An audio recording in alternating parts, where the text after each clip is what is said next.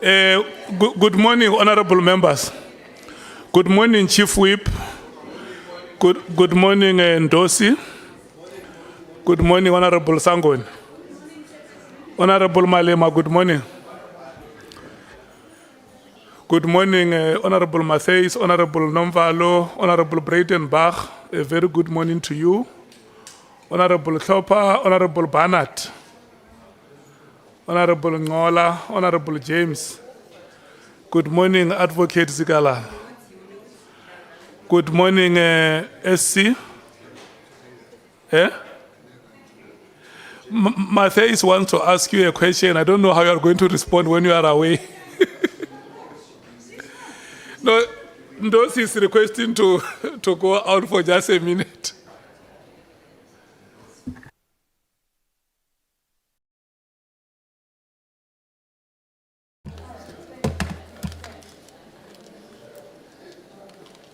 Can we go through our arrangements? So, honorable members, just to remind you, we are going to start with the economic freedom fighters. The time allocated is 1 hour 20 minutes.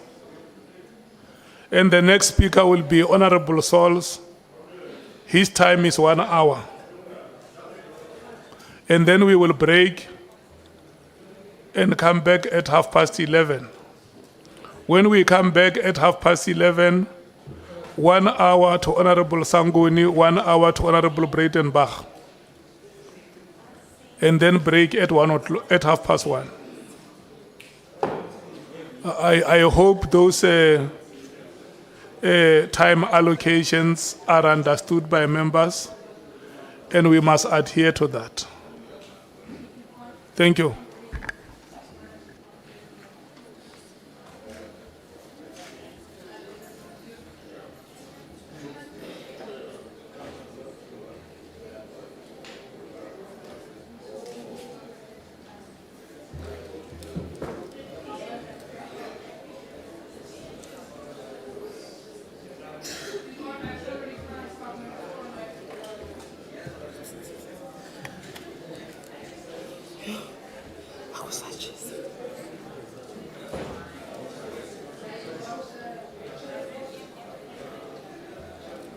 It's so hot.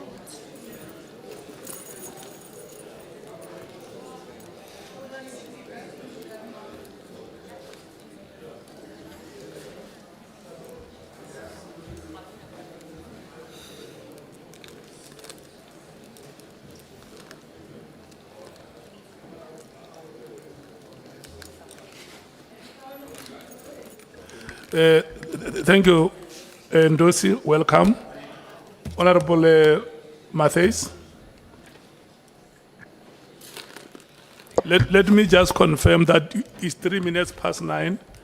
So you will have additional 3 minutes to the 1:20 because the 1 hour 20 was supposed to be starting at 9 o'clock. Thank you, Chair. Chair, earlier said you said that, you don't have a clock on me. I'm just saying. Thank you, Chair. Good morning. Good morning, honourable members, and good morning, former Minister. Let's get into it. Former Minister, you've said that the National Commissioner, Jackie Cele, stabilized SAPS and put many systems and structures in place that made the police function much more efficiently. Then you took over from Cele and you continued the great work, and the crime stats are evident of your superior work as a National Commissioner. Then you were removed. In came Ria Piecha and was appointed, and based on your oral evidence yesterday, you said that this is when SAP started losing some of its institutional capacity. Am I paraphrasing more or less your testimony yesterday in that regard? Particularly on the former National Commissioner, Ria Piecha, and her administration. Yes, okay. So what do you think, or what do you know, what factors or interests led to the appointment of the former National Commissioner, Ria Pecha, as the National Commissioner? Well, I don't know. I'll be guessing, Honorable Member. Good morning and thank you very much. I'll be guessing what led to that, except the understanding that the appointment of the National Commissioner is a prerogative of the President of the Republic of South Africa,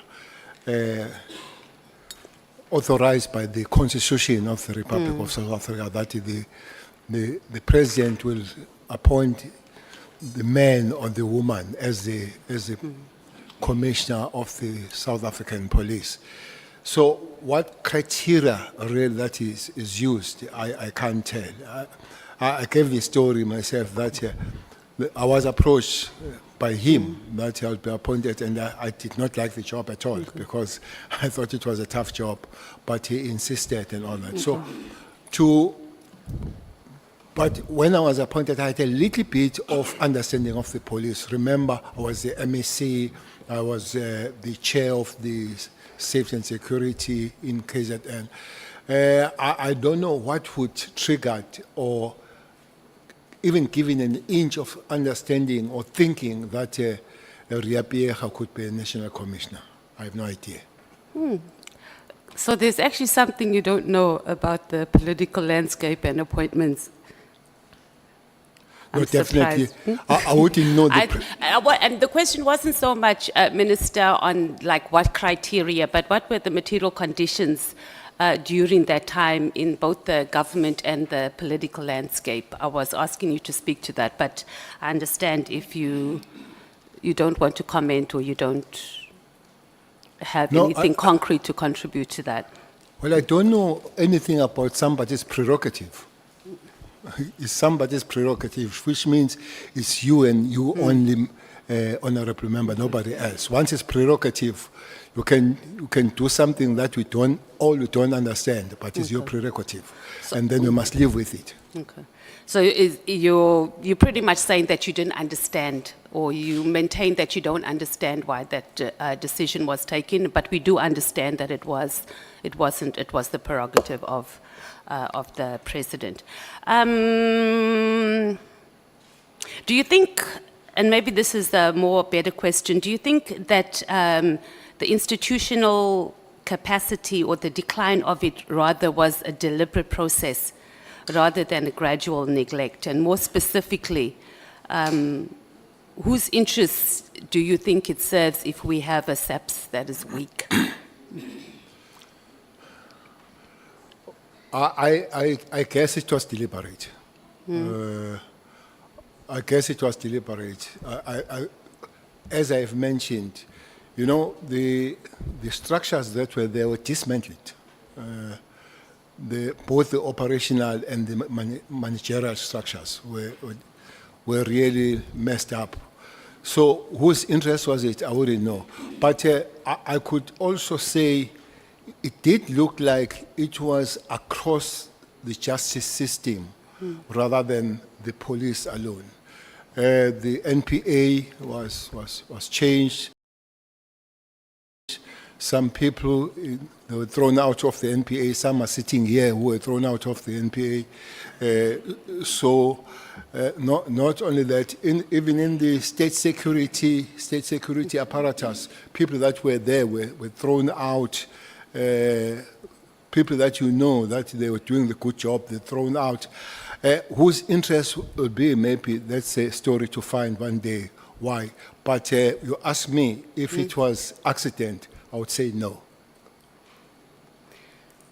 Okay, and you don't have an opinion on why this would be. And I understand it would be your opinion, but you haven't done any digging, and you are a senior member in, you know, both a political party, and you've been serving in government for a very, very long time. So when you see this, I'm sure you would have had some discussions or applied your mind. And I understand that this would just be your take on it, not necessarily that was the case. Well, the opinion is that if I come, I want to steal, and I know that you have a bulldog, having a chance, I'll take the teeth out of the bulldog. so that I do things proper. So maybe somebody was taking teeth out of the bulldog so that can do things the way he wants. And who do you think that was? Those that were leading. Who was leading at that time? Well, Zuma was the president at the So time. it was under the Zuma administration. What was, so I guess you've answered this also already, because you're saying that there was also increased political interference during that period, and that contributed largely to the deliberate institutional capacity decline within SAPS. Can we say that? Yes, I would agree with that. Okay. One of the reasons you said you were removed, former minister, was that you refused to take illegal or improper instructions. So I want to talk a little bit about the Marikana massacre, because it happened during that period. So if you were still the national commissioner during that period when the Marikana workers were protesting for a living wage, and then we had the ANC deputy president, Cyril Ramaphosa, that was all over, meeting ministers and calling for pointed action. How would you have responded to the protests of the Marikana workers? Well, I would be saying this time and again, sometimes I sound arrogant. If I were there, they would not have a Marikana. I sound arrogant when I say, but I can assure you, there would be no Marikana if one was there. Maybe let's take this one. I don't know, I'm not defending Cyril on this one, but I don't know. Cyril was the member of the ANC, was not in government. Yeah, that's who's what the I president said. now. And then he speaks to the minister of police, as it happens even today, that people, they speak to the minister. And then the minister speaks to the national commissioner, and Marikana happens. But the focus up to this day is more on Cyril rather than the minister and the national commissioner that were there. I don't know how it changed to be that way. For me, I think, again, most of us were crying at the wrong funeral there. To say Cyril is maybe the letter that he wrote or the email, I don't know whether it was a letter. Yeah, that's where I'm going. Yes, but he wrote it to somebody that had to moderate it in terms of implementation. I don't think that the letter from Cyril said, you go and shoot 34 people and die there. I don't think he said so. So I would love how it came about. Another very serious point about Marikana, all of us, we talk about 34 people. We don't talk about 10 people that died before that day, and brutally so. You know, the police that were killed there, and they were cut their manhood and all that kind of thing. We don't talk about that. But you want my opinion on the police shooting on that particular day. Let me give the story of the National Commissioner, who's almost 2 months in the job, and he surely has no understanding of the environment. Honorable Member, the operatives, the commanders, some of them, for sure, the person that was there, I think was Mawela, who was on the ORS, they went and briefed the National Commission and go to copies and sit on copies. He said, you go and fence that place, put the barbed wire, put the police inside. When the people come, put the tear gas on them. That's the first thing. Second thing you do, you go to the bus company and tell them to stop ferrying people there. And thirdly, have what you call disruptive arrest, those that were agitating and all that, do that thing. And as they left, he changed the whole plan. He told Commissioner Mbombo, who was the only female commissioner, provincial commissioner at the time, to say, you go and deal with them. You remember the morning statement that today is a D-Day. And that's how it came about. There were many ways of avoiding that kind of death. And it's unfortunate that it happens, and we must, as South Africans, stay with that blood stain for a very long time. Former Minister, I know you're saying that you're not defending President Ramaphosa, and that we are, that our focus hasn't been on the minister and the national commissioner. But this is speaking exactly to the political interference, because he wasn't even in government at that time. He was a deputy minister of the ANC, and he was calling ministers. And he asked, and he said there must be pointed action. So we can't downplay that. Was that deputy minister of the ANC? Yeah, he was deputy minister of the ANC at that time. No. Oh, deputy, sorry, No, he wasn't. okay. No, he wasn't. Sorry, my bad. Deputy president of the ANC at that time. No. Who was the deputy president of the country then? I don't know who was. Honorable Matthys, just hold a moment. Let me take Honorable Sangon. No, Chair, I just want us to correct Honorable Matthys. We're not interrupting her testimony. Mr. Cele Ramaphosa was neither deputy minister nor deputy president of the ANC when Marikana happened. If the facts can just be correct. Thank you, Chair. Okay, I stand corrected, but I thought you had just come out of a conference at that time, or he was. But I stand corrected. But I mean, that even makes it worse. He wasn't even in political leadership, and he was calling ministers, and ministers were responding to him. He also met with the Minister of Mineral Resources here in Cape Town in his own testimony. You don't have to respond to that, Minister Cele, but I obviously you can. To respond on the first one. I think deputy president of the ANC have been always deputy president of the country. So that's why I want to know who was the deputy president of the country then, because that would be the deputy president of the ANC. But Ramaphosa was not the deputy president. He was an NEC member. Okay. Was definitely an NEC member, but not deputy president. Okay, I had my Honorable information Ngola. incorrect. I thought there was a gap between the election, the ANC conference, and then the country's elections, but I stand corrected. Thank you, ANC members. Honorable Matthys, let's take Honorable Ngola. Thank you. No, Chair, just to also help that Marikana happened in August 2012. President Ramaphosa was elected Deputy President of the ANC in December 2012. Thank you, Chair. NEC members of the ANC calling ministers. Thank you. Let's move on. Thank you.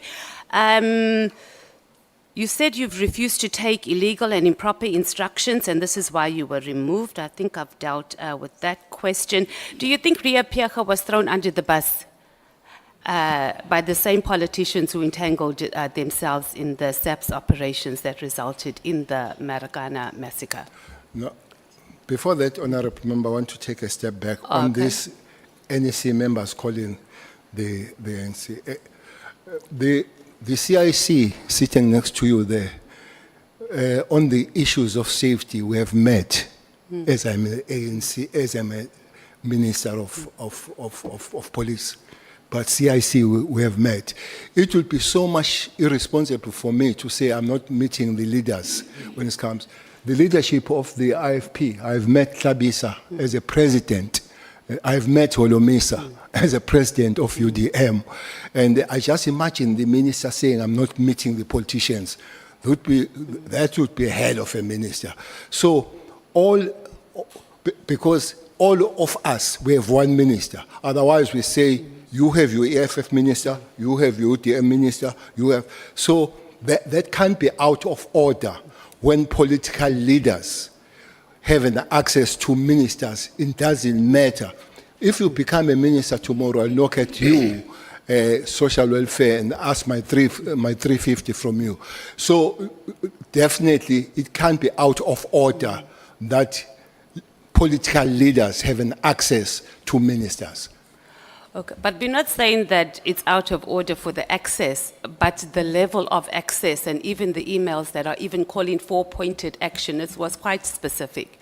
But I think we can move on from I there. agree on that, we can move on. Minister, that was excessive involvement, was almost like a directive. Let's talk about whether you think Riepega was thrown under the bus by these same politicians who entangled themselves in the operations, the Marikana SAPS operations.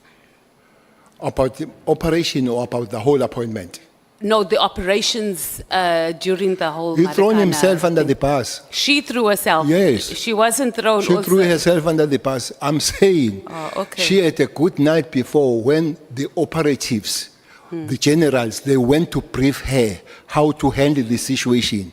And in the morning, there was an announcement to say today is a D-Day, opposing all the briefings that had happened the previous night. So she was given the way out, and she opted to not to ride the bus, but to go under it. So do you think she did that because she was directed by the politicians? I wouldn't know then. Why so? Okay. Yesterday, you said that if you were the national commissioner and you received that New Year's Eve directive about disbanding in the TWAS team, you would have told him to stay in his lane. Do you think that General Masimula is part of the problem for allowing political interference? I don't think it's a part of the problem, General Masimula. Well, to start with, on the eve he wasn't there, and then but at the end of the time, I think for me it became very soft, even to engage on phasing out. For me, he should have said, no, it can't happen. Maybe take the opportunity of explaining to the minister, eyeball to eyeball, how it came about and advise. But looks like there was not even an opportunity of the National Commissioner, nor Mkhwanazi, nor Khumalo, to brief the minister on these matters. I think the door was shut for them. Even if they wish to do it, it doesn't look like they were given the opportunity to do it.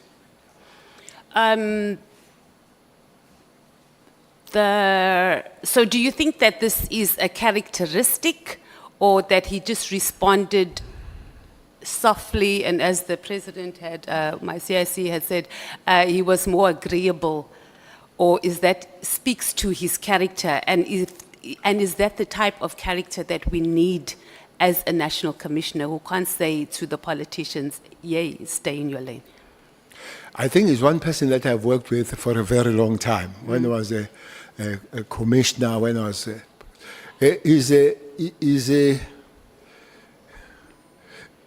Masimula is very respectful. He's something that has a lot of respect as a person, as a human being. No doubt about that. Sometimes in the circles where I speak, I said he would have made a good bishop, Masimula. He's got a very, maybe a very good heart to look after the lions. That's that for me. But he knows his job. He knows his job. Maybe he doesn't have enough pushback when he's supposed to do it. He would take you along, maybe taking you along until he reaches the cliff, and he jumps with you or on the cliff. But I think it's one person that, well, he's a human being, but he's one person that I think he will have very less bad intentions in life. And then, just to close on this section, former minister, from your experience, what would be a more progressive appointment process and accountability for a national commissioner, one that doesn't rely that heavily on two politicians to keep their positions. And this is on the back of the fact that we've only had one national commissioner since 1994 that served a full term. So that might be a problem. So just your take, since you've been in the space for a long time, and it's also something that as a committee we need to give recommendations and guidance on the You process. say one, you mean favors. I beg your pardon? If you say one that finishes term, you mean, you mean favors. Yeah. Served his term. You know, I always wonder which side of fivers did people see as a best commissioner. Shobane died after under fivers. They died after him. The mass killings of Richmond happened under fivers. I remember that at one time, him and me sabambananga mawashing in Richmond, because I could see that police were not doing what they're supposed to do. Shobane, honorable member, police went door to door asking the houses of the ANC people if they had the guns, and we knew that after that was going to be a raid. And I spoke to Skuman, and on the 15th of December 95, I said to the secretary of the ANC, which happens to be Mkhwanazi in the province, let's go and talk with the police in Potchefstroom to say it's going to be a disaster in Shobane. And then there was a guy called Fori, who was a commander of the stability unit, who was advising the IFP what to say in the meeting when we meet. And all those things were relayed to fivers who did not do anything about it. Those are the facts. This is what my understanding when people say is the best one. This one is things said I don't have facts about it. You'll know now that Fivers is one of the people that have one of the best private security company. I think his big job, he works with, what is this, fast train, Gautrain. I'm told that people most of them that work there are South African Police Service members that were sent to be trained for specialization overseas and then were extracted out of the organization to come and work for the private security. That's information I have. I have not verified it. So, for me, that he finished, it doesn't mean that he did the best job. But you haven't answered the question about what do you think or what process should we have that our national commissioner, that is one of the most powerful positions in the country actually, is not reliant, them be staying in that position is not reliant on two politicians essentially. Okay. The first thing is to deal with the constitution.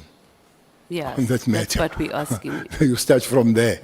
Otherwise, no matter what you wish, you are not going to do anything. The second one, I think I did explain yesterday how Masimula was appointed. Yeah, that there was that a panel, yeah. Not very rigid, but it was a panel of people that know the environment. Obviously, honorable member, with the constitution fixed, all DGs are appointed that way of panels and taken to the cabinet and all that. I think that because the National Commission is a DG, I think it will follow the patterns of the appointment of all DGs. Okay.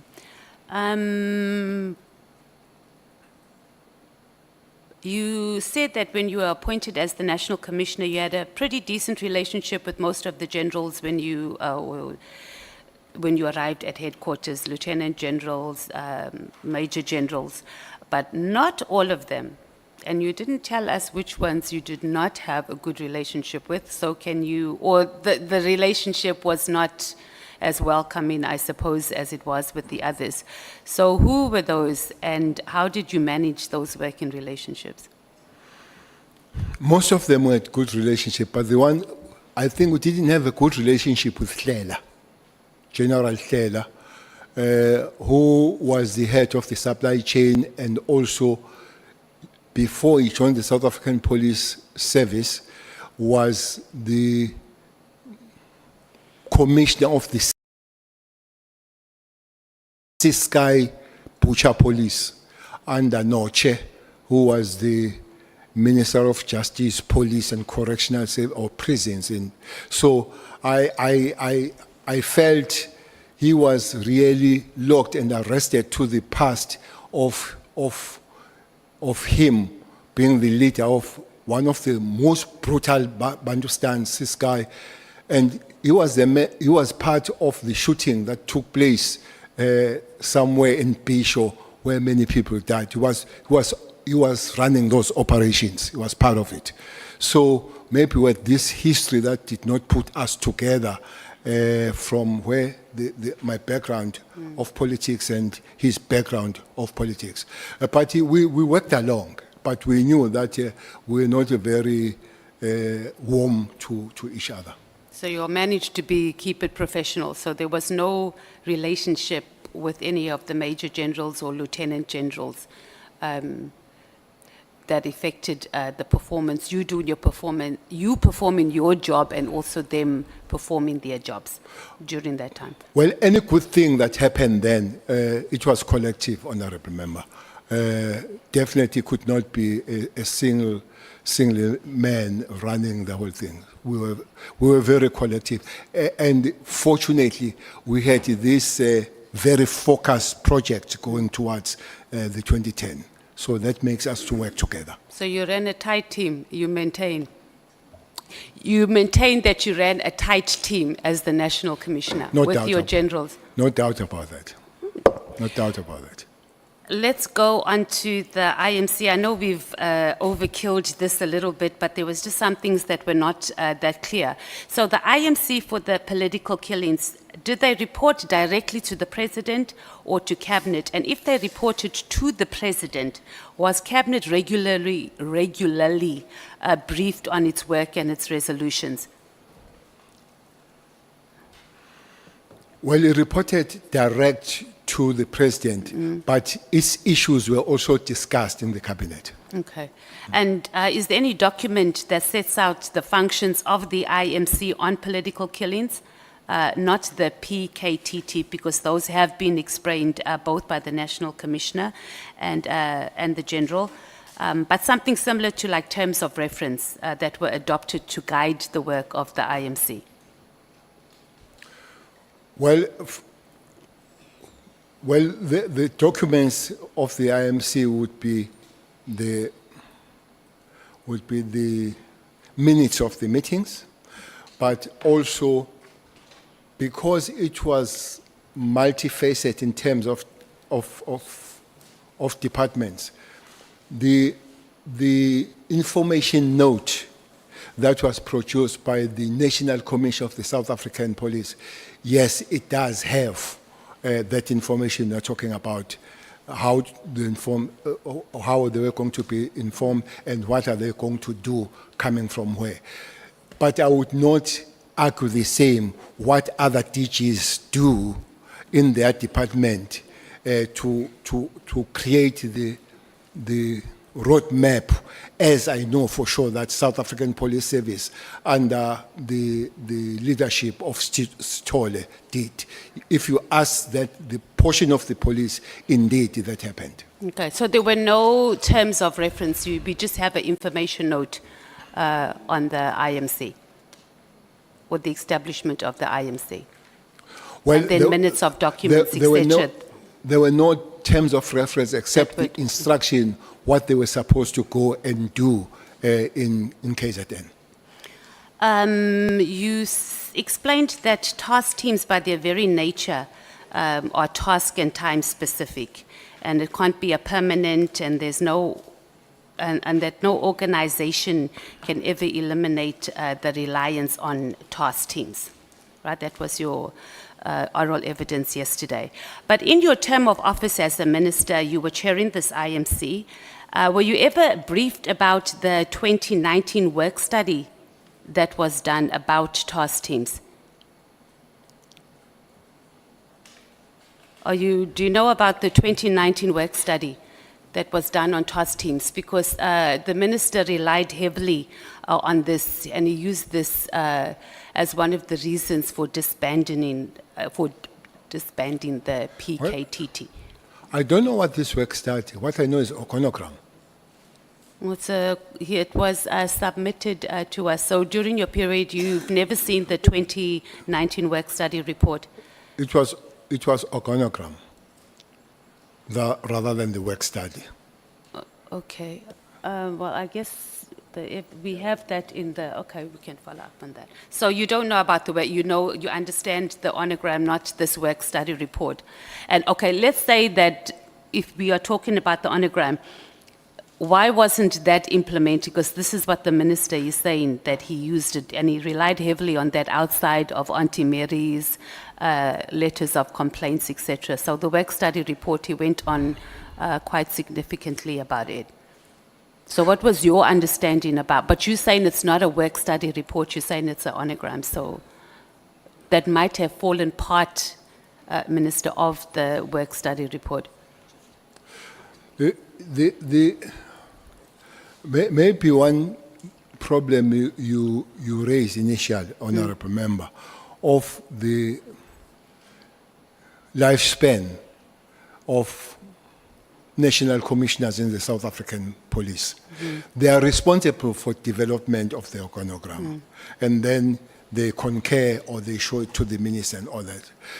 For the very fact that they stay this short, as they develop it, you find that he or she goes without finishing it. But there'll be always one where they continue to implement as they are there. But maybe, as you say, after 5 years, no national commission has finished the term. So all of them, they'll leave the half-cooked work going forward. Even myself, I remember that one was showed by Cele, but Masimula came and you reorganize it. Remember what the Constitution says. Theirs is to organize, to command, and all that kind of thing. So they have the right to put it as the way they do. I guess this thing of commissioners not staying too long is one of the problems that makes the police not to fly smoothly, not to be consistent and do what they're supposed to do. So they come and go too soon before they finish their work. I think that is one of the problems that it was not signed, and signed 2025, yes, but it doesn't mean that there was no working document before that. The previous one that would be signed, they'd be working on it. So the work study having been done or commissioned in 2019, having it implemented in the end of December 2024, do you think that was sound? Do you think it was sound? Yeah, like a sound decision to use that as a reason. Well, December 2024, how long was the minister in the office then? 6 months? Almost 6 months. I sometimes take some time to understand and learn these things. Honorable Member, South African Police Service is a very complicated environment. It would help for any one of us to give a little bit of time to understand members there. But I heard the minister that he has consulted with many people and all that kind of stuff. I don't know how deep has it done that kind of consultation. But for me, that would be a little bit short to come there, you find this 2019 thing, and you don't give yourself enough time. 6 months for me would have been too short. The Minister Mkhwanazi also testified that parts of the handover when you left office as the Minister of Police, that the handover did not include a briefing on the PKTT. Is that true? Did you have a handover? Or did We you did just have go, it. and I prepared quite a thick document for handover. We sat down 2 hours, we discussed. 2 hours Yeah, only? yeah. Actually, I was given an hour in the office. And then I was given an hour. And there was no engagement after that 1 hour, 2 hours in this 2 case? hours. The engagement that could have happened is when I've left the door and said, Minister, my phone away because there are many other things that we might have to share.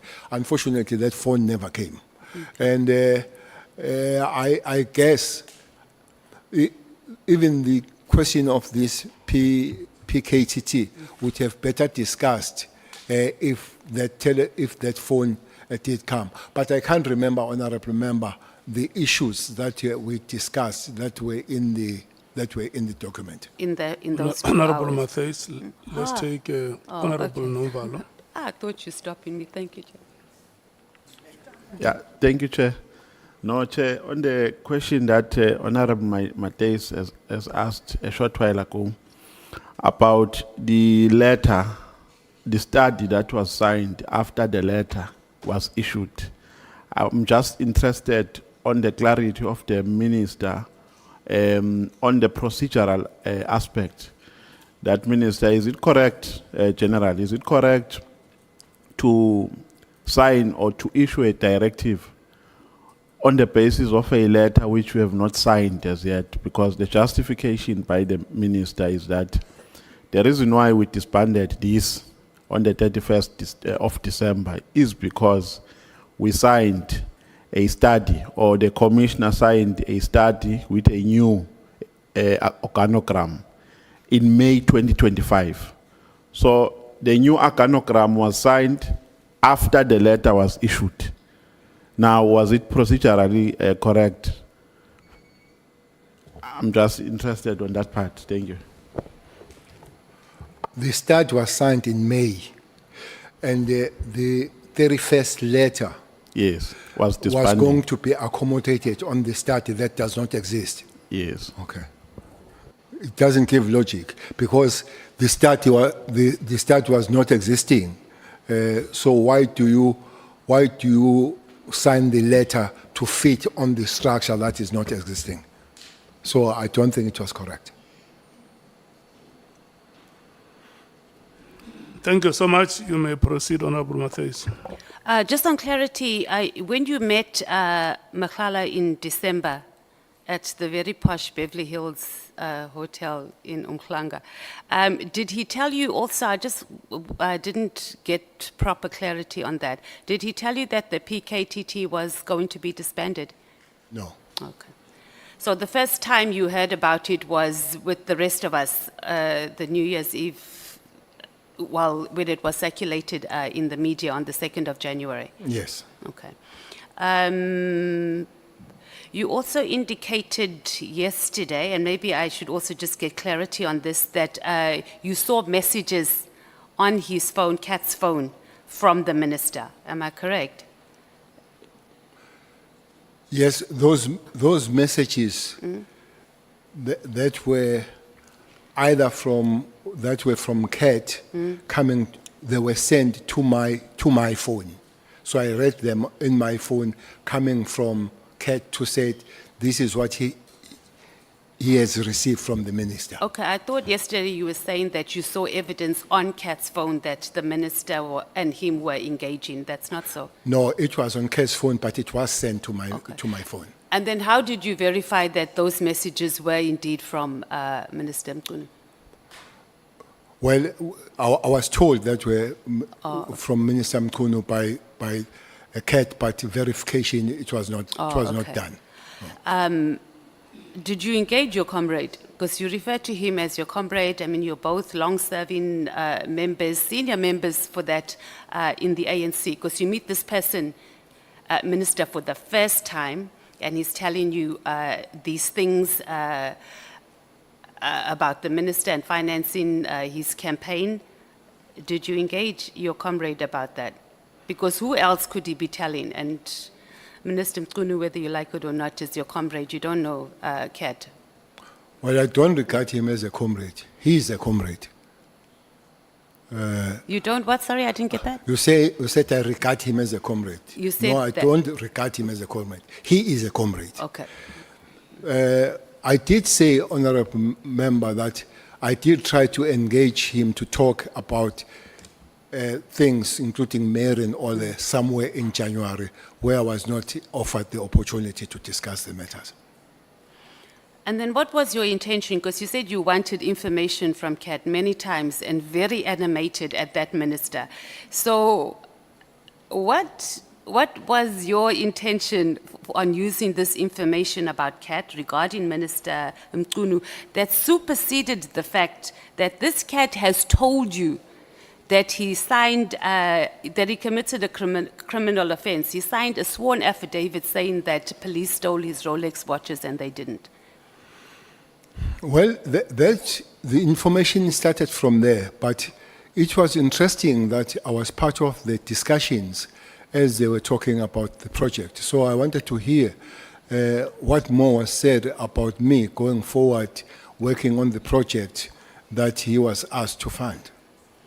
And as I've said, honorable member, that I would not have said no to information, especially when it involves me. I said, one of the discussions says, we'll work well so long we don't work with Cele and Zuma, but sometimes the document that was very old, it was sent as it was going to be used as a basis of arresting me and all that. So with such information, I would not have stayed far to understand what's going on, what is discussed about me. So your intention on accessing this information was pretty much to protect yourself and also, to an extent, General Khumalo. And understand what is happening and what is said about me, yes. And what would you have done, or what were you planning to do? Was it just a way on how you were going to maneuver or navigate? Well, it would have been good to speak to the minister as my comrade about it. That has not happened. I've made the fact that I did try, but I didn't win that battle. But also, it would be good to know what is planned about me, so that whatever way to defend myself is looked at, and any action to defend myself is taken.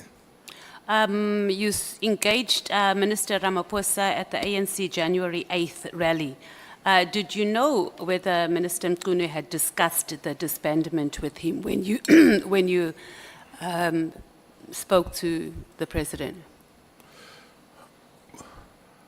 I don't know if they discussed, with the exception of what I had from Minister Mkhwanazi. I think he did say, after writing the letter, he briefed the president. I think that's a statement, that he briefed the president after I've written. For me, that's a correct one, that he briefed the president after has written the letter. To me, that can't be a consultation, which really would have been very wrong for him to do, to go and brief the president instead of consulting the president. But if they did speak before it happened, I don't know. Okay. The only information I have is this one. Oh, okay. And then what, you did not tell us what was the president's reaction. I think that's very important. Did he just smile and nod? When I spoke to the president to facilitate the meeting Yeah. of either three of us or with him, he said he will look at it. That's it. He wasn't surprised. He just said he was going to look at it, and then did he come back to you? Was that facilitated? Well, honorable member, you are a top official of the EFF. So we are speaking at this stage when the rally is about to start. Really, even yourself as a DSG, Yeah, the TSG. If I come that time, you might even say, come back the other time. So we're at the stage, everybody's singing and all. I see a small opportunity. I rush and said, please, can we happen this? And I go, I said, okay, I'll look at it. And that was that. And it didn't happen. It could be even, by the way, not again speaking on his behalf, it could even flash out of his head, looking at the situation and the place where he was set. And then you didn't follow up with him since he had indicated to No. you, yeah, you'll look into it, you just left it? No. All right.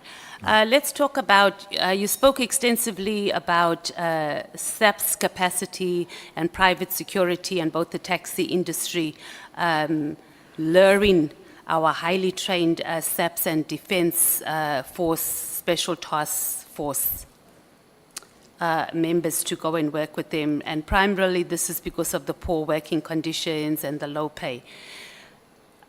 Did you have these discussions or did you raise any of this when you were a minister in cabinet meetings? Because, I mean, this is the dire situation that we are in. So what did you do about it when you were a minister? Did you engage cabinet about it? Honorable Member, that situation you see is not only dire for those special forces, it's dire for the whole organization. Yeah, that's...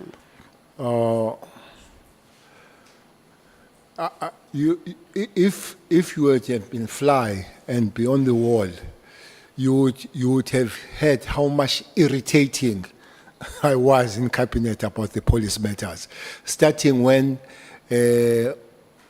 Honorable Tito Mboweni was there, may his soul rest in peace, when he was a Minister of Finance. I even ventured on something funny when I said to him, can you allow the police not to pay, from certain level, not to pay the tax? Because their salary is terrible. Their salary is terrible, and their work is hard, the police. And then he said, what do we do with nurses? What do we do with teachers? I said, I'm not the minister of nurses. I'm not the minister of teachers. I'm a minister of police. If those ministers, they see it fit, they will come to the minister. And Tito says, that won't happen. And it didn't happen. I said, okay, can we work on the numbers of the police? Honorable Member, again, in 2010, there were 50 million South Africans and 195,000 police in the Republic of South Africa. The target was to make 200 the next 2 years. And then when we came back, there were 187 with 62 million. Besides the specialized forces, the numbers themselves have dwindled. So we have to push very hard to work on those numbers. So those discussions were almost on the overall of the organization rather than specific. But when it comes to national commissioner, it would be specific, dealing with the units, including the specialized units. So essentially, this is another fundamental failure of government of retaining our highly trained police and leaving them to the taxi industry and to private security. In other words, since you have engaged them as an irritant actually in cabinet and nothing has been changed. Maybe we'll use different English. For me, it's a serious shortcoming that this actually needs to be fixed. We can't have such a situation of these members living. By the way, I spoke about the special task force and the special task force of the army. I did not talk about the NIU, which is part of that. But few weeks ago, I met in one meeting. I met the members of the CATS, and I asked, where is so and so is their commander? I'm told he has just gone to join the. So CATS, honorable member, their training is equal to the special task force. Is one of the top kind of an elite, the CATS that are in the South African police. So it's continuing. Bleeding these skills out of the police is continuing, and it needs to be arrested and arrested soon. I don't think South Africans are going to agree with you on this one, Minister. This is not a shortcoming, it's a fundamental failure of government, and the reason why feel very unsafe in the streets of South And Africa. I'll not But that's oppose South Africans. Yeah, don't. I'll not. Let's talk about just some border control issues. We were talking about, and you spoke also very passionately about the influx of drugs in South Africa, and this is largely due to our porous borders. We don't have enough scanners. Are you aware of that? Well, I don't see Mom James. Oh, okay. She's here. I know how passionate she is when it comes to the drug issues, which South Africans should really be so. We are under siege, Honorable Member. South Africa is under siege when it comes to these drugs. We have been found as a lucrative market and transit. Let me give you a little bit of a story. In '94, I went for training in London. I was trained in one of the most elite institutions called Scotland Yard. I did my training there. That time I was with Brian. He was in the School of Economics. I was in the Civil College of Safety in London. We were told there, '94, that South Africa is going to be playground of gangsters and drugs. They said there were 3 reasons for that when we were told in Scotland Yard. There were 3 reasons for that. One is our aviation system that will expand to the whole world, so it will be easy. Secondly, is the strength of our currents. They don't mind to use our money. And thirdly, is a banking system that it was easy to move the money and all that. And it has happened exactly that way. That we are a new playground of drugs, both transit and both consumption. But consumption, unfortunately, they find the market on the poor little child, especially black child, that makes those that live in huge suburbs very much rich. Is one area where I will accept that I don't think that we have had enough pushback when it comes to the drug situation. So I think more work must be done on that matter. But also, Honorable Member, I would make a call that there is this document. I don't know if honorable members have this document. It's called Integrated Crime and Violence Prevention Strategy. Honorable Member James knows it. This document, the subheading says, a whole of government and whole of society approach to fight crime. I think it was signed by the cabinet in 2022, developed by the Department of Police. So it would be good to work on it because the drug issue starts with home. It starts with the society. It's the very society that kills our kids, selling them the drugs and all that. It would be good that all of us will work on that matter. But it's one area where I think even our court system are not very hard when it comes to dealing with the drug issues. There is this sad story of Mlife that is going around, of the judge and all that. I think, giving you my opinion, the way we are under siege, as the government, as the security apparatus, as the society, we're not doing well to protect ourselves, especially our kids, from this scourge. The question was specifically asking about scanners at our borders. Do we have enough? Scanners. that can scan drugs and human trafficking, etc.? Because No, you also served, there's a... No, we don't. Yeah. No, we don't have. So when you served as the National Commissioner and also as a minister on the, I think it's the Border Management Inter-Ministerial IMC? It's PMA. Yeah. And that's headed by the Minister of Home Affairs from what I understand. So were there discussions and was there a push that we get more scanners? Because surely this can't be a budget thing because it starts there at the borders.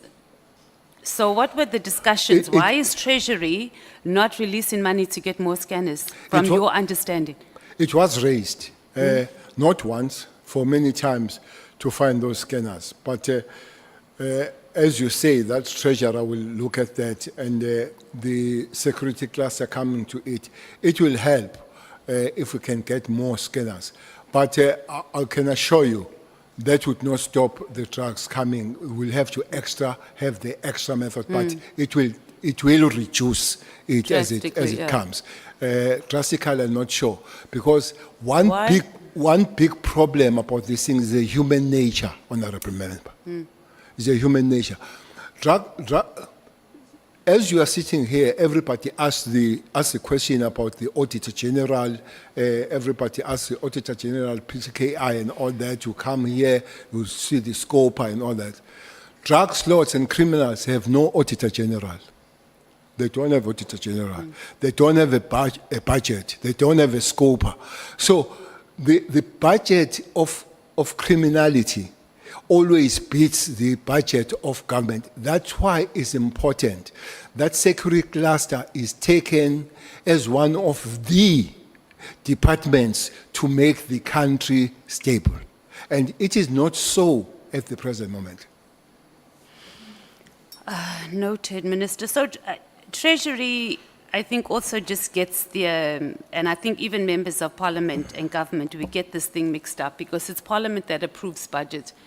And it's not necessarily Treasury. So I think that's something we as the ad hoc committee must note in our findings, that it can't always be Treasury that dictates what must happen. We are the lawmakers, and when things needs to happen, we need to give instructions and they need to follow through, because their general attitude is that they are the deciding factor on money. But that's just by the way. Let's talk a little bit about, we spoke about, and you spoke quite extensively about the political killings and political party accountability. In your view, what do you think that political parties themselves, and maybe the ANC in particular, since they lead in the number of killings in the political killings, what needs to happen? Because political parties is going to be a permanent feature, and if we're saying that this political killings task team is not something, it must have an end in sight. But political parties are not having an end in sight. Speak to us about what political parties can do in that regard, and then, okay, let's respond to that, and then I'll move to the next question. Well, your opening statement was very correct, that political parties, the latter one of the ANC, I'm not sure about it. This element is more on a local government level. You don't find more of the MPLs being killed, or ourselves, MPs, and is more on the, so which means I had somebody, I can't remember who was to say is linked to tenders. I think it was Honorable Nomvalo yesterday. I don't think so. It could be, but it's more linked on the job opportunities. You know, one thing, this document also speaks about it, Honorable Member, that we'll have to fix in South Africa, is the question of unemployment. I'm telling you, this unemployment is one of the main things that is going to take us back to the doldrums as the country if it is not fixed. This level of thing is a part of employment. I said yesterday, and I repeat, most of the councillors that are in danger are those ward councillors that are aware that particular party is assured of winning.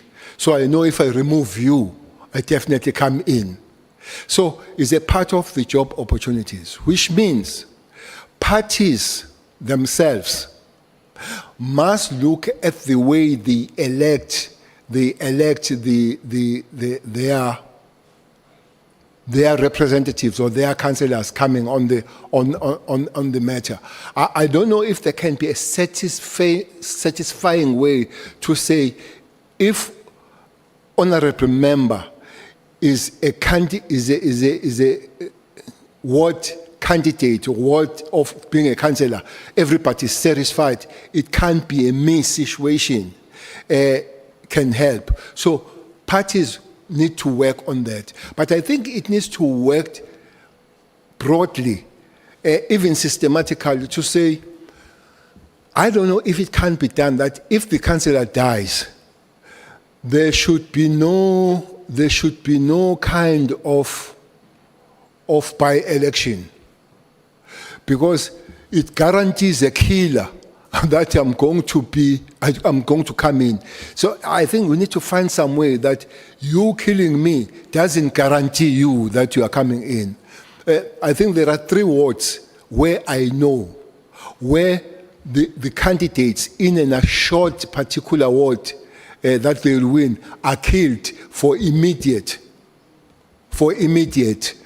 by-election. So they know they're going to come in. I think political parties can work on politics of what do we do to replace the murdered councillors. But broadly, political parties through the government and the National Assembly and their assemblies work on finding the job for people rather than having the government positions the only guaranteed jobs. When you were the Minister of Police, did you have a longer-term plan or policy intervention that was aimed at addressing the root cause of these killings rather than just the investigating, charging and arresting of those involved? PKTT is part of it, was a part of the long planning, part of the stabilization.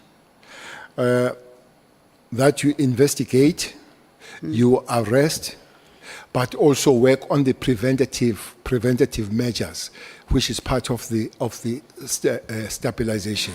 So that was part of it. But the second part of it was to make this killing business less lucrative. You know, I'm not going to say which party, but there are several of them. At Escort, one councillor shot his car, shot the car from inside. Unfortunately, he didn't know that there is something called forensic. So he was found that he shot the car from inside. And why he shot the car? Because he wanted to be guarded. Why to be guarded? Because he had a private security company. So was going to employ his private security company to guard him, and then the state pays him. So those are some of the things that we'll have to make sure that business and government is really cut. But most of the time, especially at the low level, is not cut. And people use the government position to grant themselves or to give themselves opportunity to milk the government as if it's a business. That's one thing. But PKTT is part of it. Again, political members working on it, creating the stable environment in terms of employment, and changing the methodologies of replacing the councillors that have been killed can work. On to tenders and procurement allegations, Minister. So yesterday, again, this was also your very animated input or testimony to the committee, is that you do not get involved in tender processes. Was it particularly because we were asking the question about CAT's tender, or is it just your overall engagement as when you were a minister? on the process. You stayed away from the processes altogether. I don't smell it. I don't smell the tenders. You've never smelled it. No. And then there was a protected disclosure by, I'm sure you're aware of it, by a Lieutenant General who served as a Deputy National Commissioner. And this protected disclosure paints a very different picture about your involvement in the tender processes. The Lieutenant General, in his protected disclosure, said that you were involved in the procurement of interception equipment that was valued to approximately 120 million rand, and this was without the required exemption certificate from the Department of Justice and State Security. What's your response to that? That would be Vuma. That member of the would be General Vuma.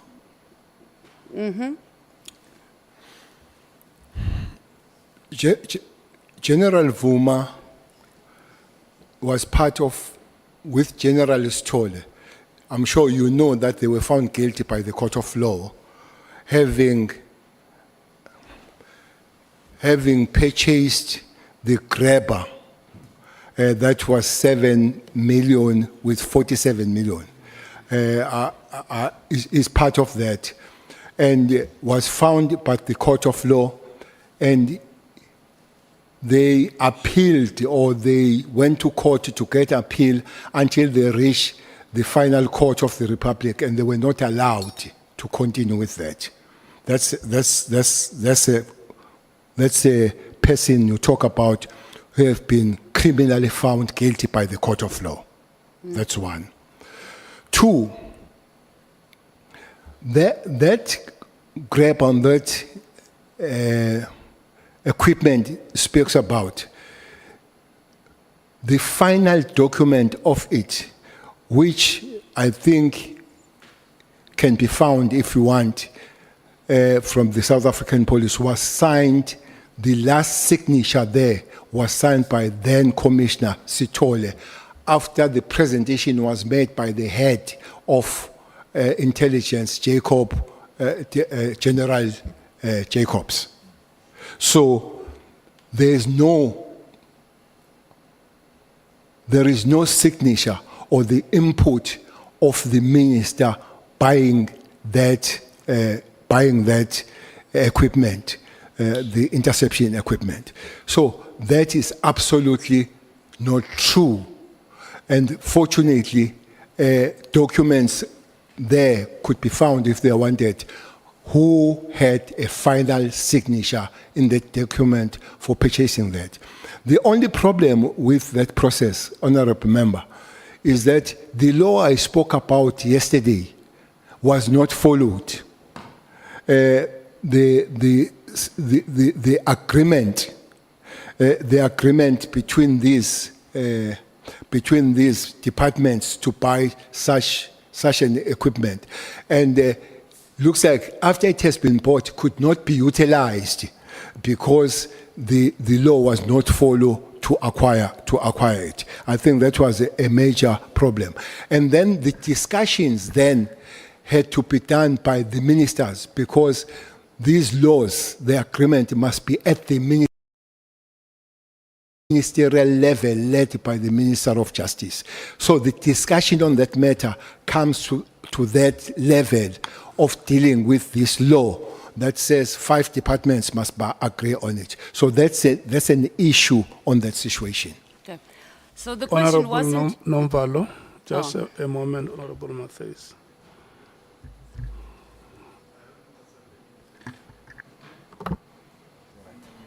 Yeah. No, thank you, Chair. I'm sorry for coming after the fact. My hand has been up, unfortunately. You were not seeing it. The General has said that part of a responsibility of the PKTT was to prevent these political killings. Now, in a historical context, General, in KZN in particular, the political killings were happening between the ANC comrades and IFP comrades. Now, is that still the case? Is it not now happening, or was it not happening during that period of the PKTT because of internal dynamics of one party, wherein you find councillors or possible potential councillors fighting for being councillors? Was it that not the situation? And if it was, what preventative measure you can put in place as a PKTT? Let's say you advise the PKTT to say, this is a problem. This is the root cause of this problem. Dynamics, party dynamics are contributing to this gouge, and to prevent it, these are the measures that you can put in place. I'm not sure if my question was clear. I will allow him to answer the first part, and the second part he can only answer if he has recommendations, so that we don't spend, we don't become prejudicial to the member. Her time is running out at 23 minutes past 10. 23 minutes past 10, your time is running out. So I'm answering that one. Answer the first part of the question. Indeed, it was so initial, honorable member, but it has evolved now. There are many political parties now that are there. You remember, for instance, I'm sure you'll be lucky enough to see the list of the people that have died as councillors. Almost all organizations are there. Some, it will be inter, that they are killed by this organization, killed by this organization, but also there'll be intra. But the question you ask, what happened then? There were many meetings and committees that were put between IFP and the ANC then to try to resolve this matter. But it has expanded now, went beyond these two organizations. But one other major things that has come in, the criminality has taken over, as you could find that there are hitmen now that are hired rather than political activists killing one another. So it does need both political intervention, but it also needs a lot of the security apparatus working on the matter. It's both. Honorable Matthias, may you finish? Yeah, The I'm rema- the wrapping up. remaining- Well, I'll try I to. pray that you finish uninterrupted. We hope the ANC and MK doesn't interrupt. Okay, Minister, so you do understand that in this space that we're in, you don't need to have a signature on documents, and you not necessarily have to respond to this, to be involved or give direction or give guidance on the process of tenders. So I don't necessarily think when I read through the protected disclosure, it didn't make reference to that you signed. You were just implicated that you were involved in the process, and also you were also involved in the process of, this is what he said, the tender that was awarded to MTN, and also the tender to get the Airbus helicopters for SAPS, and that was for more than 400 million. So you say no? You were not. Let's leave the signature out, because he's not saying that you signed off on it, but he accused you of being involved in it. So you're saying that you were not at all. You didn't know. You did not give guidance. You didn't call meetings or anything. Can I answer now? Yes, please. But he also says that I wanted to kill her. Who? That disclosure. Okay. She says that person who But wrote that's the thing- deflecting now, Minister. No. Let's speak to this. Is it true or not? But I'm saying she also claims then closer to the president, I want to kill her. Okay. And she's not dead. But it doesn't mean that. Oh, so you're saying that if you say you're going to if I kill wanted someone, to you kill will her, kill if I them? wanted to kill her, she would be dead. Oh, right Yeah. here in the house. So she's not dead. So That's a very Honorable- powerful statement. indeed, because that's what she says there is a part of the lies that are there. So- Honorable so you're member, just saying honorable you member, weren't. is absolutely no such. Okay. Let's talk about Mkhwanazi, because you said you like to get freebies from him because you're on pension you're on pension now. You don't think that he has any expectations from you at all, that he's engaging? I didn't say I want to get freebies. I didn't say that. You I said you liked I said I was freebies. given freebies. Oh, you Yeah. said you liked it too because you're a pensioner. No, Or I you misunderstood. say I said I want to. I didn't say I want. I was given the freebies.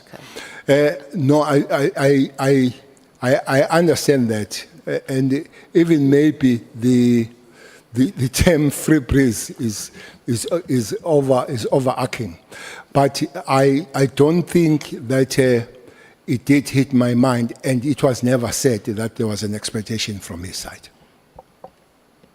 So you don't think he has, I missed that part, that he had any It has never been expectations? said, and I've never thought so. Okay. And you didn't consider that he has any expectations? No. He's just been nice to you. So when he comes here, because he's definitely coming here to the ad hoc committee, how would you respond if he tells us that he traveled by road to bring cash to you because he couldn't fly with the large amount of cash that he was bringing to you? I would say never. I never received any cash from him. Okay. About LL, Louis Lechenberg, you said he's the kingpin of Zamas. How long have you known this? I've known the name for some time, but I've met him twice. I met him in one of the top curry restaurant in Pretoria, where I was having a dinner with my beautiful wife. At least that's one common thing we have with Julius. Minister, you can see my chair is going to cut me on time, so you can keep your wild stories It and came dinner. to me there, and secondly, when I was receiving the complaints from the farmers in Pretoria, I was surprised really to see him handing over the what you call this thing you hand over if you complain, the petition. I was really surprised to see him handing over the petition on behalf of the farmers in Pretoria. That's the only times that face to face I've seen the man. Okay, so I wasn't asking whether you've met him. I'm saying how long have you known that he's the kingpin? So was it during your term when you were the national commissioner? It's a long time, and by the way, is one of the projects investigating him that has taken quite some time because he has been investigated by Hawks. Oh, because that was my next question, is that when you were the national commissioner, why wasn't he arrested and charged if you knew that he was the kingpin No, of I know him Zamas? as a minister, not as a national commissioner. Okay. And then just the last thing is on IDEC. This feels like it's a turf war. It's pretty much similar to what we had when we had, not the Hawks, what was it? Scorpions. Because you said that they do not answer to anybody, that they just do their own thing. But that's not true, because IDEC falls under the Minister of Justice, and they report. No. So there is exercise, because the Constitution says that a cabinet member responsible for the administration of justice must exercise final responsibility over the prosecuting authority. So where do you see the gap? Are you saying that? I see the gap on the police. They have a minister, but they have a watchdog, IPIT. Hawks have a minister, but they have a watchdog, the judge. Senior counsel and they have a minister of justice, but they have bodies that they look at. So I'm talking about the monitoring body, not the executing authority. I'm still asking, when there is a problem about the police, people, they knock at the door of the IPIT. They don't knock at the minister. When they have a problem with the Hawks, they knock at the door of the judge. Where do they knock when they have a problem with IDEC? Noted. Thank you, Okay. former minister. Thank you so much, Honorable Matthews, Honorable Sols. Thank you. Your time ends at 23 minutes past 11. Thank you, Chair. Honorable Minister, as a retired general, former minister, and for your sacrifice in the struggle, I want to say thank you for your service Thanks. and for your sacrifice.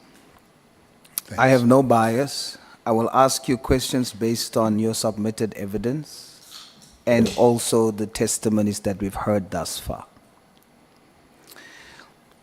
General, when I questioned Minister Mkhunu, I used Socratic irony to test the truth in his testimony, whether he actually applied his mind before he made the decision to disband the PKTT. After putting the facts of his evidence to him that shows all the reasons that could possibly support the conclusion in his letter that the PKTT no longer added value to the police service in South Africa as a whole. He defended the PKTT on every single fact I put to him. This now showed that based on his testimony, it is not the work study or the budgetary issues that actually caused him to conclude that the PKTT must be disbanded immediately. So the question is, what truly motivated him? What's left is the allegation of General Mkhwanazi, that the reason is because the minister is protecting drug cartels. Well, thus far, there has not been substantial evidence provided to prove that allegation, especially since the main witness, General Mkhwanazi, testified that he can't say that the decision is unlawful. He can't say that for a fact. He also testified that he can't say that Minister Mkhunu and General Sibiya is actually corrupt. Therefore, we must still probe more witnesses to try and get to whether or not his allegations are true. But General, on the day, I was convinced that there is a third possibility. For now, I can only call that possibility the minister's conviction. There's something deeper that he's not telling us. There's something that he knows. I don't know yet what exactly it is. The best I could do was to tell him to stand by his conviction, even if it goes against public opinion or risks his position. I told him to put South Africans first. But today, hopefully, your testimony will assist me to get one step closer to the truth. General, you were the Minister of Police when Nathaniel Julius, a Down syndrome little boy, was brutally shot and killed by police. After 4 years, there's still no justice for Lokis. General, is the reason for this because there's corruption in the police and the judiciary?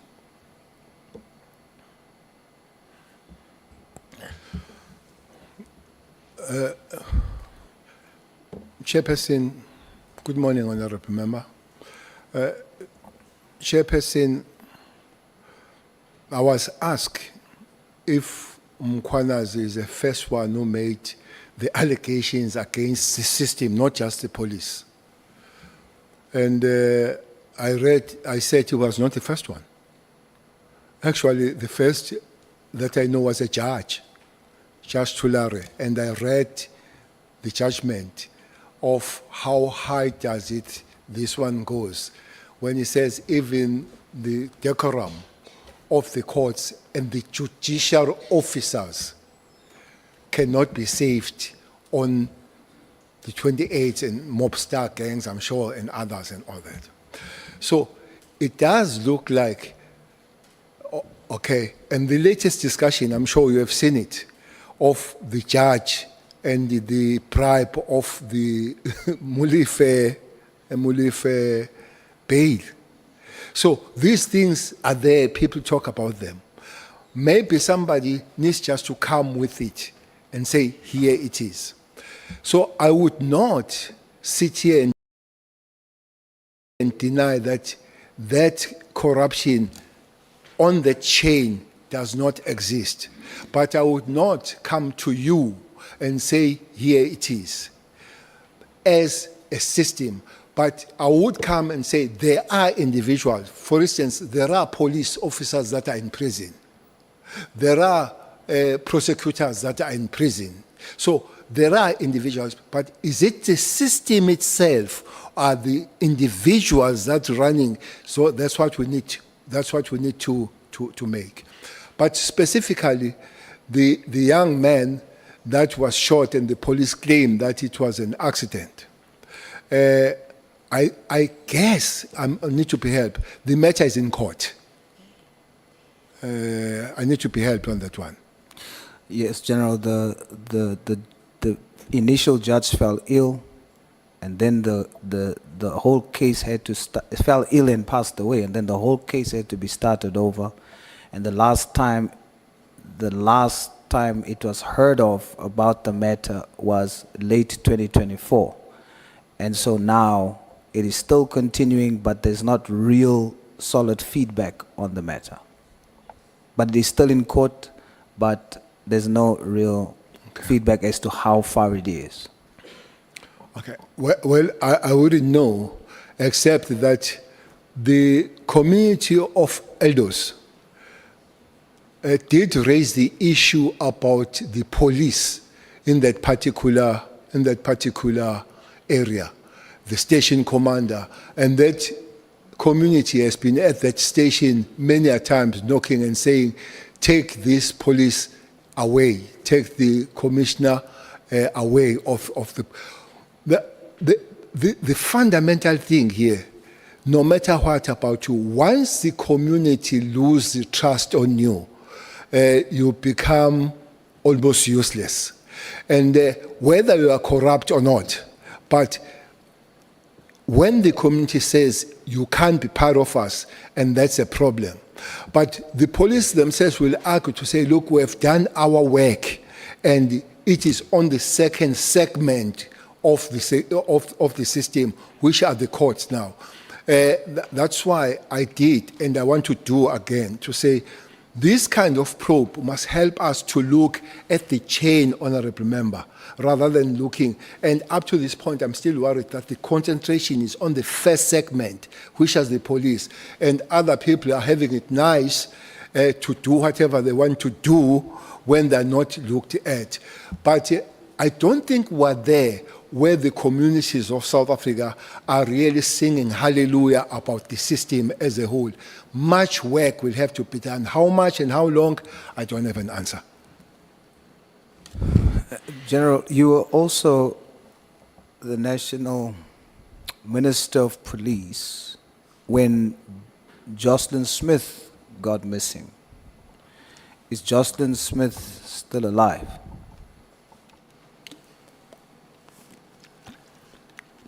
The last question Is Jocelyn Smith still alive?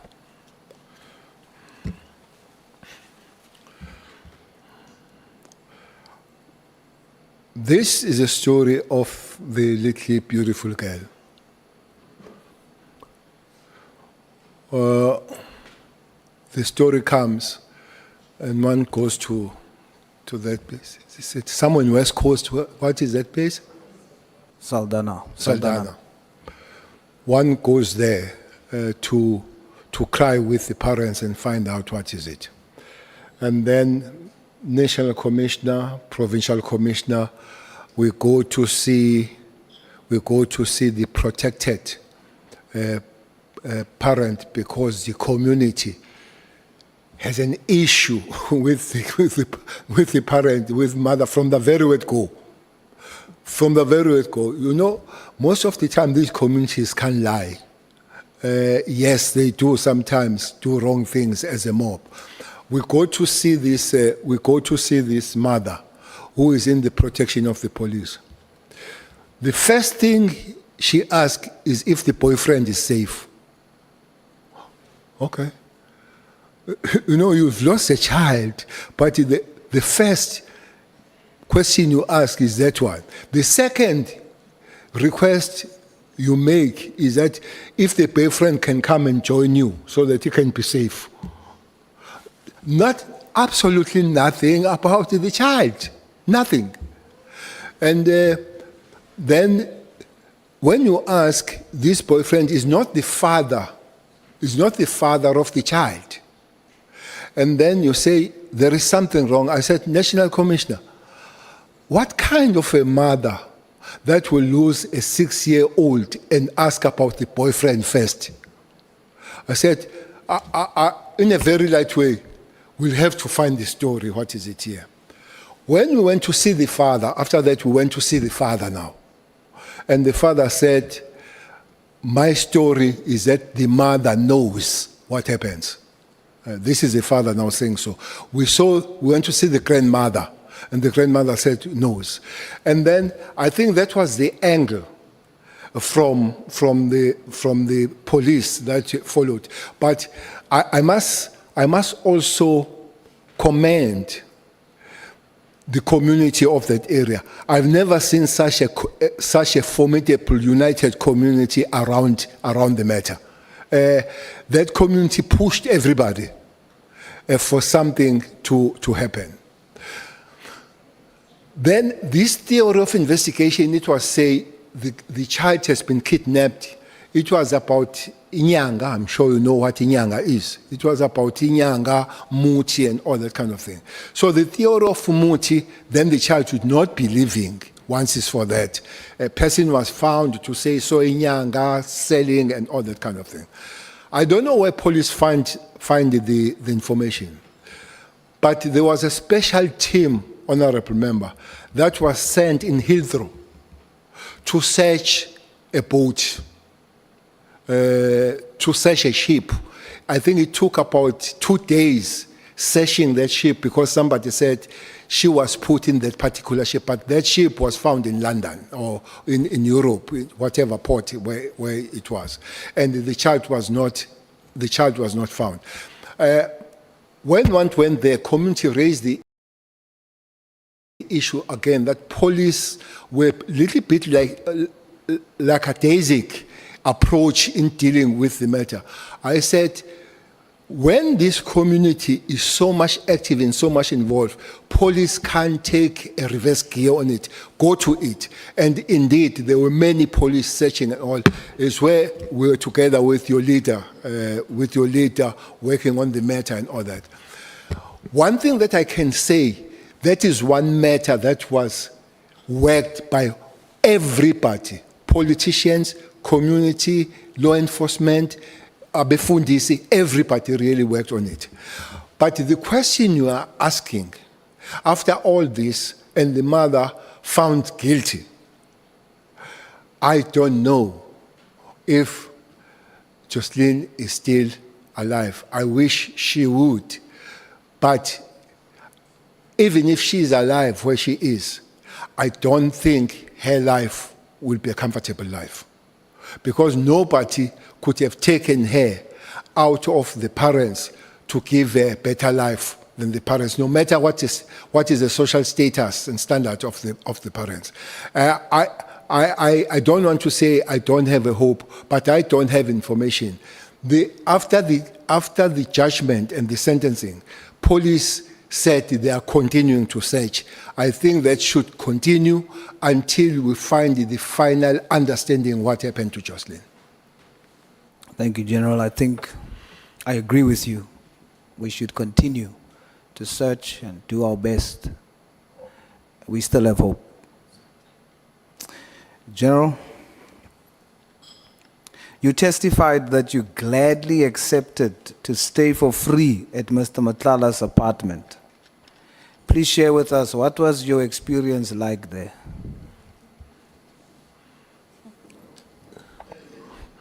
The experience of staying there, well, it was like staying in other hotel room. No special experience. It was just a hotel room as you would stay, because it forms the part of hotel there. So if it's not there, it's hired out as a room of the hotel. So It's just like sleeping in the hotel, like where I slept last night in the hotel. So, General, that experience, you had it for free. Hotel? That experience, that's just like a normal hotel, you had it for free, no cent from you. Yes, I did not pay. Now, General, I put it to you that you did not have that experience for free. I put it to you that you did not have that experience for free. Someone paid for it. Well, not that one I know. I'll tell you who paid for it, General. Okay. Her name is Babita Diakoran. Okay. She paid for your free stay with her life. Okay. In your testimony, you say you know Mr. Matlala very well. When the evidence leader asked you, do you know Mr. Matlala? Your first response was, very well. Twice. What do you mean by that? Well, I would have known him almost 3 months, and I would have spoken to him. That would be the kind of knowing the man that you have seen, you have spoken to.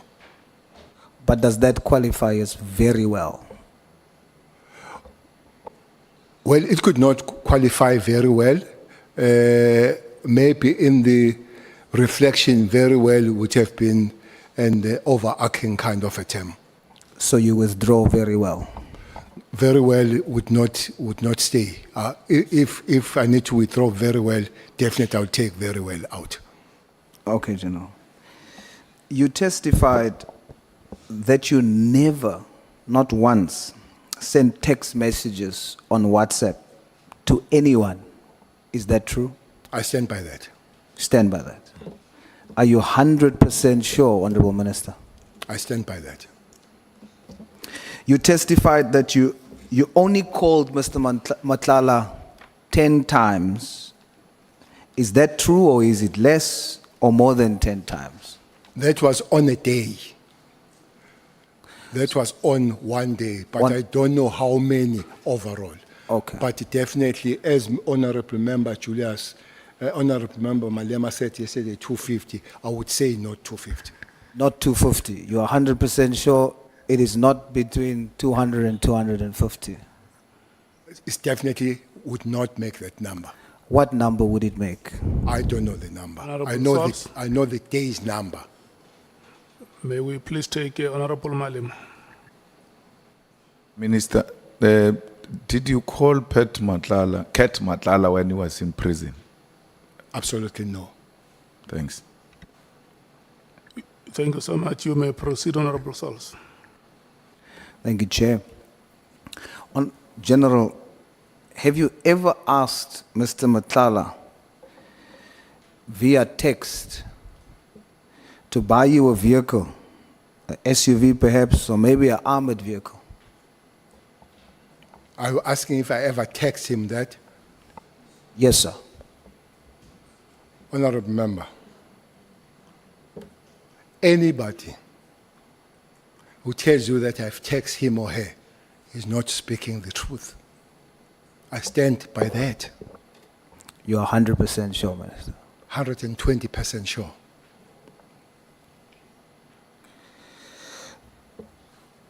General, who introduced you to Mr. Matlala?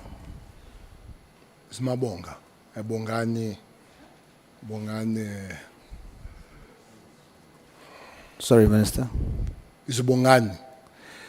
And how do you know Bongani? I know Bongani because he's a son of Spotla, who was a taxi operator at Nongoma. Was it the first time you met him? Matala or Bongani? Bongani. No, not Bongani, but it was not the first time I've met him. So let's use the words you withdraw just to try and gauge how you knew him. Do you know Mabonga very well? Bongani, I was not meeting him for the first time. I know his father very well rather than I know Bongani as a son, but I know him as a son of Spudla. Do you know the level of knowing him? Do you know that he is or was a notorious shooter? He shot people. Did you know that? I know that he was once arrested for violent conduct, and I knew that he had a security company. But did you know But that? I didn't know that was notorious of shooting people. Do you know about the incident at Temple nightclub in Sandton, where he just shot in the club? Did you know No. about that? The incident of shooting I know is when he was shot in a restaurant in Sandton. I don't know the incident where he was where himself shot, but I later did hear that was a shooting in a club, but I heard that after he has been killed himself. He has been cleared. He has been killed, yes. There was video footage of him doing so, and he did so in January 2024, and you were still the Minister of Police at the time, Minister. And so because it went viral, it was everywhere, I'm sure that somehow you would have been informed about that, because it happened whilst you were the Minister of Police. Well, absolutely, I have not seen that video, and I know the incidents after himself has been killed. So knowing all of this, Honorable Sals. Yes, sir. May we please take Honorable Breitenbach. Thanks, Chair. I'm sorry to interrupt Honourable Sauls, but I think there's a fundamental misunderstanding between Mr. Cele and Mr. Sauls. Mr. Sauls is hearing cleared, and Mr. Cele is saying killed. So there's a problem, I think, just to clear that up.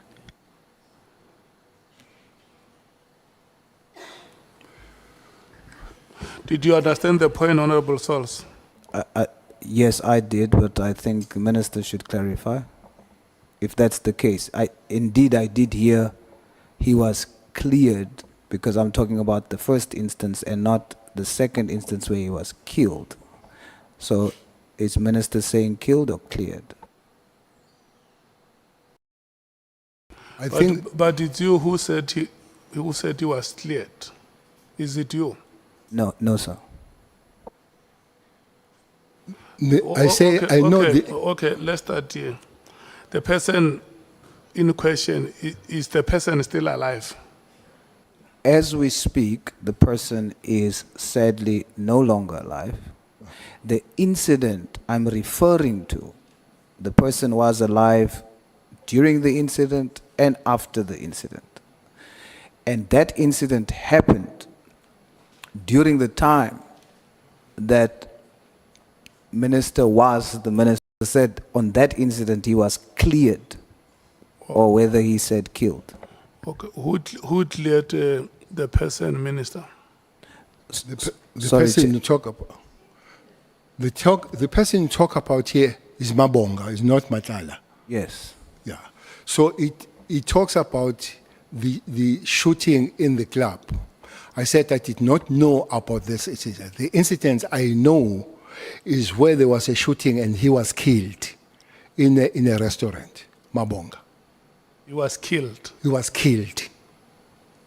or He not? was shot and killed. Not cleared. No, killed. Yes, so then my question was, the one where there was video footage that went viral about a shooting in January 2024, when you were still the Minister of Police. And usually when things goes viral like that, He was dating a celebrity, so he was very well known. So there must be a way that you would have known about it. But your response, Minister, was that you, despite all those factors, you still didn't know about it. Absolutely, I didn't know about that incident.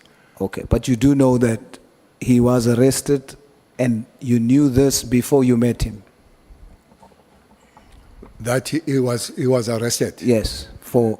I knew that when I knew him. Remember, I have known him for some time because he come from KZN. I did not only know him when he was in Joburg. Yeah. So you didn't see anything problematic with having a meeting with someone who is shooting, who's known to be shooting? And then, of course, you mentioned that you didn't know who's he bringing with you. But when you then see who he's bringing with and establish who that person is, you still felt comfortable to remain with them? Which shooting did I know? The club shooting? The one for arresting that you knew about? Well, I didn't know that that shooting you talk about went viral and dating the celebrities. I don't know celebrities. I'm not a celebrity myself, so I don't know. But I know that he was arrested for violent act. You say that was a shooting that he was arrested for. I know he was arrested, but I did not know that that was for shooting. And I say I knew him long before he came to Johannesburg. And indeed, is a person that, knowing the father, I would still speak to him. I will accept that, Minister. In your ministerial budget, your budget speech on the 11th of July, 2019, you said 119.8 million was spent on deployments for Operation Thunder in the Western Cape and 18.5 million in addition for vehicles to Western Cape anti-gang unit.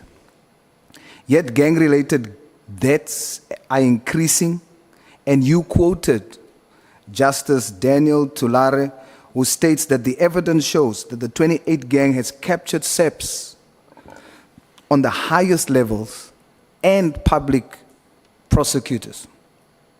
So what reason would there be for putting so much money in something like that when there's totally no change? Okay. Well, the chair is not here.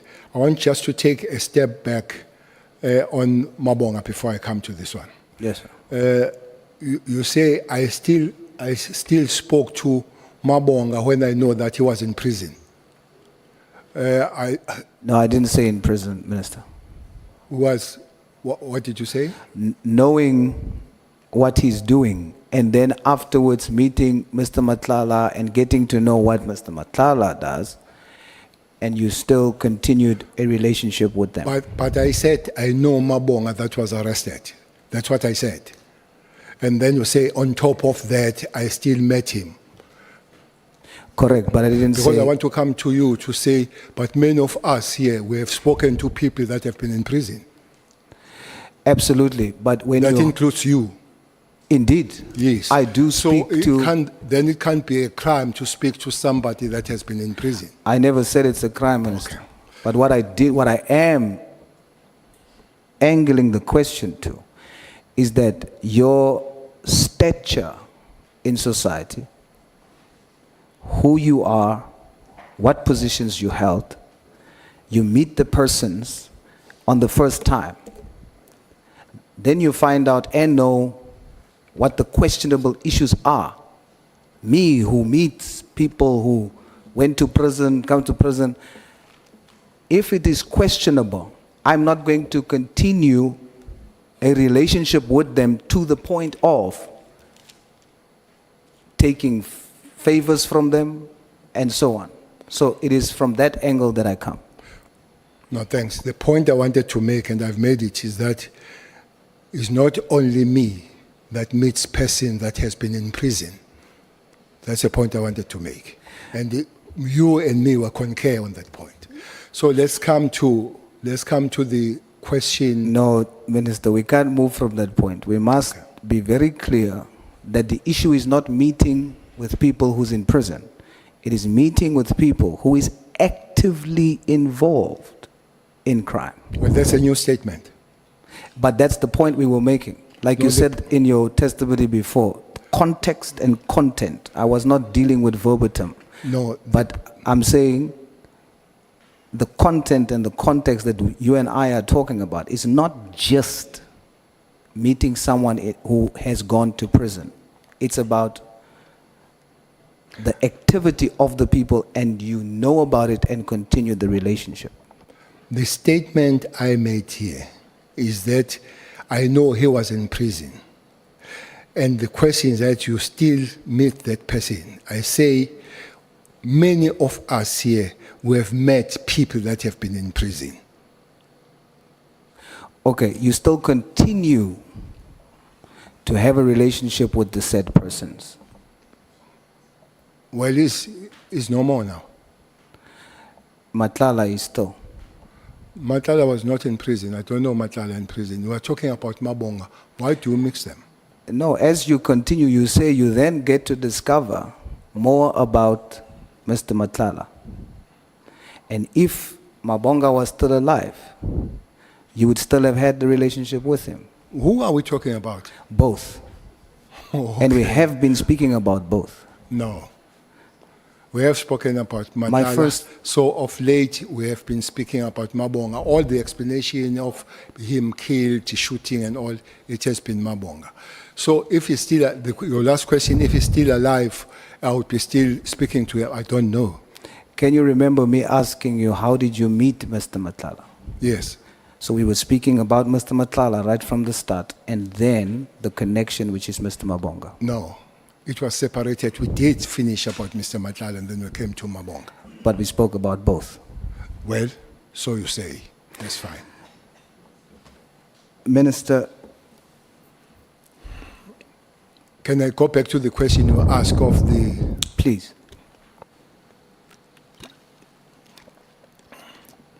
The question says why I would put that money to these operations. When there's The clearly, question- when there's clearly no change in terms of gangsterism, and you quoted a judge saying what's currently happening, that gangs has infiltrated the judiciary and SEPs. So that means over 100 million invested has not changed the situation in the Western Cape. Why would you continuously justify putting so much money in that particular program? I guess that money is even far more now, Honorable Member. I don't know if that question says, and it means, don't put money at all there and let them kill one another. Because the question said, why do you continue to put the money? Honorable Member, there is no way that we can continue to put the money and have an effort to stop that thing.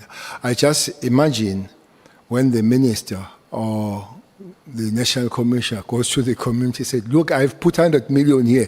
You continue to kill one another. I'm putting no million, kill yourself. It can't happen. We keep putting the efforts on the matter and finding the ways they can work, including putting the resources in that particular thing. And I don't think the day will come when we say because there is crime, people kill one another, we stop having an effort of stopping that.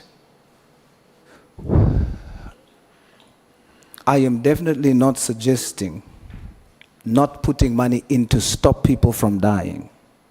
I am saying when you assess that where you've put so much money is not assisting, the situation is just getting worse, consider taking that same money and putting it into something that will actually stop the killings across the country. Let me make an example. If you would take over 130 million. Minister, you testified that to train, fully train, one member in the special task force will cost an estimated 1.1 million. Now, if you take that 130 million and put it into training, specialized training, you could train 115 members will come out in a year, specialized training. If you do the same with the budget asked for the PKTT, invest it in that, we end up with 250 specially trained members in SEPs nationally. Now, if you send 250 specially trained to deal with these gangs, would you not think that there's perhaps a possibility that we can deal with it? That's the angle I'm coming from. I love your bravo theory on this matter, but it can't work. It can't work. You must remember that not once we have sent soldiers in Western Cape Flats. Soldiers, not police. They were requested, we sent them for some time. Come the COVID, we sent them. They did not stop the killings. And honorable member, I don't know if somebody has given you what is a special task force member. That, I call them human machines. They are never issued with rubber bullets. They are never issued with rubber bullets because it's not their job to deal with the public at that level. They don't just go there to deal with the complaining people, including the kids on the streets and all that. It has been done in the Western Cape. You know, one thing that we'll have to do in the Western Cape, again, is this book. She knows very well next to you. If you come to Western Cape, honorable member, we've got two wells. Two wells. All my life as a national commissioner and the minister, I've never picked up a dead body in Constantia. I never pick up the dead body in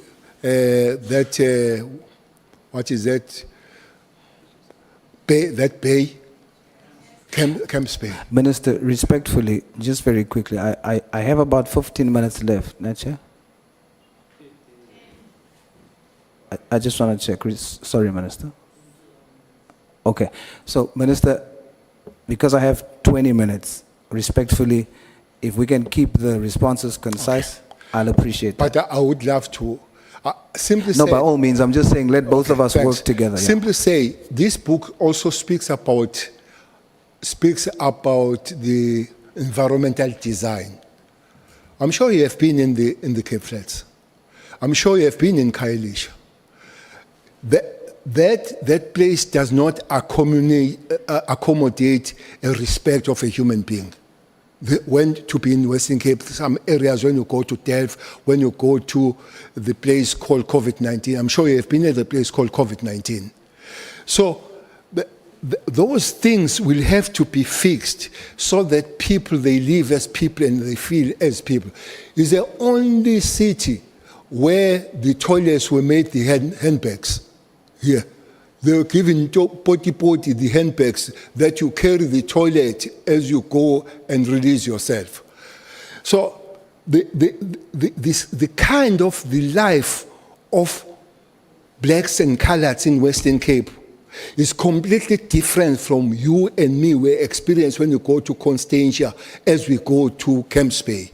And that's why maybe don't pick up the dead bodies there, because their life is a life of human being rather than going to Hanover Park or Delft. Minister, yesterday you testified and you said, when you were talking about losing 56 members to the taxi industry, you said, I spoke to Ntlantla earlier.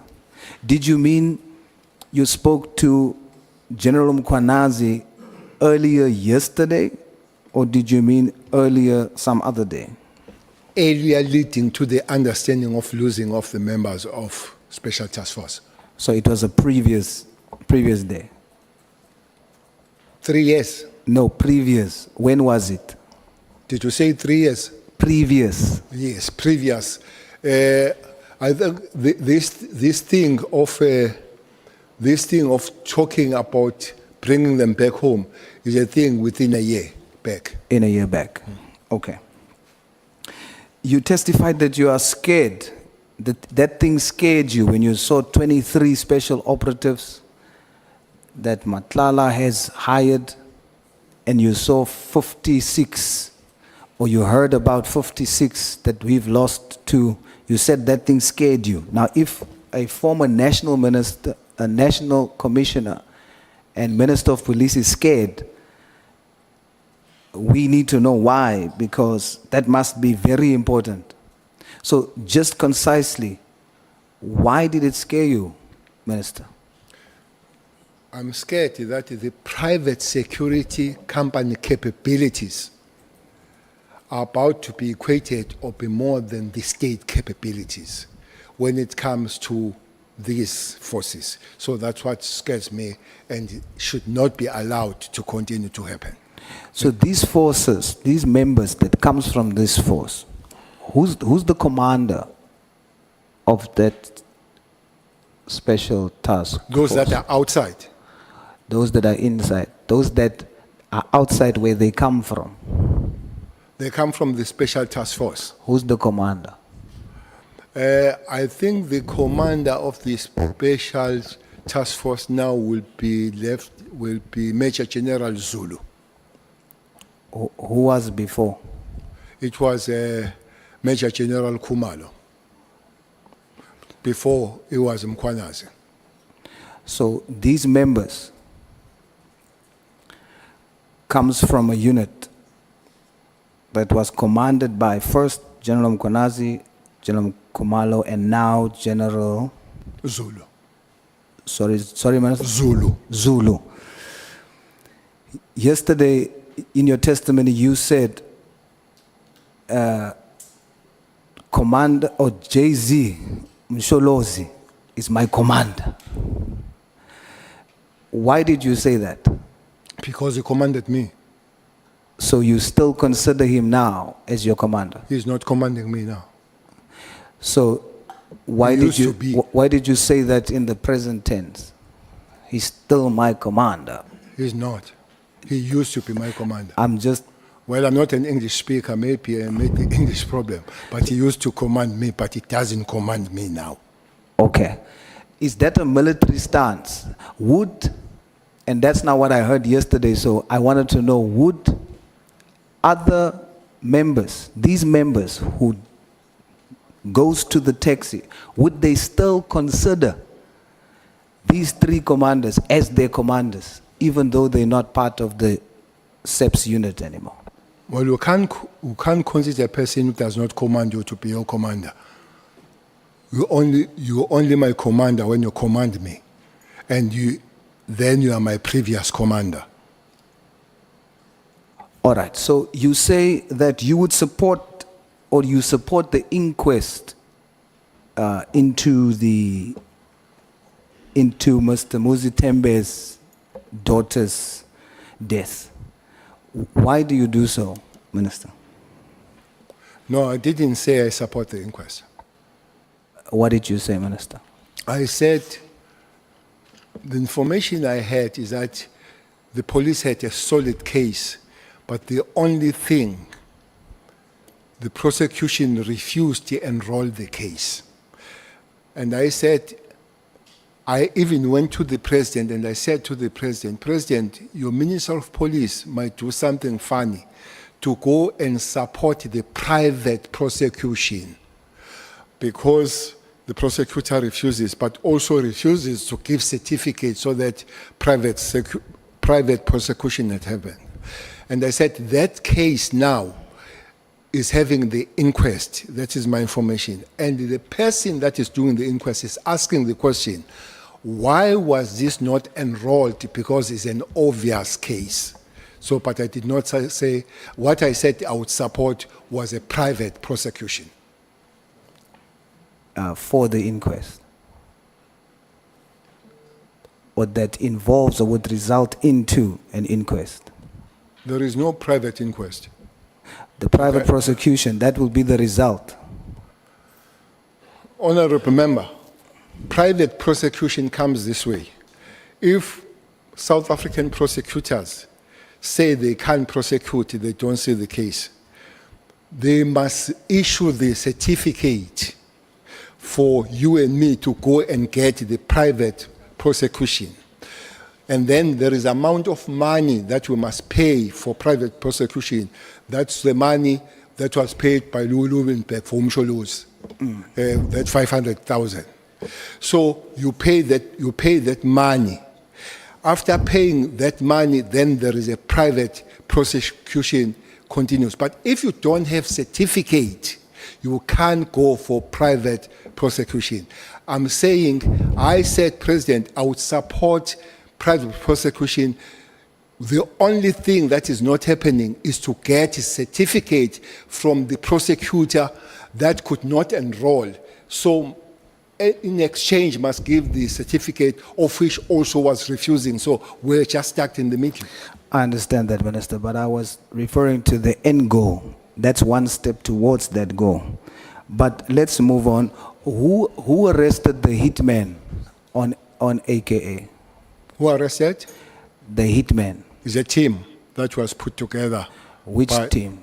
Is it the PKTT? No, No? no. Yet he was killed in a 5-kilometer radius away from the head office. And they were arrested close to 1 year later. The head office does not arrest. Even if he was killed in the head office, would not have been arrested by head office.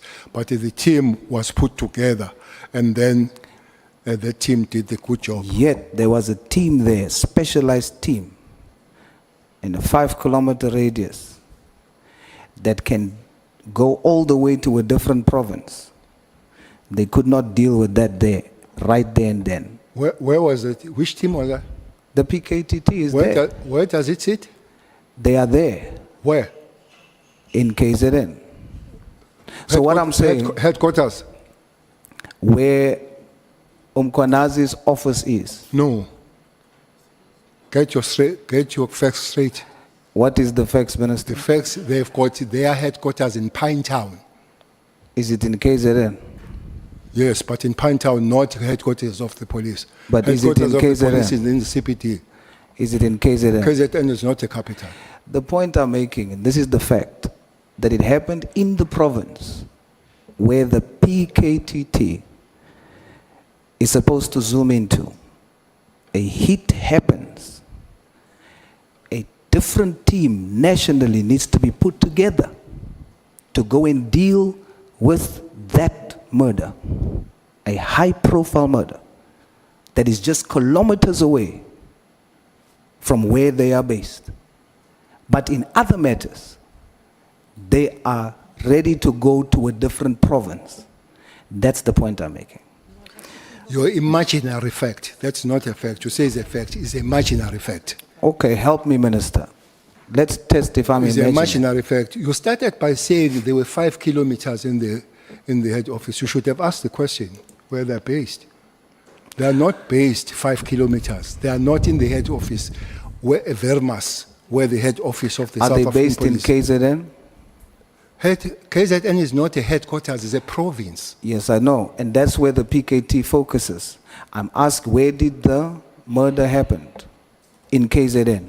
Chairperson, can I get healthy questions? Honorable Sols, let me take Honorable Nomval. Yeah, no, my apologies, Honorable Source, for interrupting. Honorable Minister, no, for my understanding and for my records as well, what was the competency of the PKTT in this sense?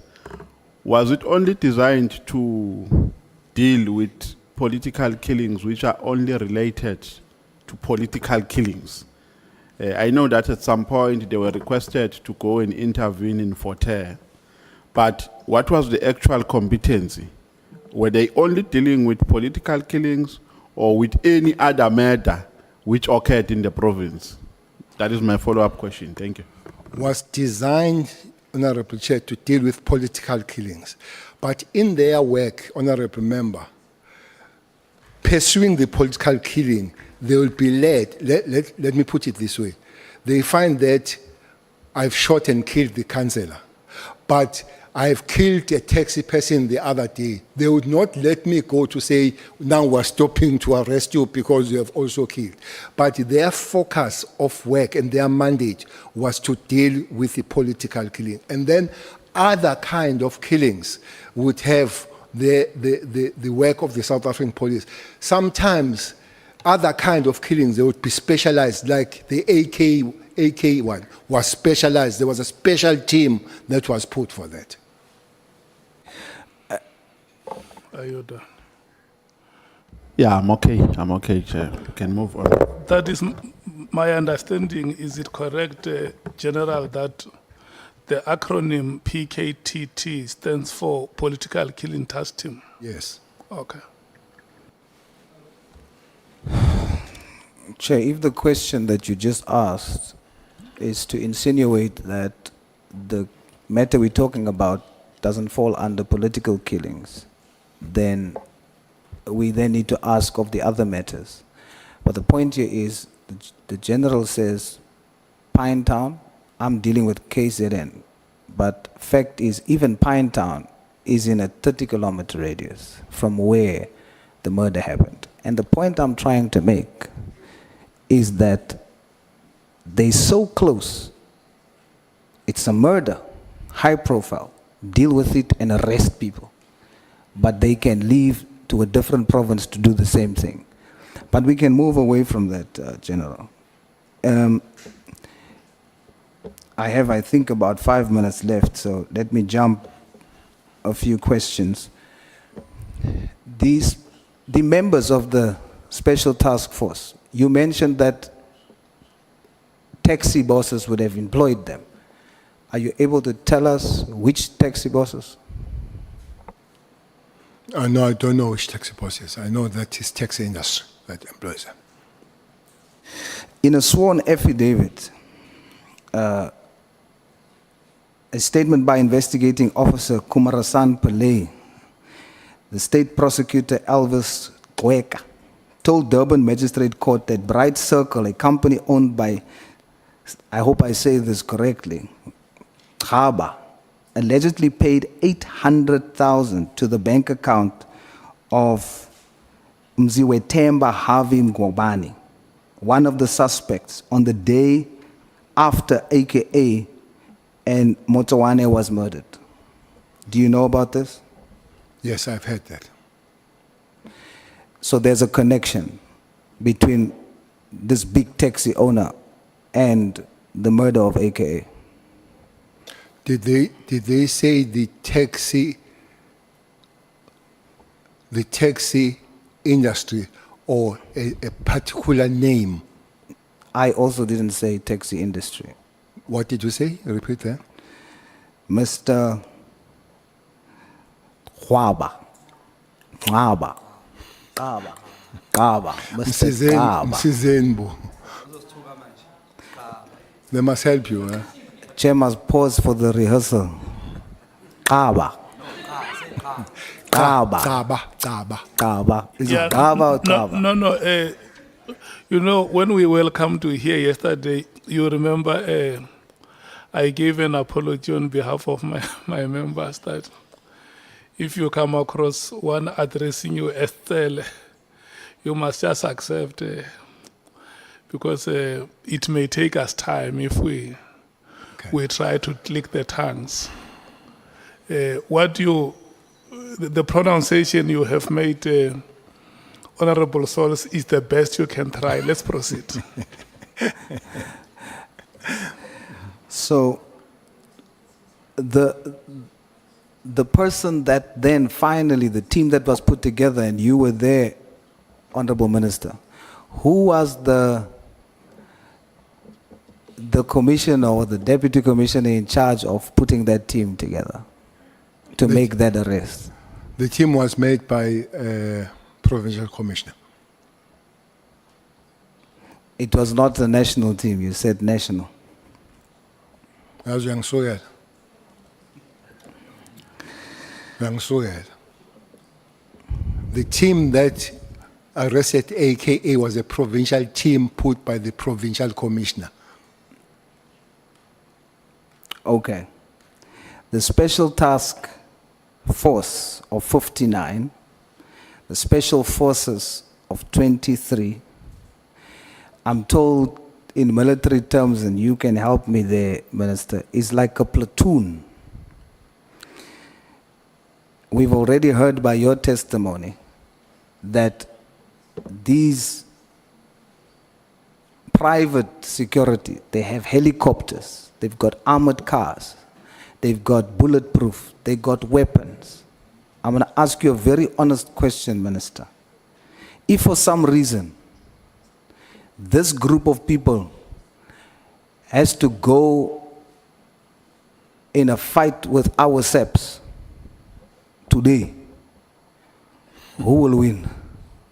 State will win. The state will win.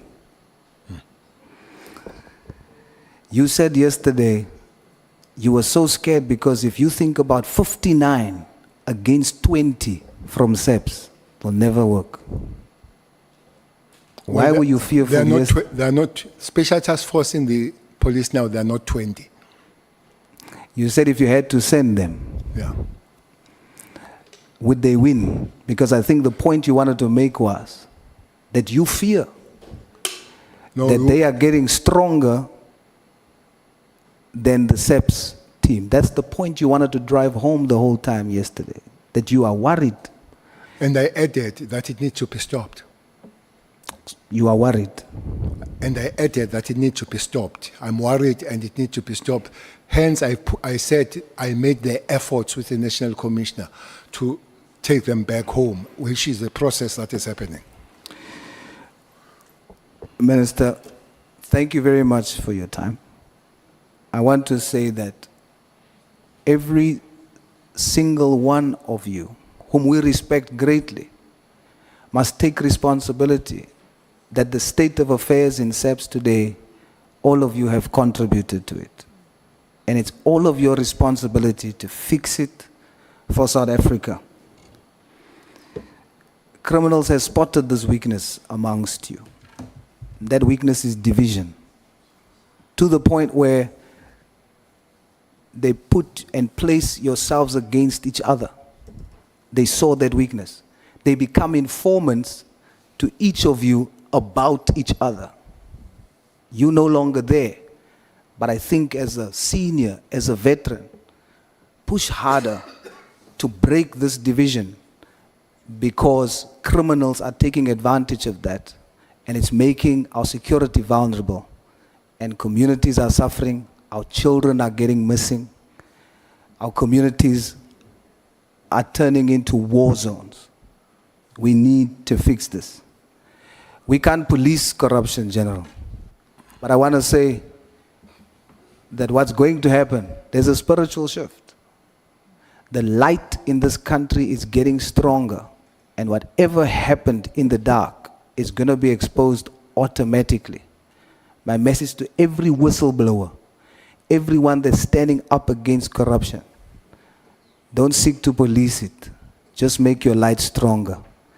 Don't seek to kill Judas. Judas will hang himself. Thank you, Chair. I nearly Thank said, you I nearly so said much, amen. I nearly said amen. Hallelujah. Kgotsebelele.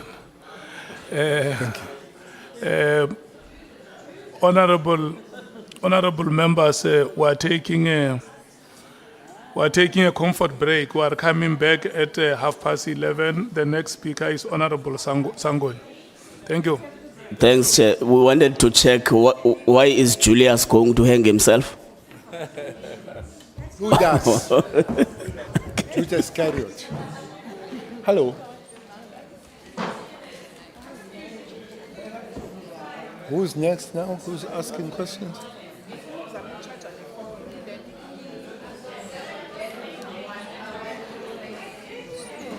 Shut in.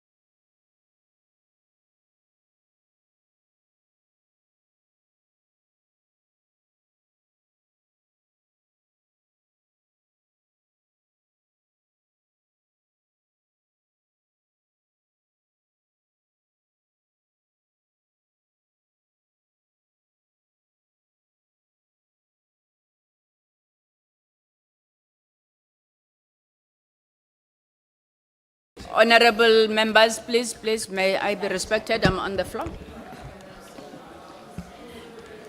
Falani phela.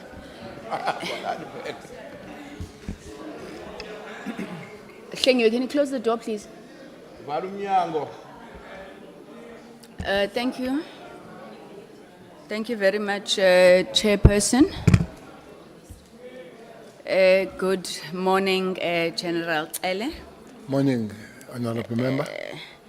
You know, General, I think if we were being fair to yourself and ourselves and everybody who has been following these proceedings, we should actually say that there are no further questions. I do think personally that your testimony has been frank, very accountable. You took accountability for a lot of things. Obviously, there will be some amongst us, and I think South Africans who are watching, who will think that you should have made different decisions, value judgments, perhaps even raise some ethical dilemmas. But I do want to thank you and commend you for the frankness with which you have conducted yourselves in these proceedings.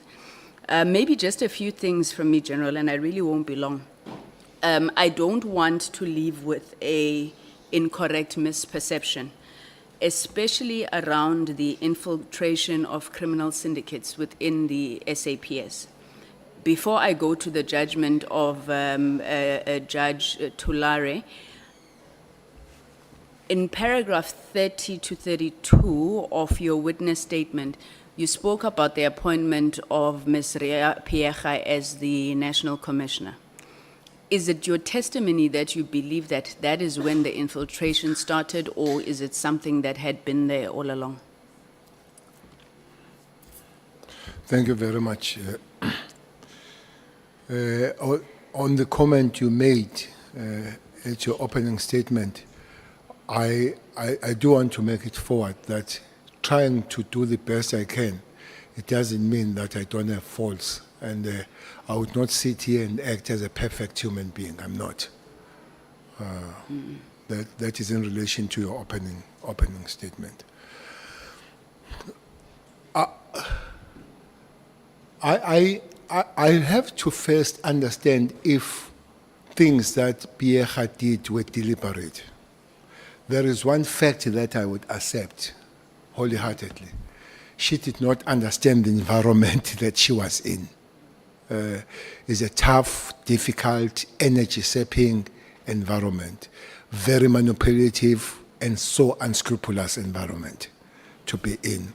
So her having not any form of resemblance of the experience would be two things: make serious mistake or seriously manipulated for the outcomes that are known by those that are handling her.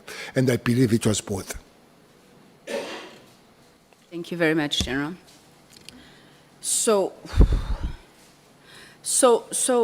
then all of this happens, you're removed as the National Commissioner, you now come back as the Police Minister. You're obviously aware of some of the weaknesses in the system, whether deliberate or emergent. Do you think that during your tenure as Police Minister, you would have done enough to deal with the challenge of infiltration in particular?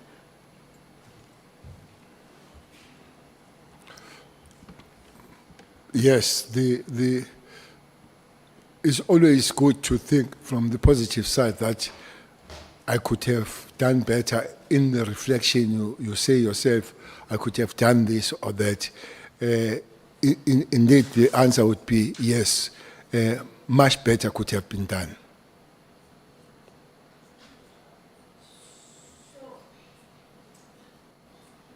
Sorry, General, I don't know if this question has been asked. It's in two parts. Firstly, criminal intelligence. We've obviously focused a lot on it in this ad hoc committee and the instability within criminal intelligence. Now, as you were delivering your testimony, you attested to the fact that the senior echelons of leadership were not fighting during your tenure. I do want to ask General a pointed question, and I know it's your opinion. But what do you think is causing this current instability within criminal intelligence? Like, ngesiZulu kuthiwa kubangwa ini, you know, because we're sitting in this ad hoc committee, running around in circles, trying to pinpoint a reason. Is it because the minister overstepped his authority? Is it the tender? Is it factions? What would be your opinion? Obviously, being familiar with the environment and the participants in the process, what is causing the instability? Honorable Member, the turmoil is not in the crime intelligence only, it's across the board. Crime intelligence turmoil is long. I don't know what's your age, but it might be of your age. It's very long. Starting with Mkhwanazi. Sorry, are you saying I'm very old, General? No. Oh. It falls within the new. I talk about the new dispensation. We should be some 29, 30 years. So the crime intelligence, put it aside, its turmoils. It has been always there. Whether it's Mkhwanazi, whether those that were acting, whether it's Jacobs, whether it's who is there now, whether it's Khan, whether it's Kumalo and all that. But this one of across the board, where you see something that you just shrink to look at, when the Deputy National Commissioner takes commissioner to the court, usually commissioner would write the statement defending the Deputy National Commissioner. But the National Commissioner here writes the statement, the affidavit, against the Deputy National Commissioner. It's a hell. It's a serious turmoil. How it came about, Honorable Member, I would be presumptuous. But I think somewhere, somehow, center did not hold for this thing to happen. And it's unfortunate that it has, South Africans, at a certain given point, they had a trust and respect of the police. 2010, it was a good thing. 2011 was a good thing to pay South African police. But it has dwindled. At one time, went to 21% and all. I don't know if the survey can be done now, what percentage can be there. But it's there to see to it. That is bad. My answer, without pointing anywhere, center did or does not hold. That's why we're here. Thank you, General. So, one of the other things that we've been grappling with is the issue of authority and the power of ministers. In your view, General, what is the role of the minister, and what power does the minister have beyond directives? We are in a quagmire, for lack of a better word, trying to figure out where this political administrative interface starts and ends. There have been views that says if a minister cannot direct a DG to do something, it becomes absurd, because what then becomes the role of that minister? Is it only just executive oversight? But then, you know, ministers are blamed when things don't get done. So can you tell me, in your own understanding, the role and the power of a minister? Maybe even, is it just directives? And what can the nature of those directives be? Honorable Member, I hope I'm correct here. Those that are dealing with constitution will help me. It looks like, if not is one of the departments that are in the constitution. Police. I don't know if the Department of Health is in the constitution or Department of Social Welfare is in the constitution. But the elaborated department in the Constitution is the Police Special 205, Section 205. Therefore, is a very small area of maneuvering of whoever works there, whether a minister or we are a national commissioner, because both of those are prescribed in the Constitution. If you go through the Constitution, that you will be 205, 206, 207, even in the legislation, the big role of policing falls on the shoulders of the national commissioner rather than the minister. The only problem is that people that must go back to the community to give the reports are the ministers rather than the national commissioners. So, developing the policy, no matter what you develop on the policy, do you want to happen, but you can't be unconstitutional, because Constitution is very clear what the police must do. I did say yesterday that I was even very skeptical when Mkhwanazi was debating the matters of devolution of power, which is politics, pure politics. It's got nothing to do with operations, I think. When you look, the Constitution says the job of the police is to uphold and enforce the law. There is nowhere that says and change the law. So it's not their job. So as it stands, honorable member, the National Commissioner plays the bigger role in policing in South Africa, protected by both the Constitution and the legislation. And it's very easy to find yourself encroaching if you're a minister. That is why that I would encourage and advise anybody that comes to both of these other national commissions, please spend most time discussing and talking. Don't wake up the next morning and tell one another that you do this or I'll do this. Please have a very open working relationship. Don't be friends, but respect one another and be open. Have very serious open lines so that you don't encroach and cross the line unwittingly. Okay, thank you. Thank you very much, Minister. So you said that in your role as police minister and even beyond, now that you are a very proud retiree, there's value in you retaining contact even with people that are considered criminals, because they do tend to be useful in some way or the other, especially when it comes to sharing information. So how do you protect yourself, General, from being compromised in such situations?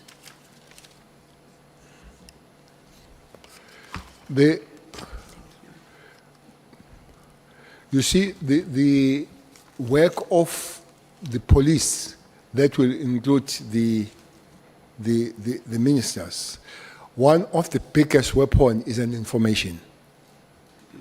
And then you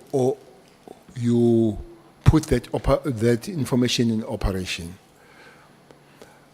Then the criminals, they know that, and the criminals, they work to win.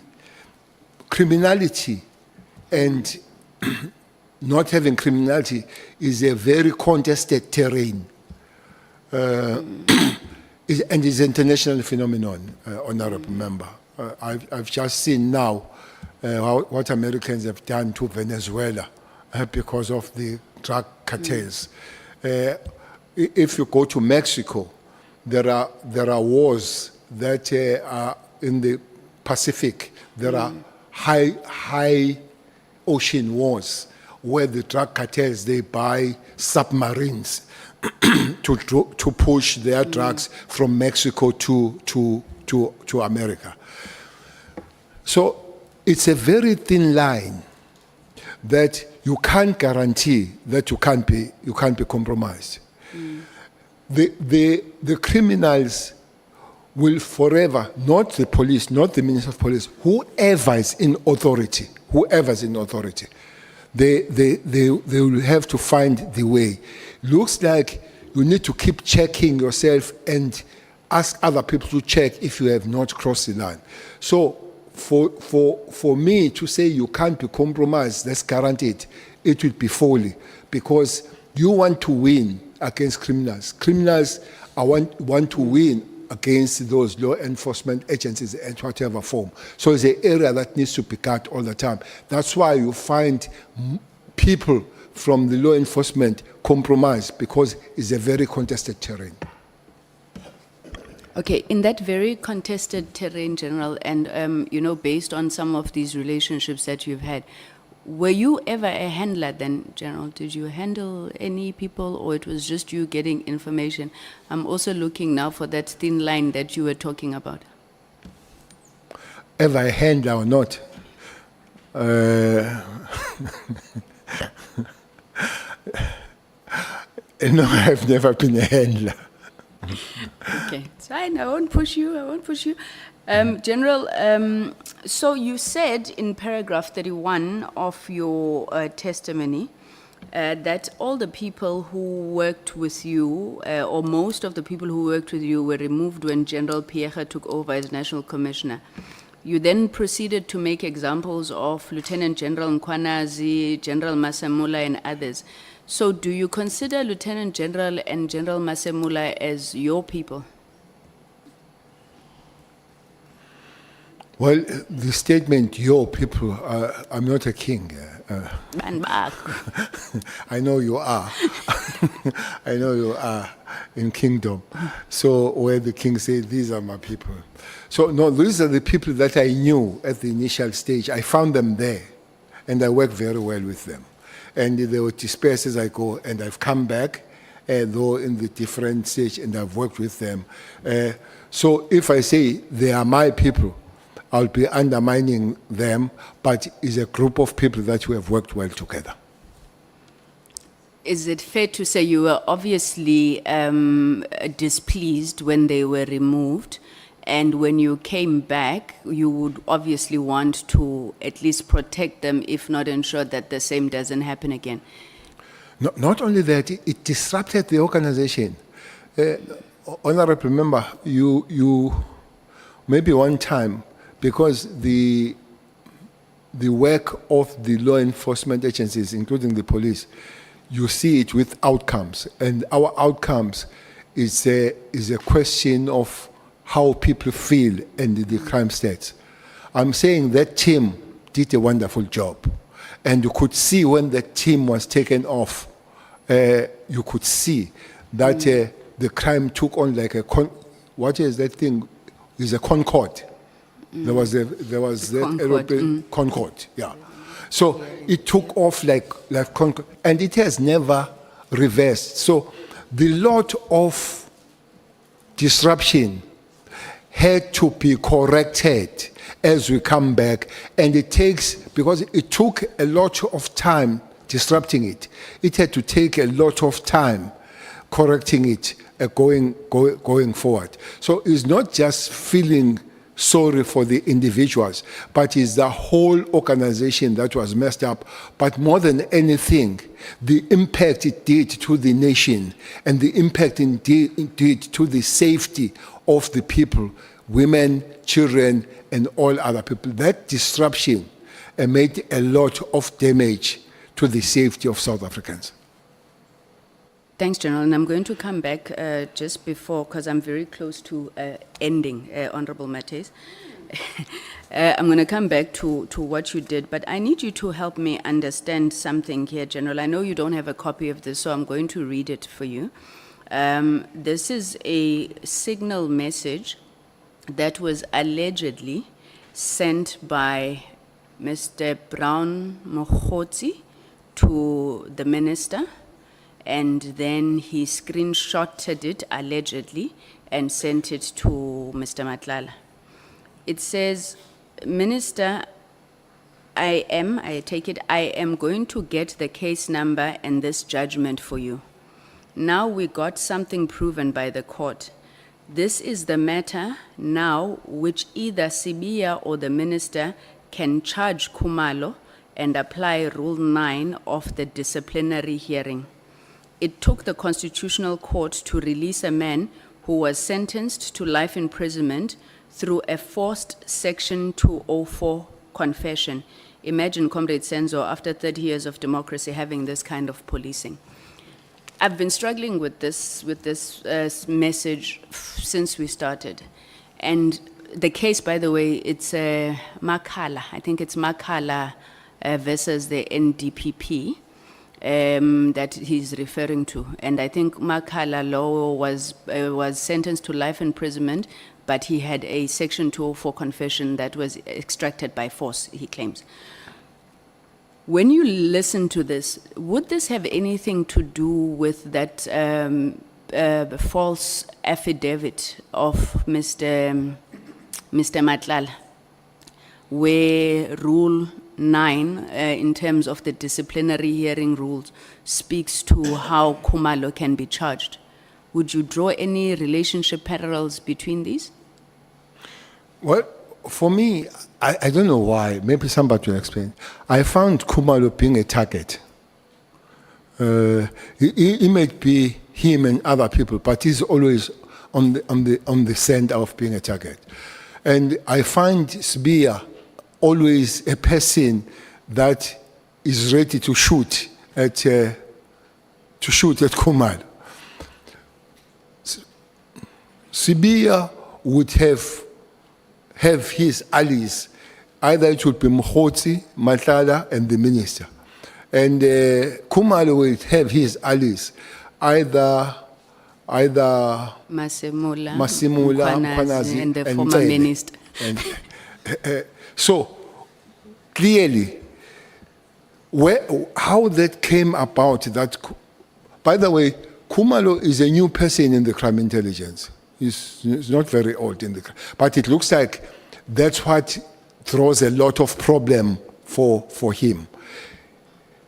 And the suspicion is that he's effective. That's a suspicion, that he's effective. That's why he must be political or through whatever to him, so that you remove him. He had dealt with some dinosaurs there. Honorable Kolapanat will know there are some dinosaurs there in that department. One of them is that guy from Tegwin, your homeboy, Mutli. So he has dealt with those people. Though the courts always don't help much. But coming to this, clearly something had to be done to Khumalo. Who's sending the thing is Brown, is Honorable Brown Mkhwanazi, to say Minister and Sibia must deal with Khumalo and Mkhwanazi. No, they must deal with Khumalo, and then apply Rule 9 of the disciplinary hearing. What I do not understand, why should they deal with Khumalo when the court has final decision? For me, whatever they did, whether the affidavit correct or wrong, but the decision to send the man to life is the court. So why to deal with the police when the court has taken decision? So even so, for me, maybe it's somebody that does not know how the system works, or somebody that is driven by the hatred and has no logic of it. And the latter statement, I'll believe.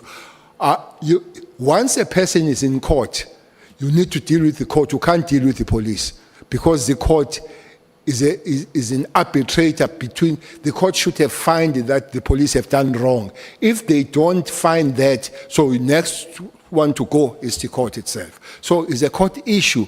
So they must find the judge and find the magistrate, find the prosecutor, and let Khumalo go.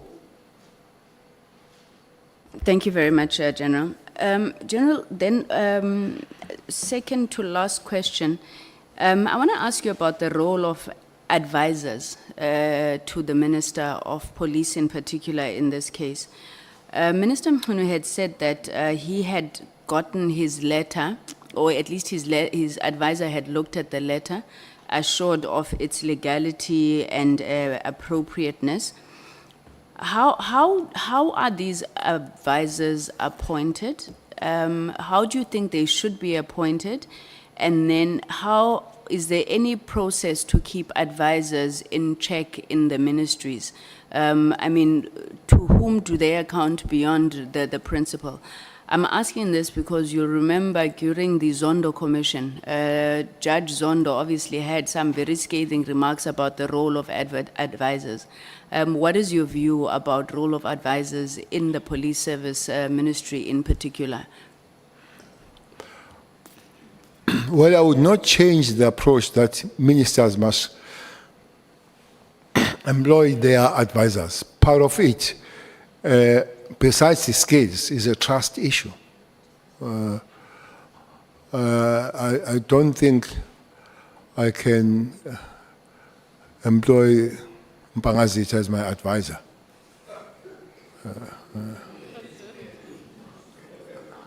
I don't think so, because the advisor must be aligned. Point of order, Chair. May I please plead for your protection? Point of order, sustain Mkhwanazi. Let's hear the point of order. May I please be protected? That attack was very massive, Chair.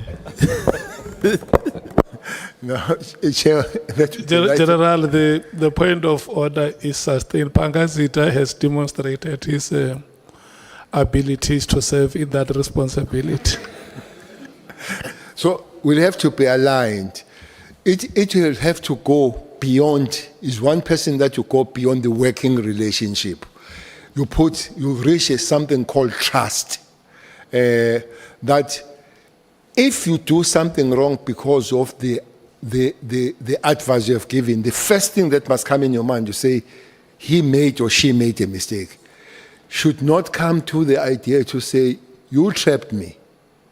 So that is a level of trust. So I don't think that the format of employing people with skills but with trust must be changed when it comes to the minister. That also takes the chief of staff, which is the life of you running that particular thing. But the problem, those people sometimes they do take advantage of converting their ministers to parrots. You think the minister is still running the department, yet is an advisor or is a chief of staff. So yourself, you need to keep the balance, and now and again remind your advisor, stroke your chief of staff, to remember I'm still a minister. I hear you, but I'm still a minister. I think they easily cross the line, especially the advisors sometimes. In fact, that's where I wanted to go to, because we received testimony about Mr. Nkabinde, who was the chief of staff, actively participating, I think, in management meetings, in meetings with the commissioners. Is this standard practice in the South African Police Service that the advisors, I mean, there was no such accusation against Advocate Pitkoli, but that you would have the chief of staff actively engaging, participating, literally being part of the management of the department? Management, I'm not sure. They can't participate in the management of the department. But Chief of Staff, honorable member,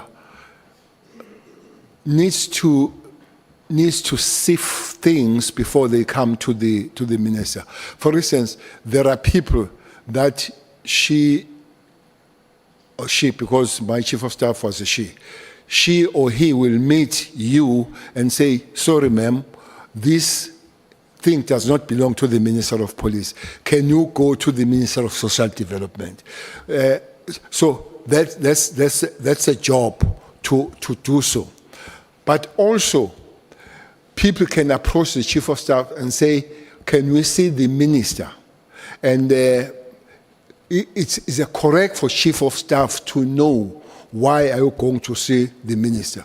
If they see the Minister and begin to say, can you say this and that to the Minister?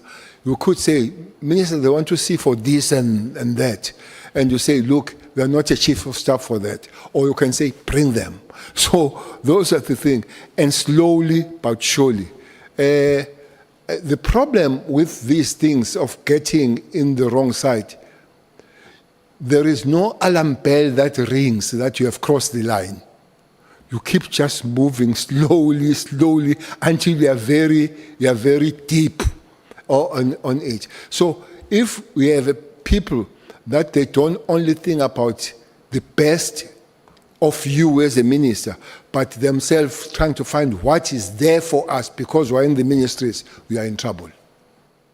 Thanks, General. Let me make a specific example based on testimony. And really, we're drawing on your knowledge, having been in that office.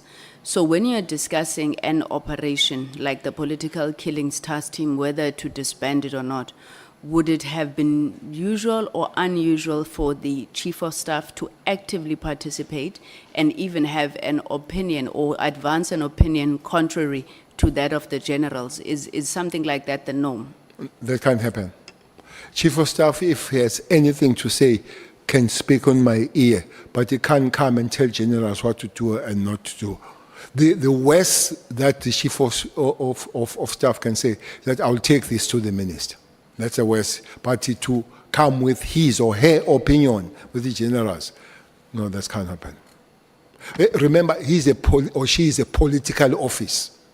That becomes an interference then. Thank you very much, General. So you came back in 2018 at the tail end of the 5th administration. You ran through, right, the 6th administration. In 2018, there were a number of reforms that government, led by the President and yourself, committed to, especially around strengthening the criminal justice system, strengthening SAPS. Do you think that those reforms are bearing fruit at all, General? If not, what do you need to do? If so, how are they bearing fruit?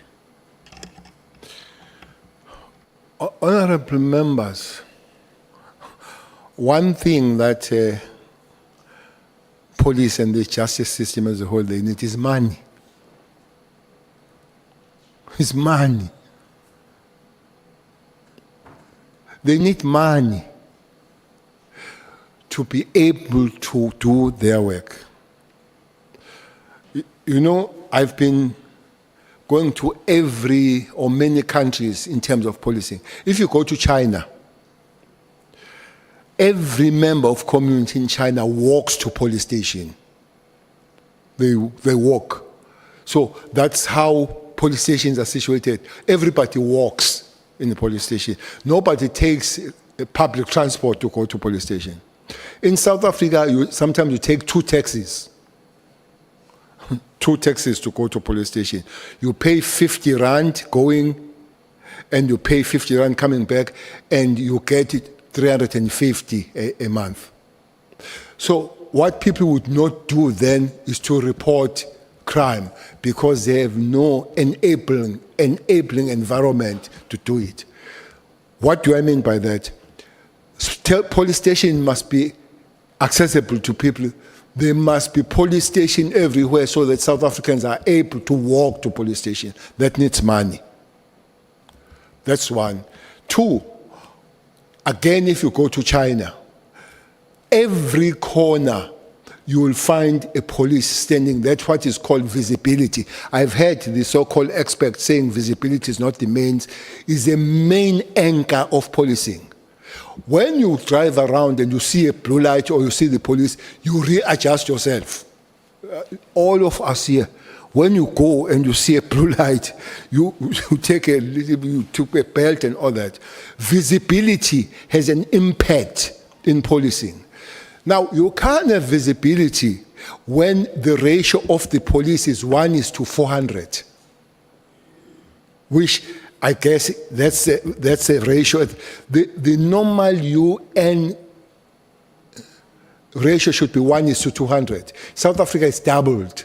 So which means there are not enough police. So we need money to train the police. But one other thing that we need is money to keep and protect the police. The question asked by Honorable Member Souls.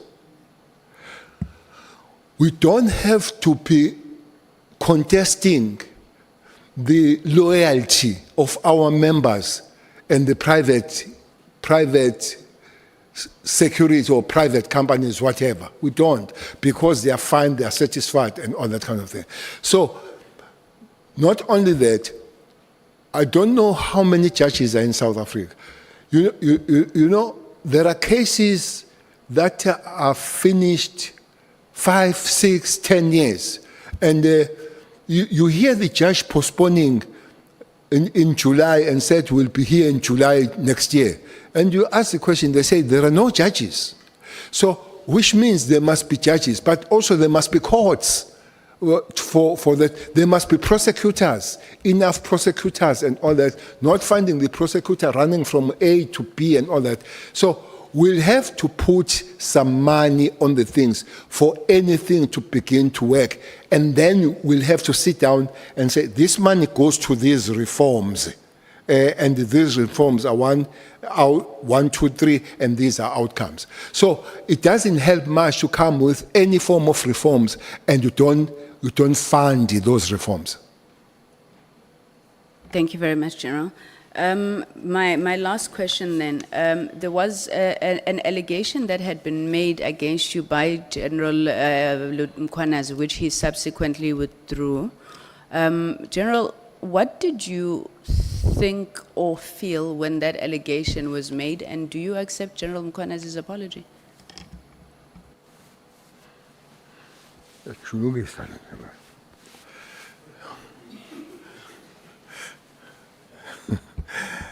Chairperson, I was told yesterday evening that everybody wants to be Kumalo because they say former Minister Cele loves Kumalo and defends him. Honorable member, one police officer I like is Mkhwanazi.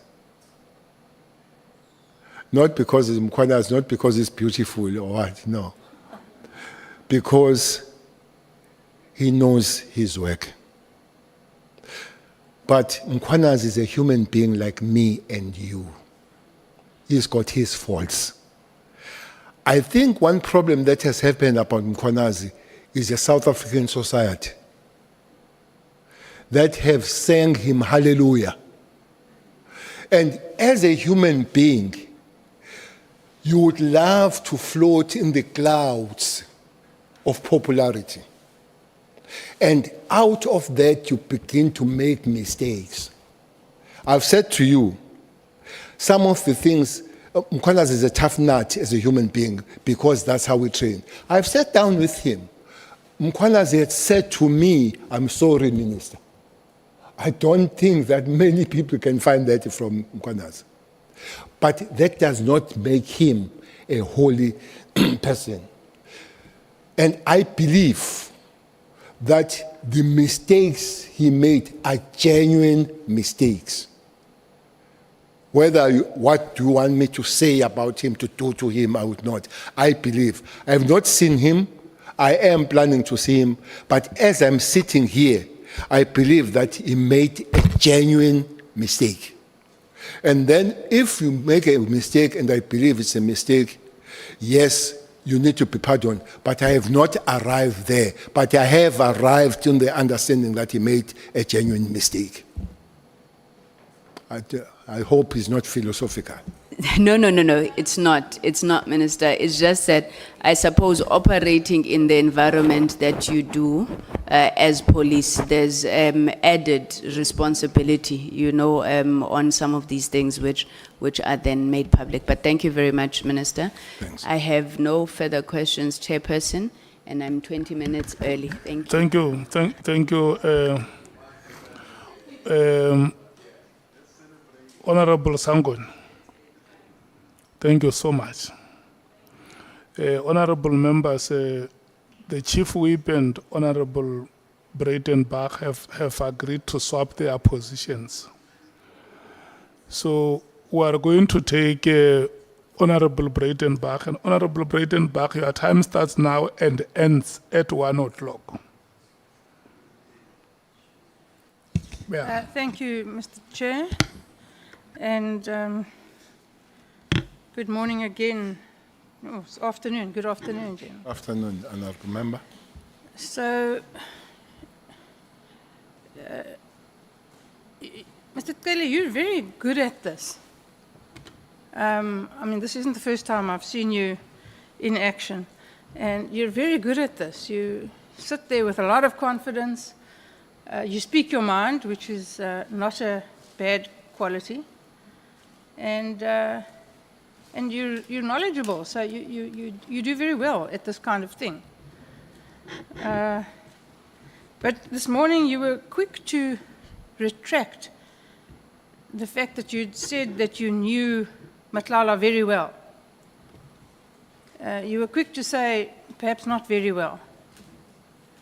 So I'd like to explore with you why you initially said very well, because you're a seasoned campaigner, you're no child, you've been around the block, and you're an experienced human being as well as an experienced in the security cluster.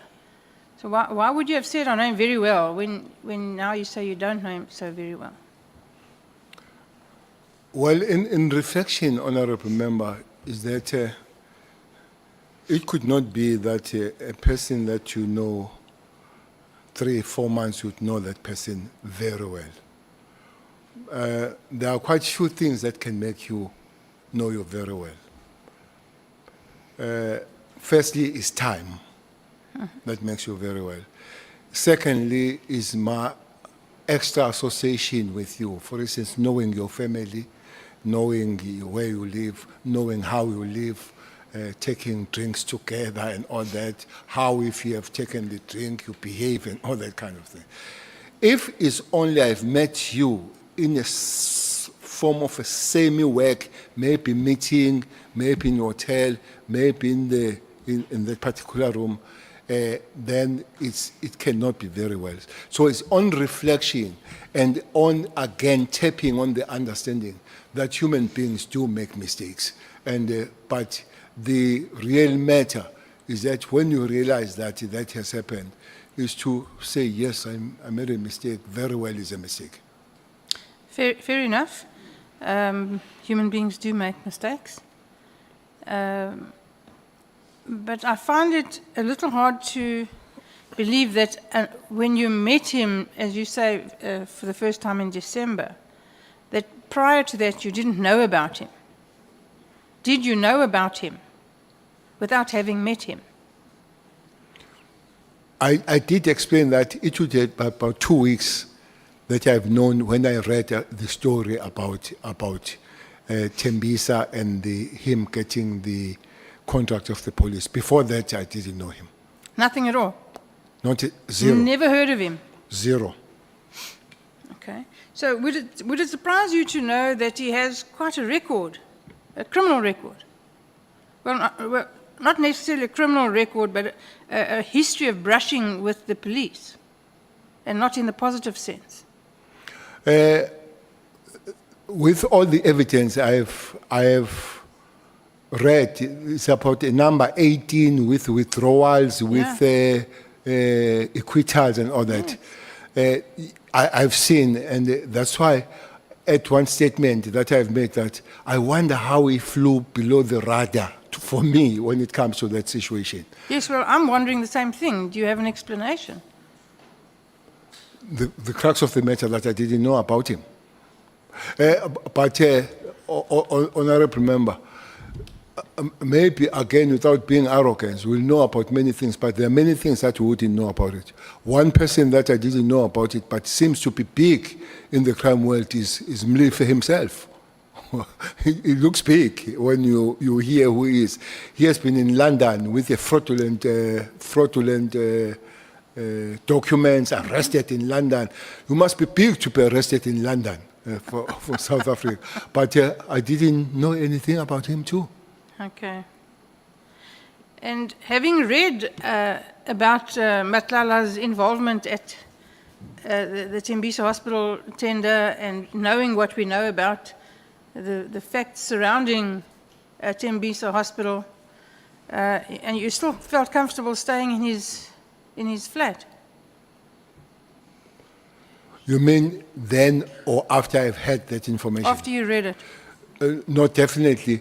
The ideas and behavior that I had then is different. Is definitely different from my attitude and my behavior towards him now. Okay, so would you go and stay in one of his properties now?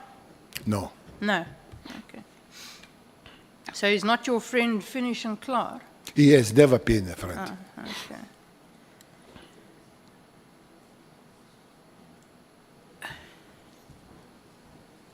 Now, you said at the beginning of your evidence that Richard Mkhwanazi was suspended by you. Why did you suspend him? I can't remember whether it was charged or was being investigated for the case of murder somewhere. Was it West or East Rand? Kempton Park. Yeah. Upper But Ramagibe. there was an issue about him. I think he was charged by then. And then you could not then have a head of crime intelligence charged and still running the crime intelligence. He had to be suspended. Okay. Miraculously, those charges were withdrawn. Honorable Member,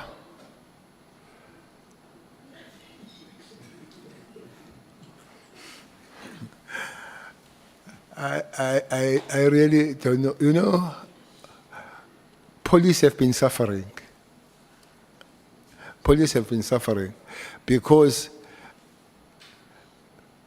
your world prosecution, you have been doing things and flying below the radar. I think the latest suspension, if in your world, in Gauteng, is a big one. Yes. Is a big one. Oh, yes, certainly. Rather late than never. And it's not new. And it's not new. The information that is suspended about and all the kind of stuff. So you sit here, since I've been in this environment, you sit here that police, you have done the good job. I wonder what happens to the next segment. You see here in Western Cape, police were very frustrated about Tembe matter. They believe that they had a case. They were told more than many times to go dot the I's and cross the T's. They did that more than many times. And they went back and somebody said, you go and do this. So whoever was doing that today, they believe that there was a protection of somebody by the prosecution. So you sit there and the police, they come back and cry. It is underscored that one time I met the Minister of Justice and DPP. I met them. And I said, that's what police are saying. One thing they say they arrest people, special cash house people. And the IO meets these people on the road and say, hello. I say, but you were in prison. He said, no, I'm out of the...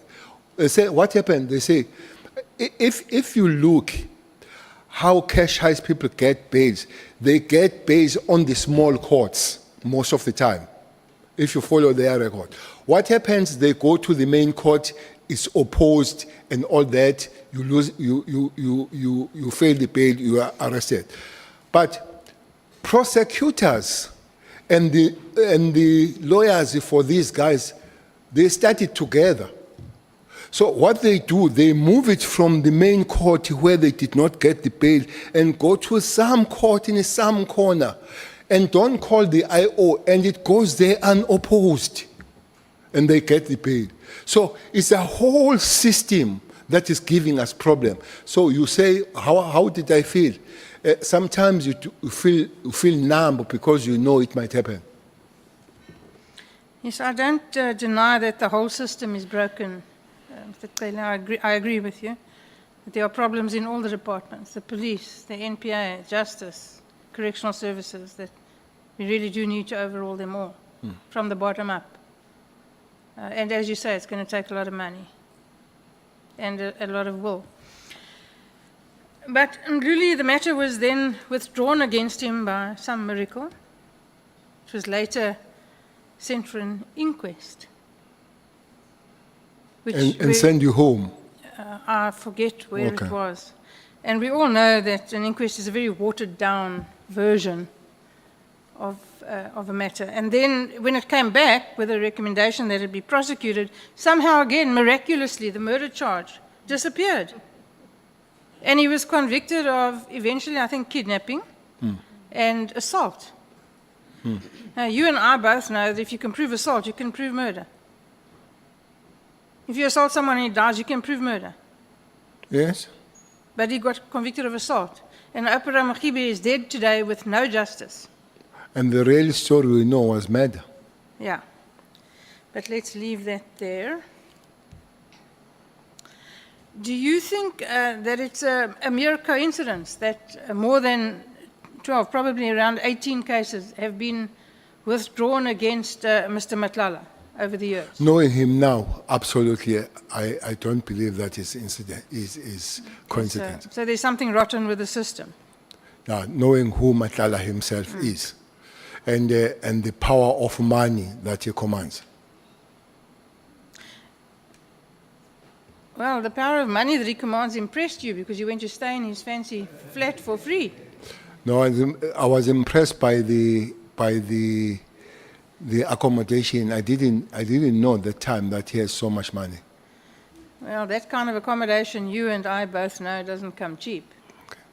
I agree. Do you regret having this relationship with Mr. Matlala, or this acquaintanceship, or whatever you want to call it? I think somebody heard me yesterday, though I said that, why did I meet him? I'm sure life would have been much easier if I did not meet him. So you sit here, you reflect, and you say, it could have been better having not met him. Hindsight is the perfect sight, we know this. You're still peripherally involved with the police, as you should be. As you said, it would be irresponsible to not be. Lieutenant General Sabia has said that these allegations of General Mkhwanazi is a manifestation of a factional battle for power in the police. Do you agree? I don't agree with your first statement that I'm still involved. I try to run hard and far away as I can. Yes, but you can't. I try to run very far.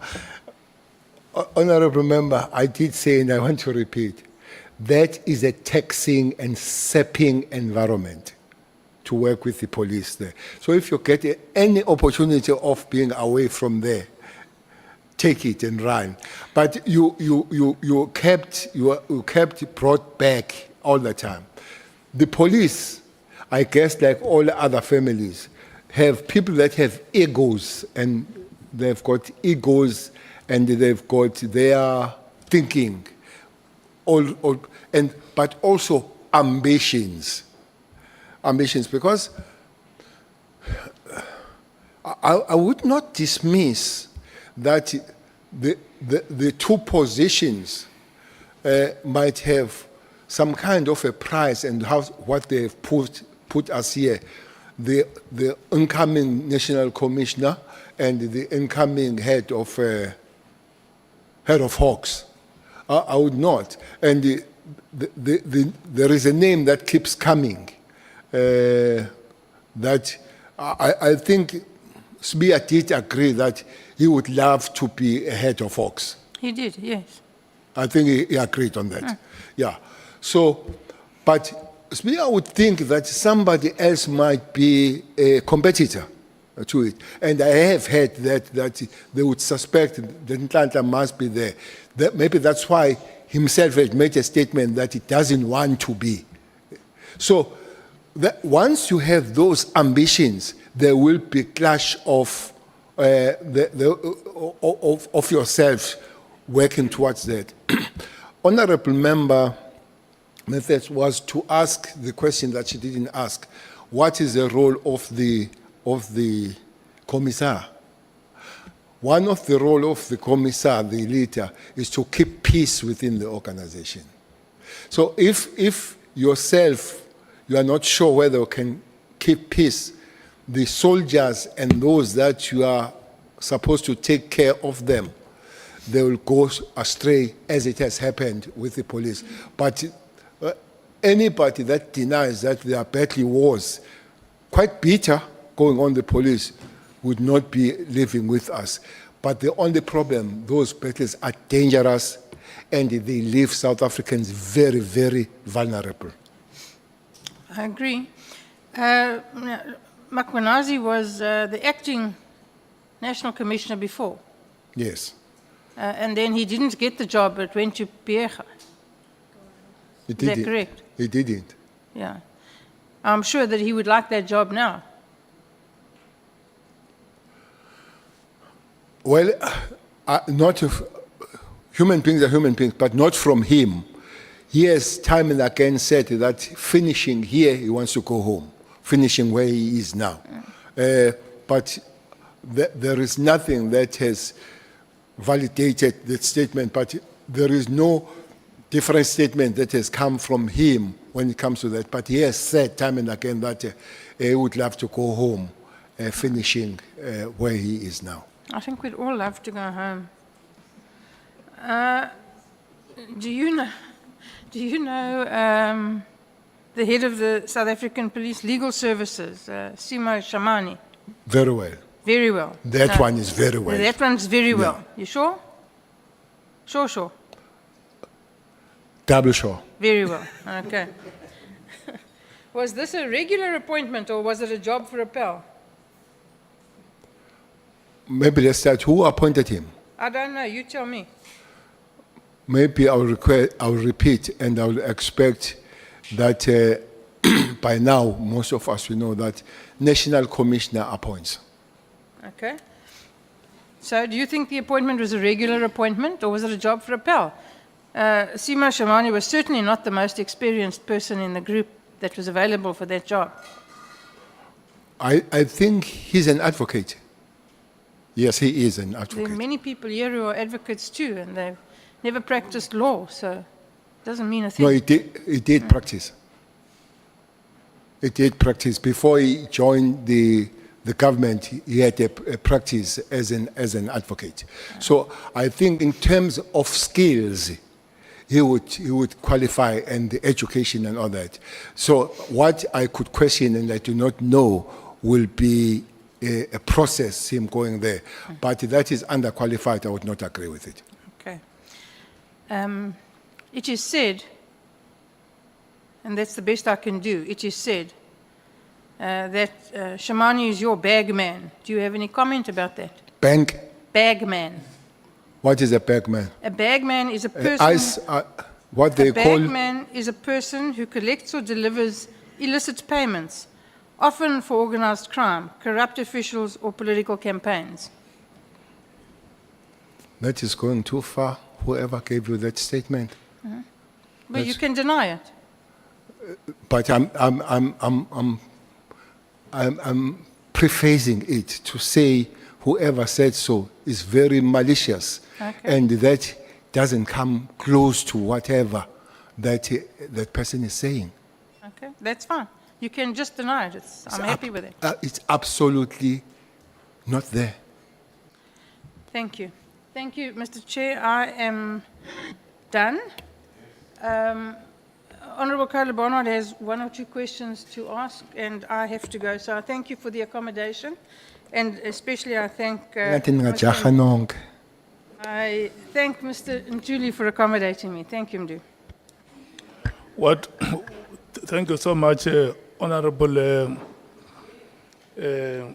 Breitenbach. What you must do, you must leave the meeting immediately, because in your presence, Cele Barnard is not a member of the committee.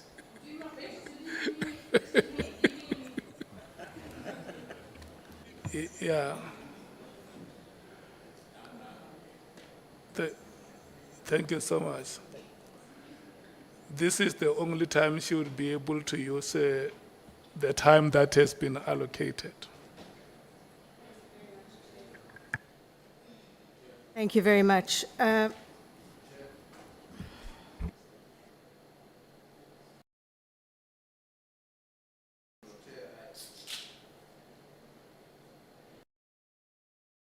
Yeah, Chair, no, my apology for interrupting Honorable Cele Barnard, but I think you certainly owe us a clarification of the question that I'm going to pose, because on previous occasions when we were discussing the issue of the participation of Honorable Kola Barnett, the DA brought to the committee a legal opinion. And I thought that we were all of the same mind that let's rather have that matter also subjected to the Parliamentary Legal Division so that we get a legal opinion coming from Parliament as opposed to a political party. Now, I'm not aware whether we've received that, and my concern will be we should not take a decision and not follow up on its implementation. If I have missed that legal advice of Parliament on the matter, I would be quite comfortable that we proceed. But if it has not been provided, I think that it would be inappropriate for us to take decisions and proceed without having finalized those decisions to the extent that they should. So that's the clarity I need from you, Chair. Thanks. Honorable Skosana. Ngiyakuthokoza mgcini isihlalo. Ngicabanga ukuthi kwakhulunywa njalo ukuthi indaba le iza kuhlathululwa kuhle yaka honorable. Ngingazi ke ukuthi mhlambe ke sekuchentshile ngoba kwakhulunywa njalo khona Chair ukuthi indaba le iza kubuyelelwa. Ngamanye amagama ngithi ukuthi ngivuma no chief whip we largest party ukuthi ngicabanga ukuthi sakhuluma njalo nje ngiyakuthokoza. Okay. No, honorable members would remember that a legal opinion was presented in that meeting, and the decision of the meeting was that we will live with what we have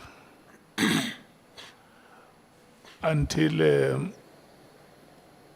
there is any other view to the contrary of what was presented to us. And we even said that if members wish to make further submissions, they can make those submissions, and then the legal team of Parliament will come and give us a feedback on the considerations they would have made to those submissions. And so far, we have not got any feedback contrary to what has been presented. And I will want us to proceed. If there is the day we have a meeting, we can get a report from the legal team of Parliament. But so far, there has not been any official report on the feedback that has been presented before the committee. And I'm going to persuade you, Chief Whip, that for now we live with what we have.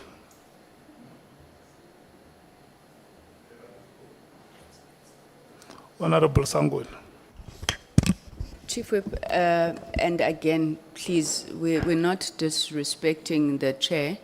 It's on the legal opinion itself, and if we are incorrect, we can just be corrected. Our understanding was that the legal opinion that had been presented to us dealt with the matters that were referring to the apprehension of bias as it related to Honorable Shikeling and Honorable Skosan.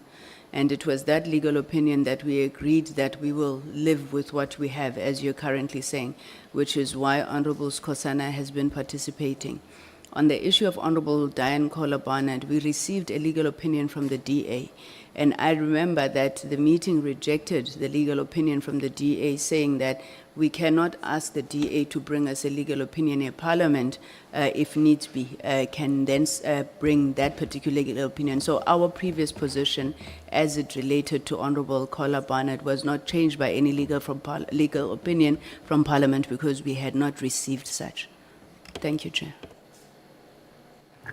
You are very right, Honorable Member, that in that meeting, the legal opinion from the DA was not part of the official documents from Parliament. It was a document that was circulated for members to interact with.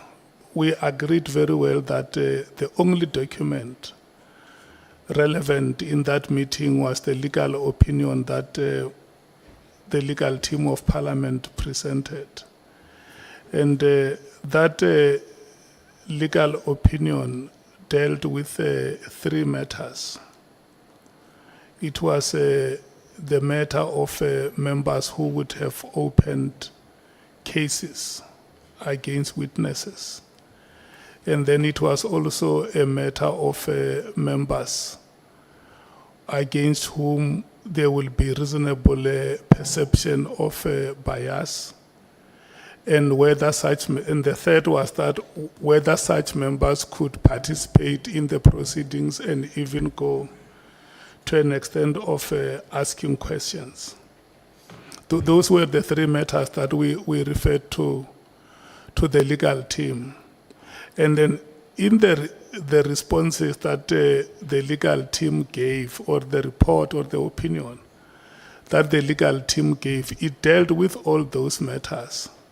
And the decision that the committee has taken was that, maybe even without going to individual names of members, to say the opinion that we have now says we can go ahead and allow members to participate. If I'm not misrepresenting you, Andile.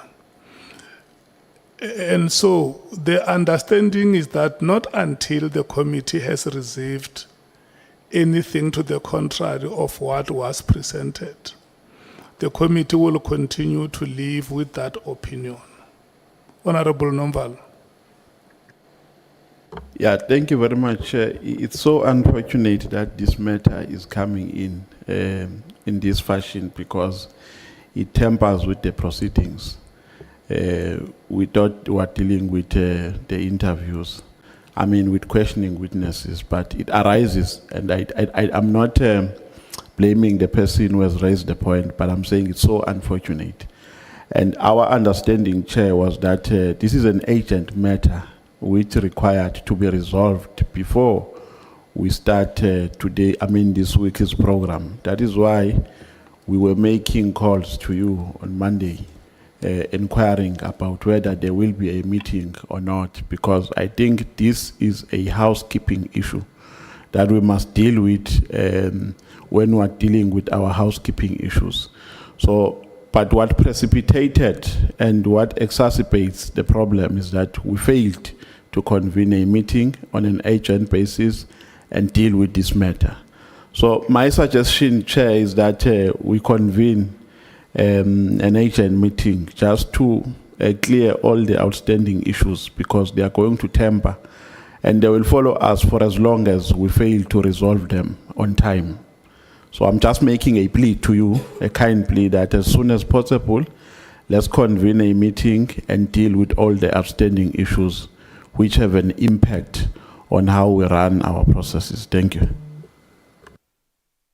Yeah. Look, honorable members, I don't hear any one of you saying that the legal opinion that Parliament presented is not what the chairperson is saying. Chief Whip.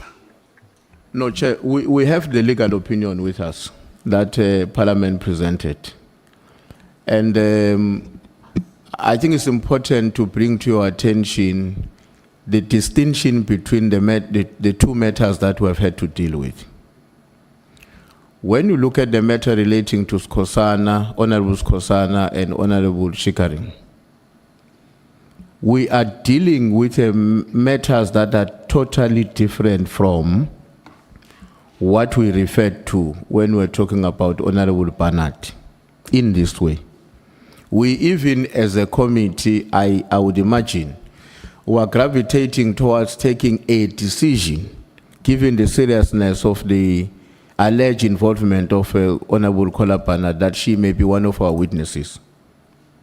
We have never contemplated that with Skosana or Shikaring. And the reason why the DA decided to give an opinion on her alone, excluding Shikering, was on its own a recognition of the fact that the two cases are totally not the same. And the way we interpreted the legal opinion provided to us was that it was not dealing with matters where you have a possibility of one of us becoming a witness. It was dealing with the principle, firstly, of our own authority as a committee to remove anyone in an event where we believe that they should not be part of our membership.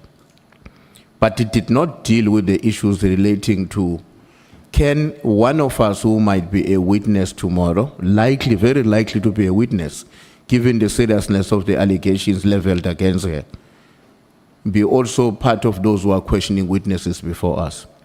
If your understanding was that, Chair, and the understanding of the Parliamentary Legal Service was that, that would be a different understanding from what we have.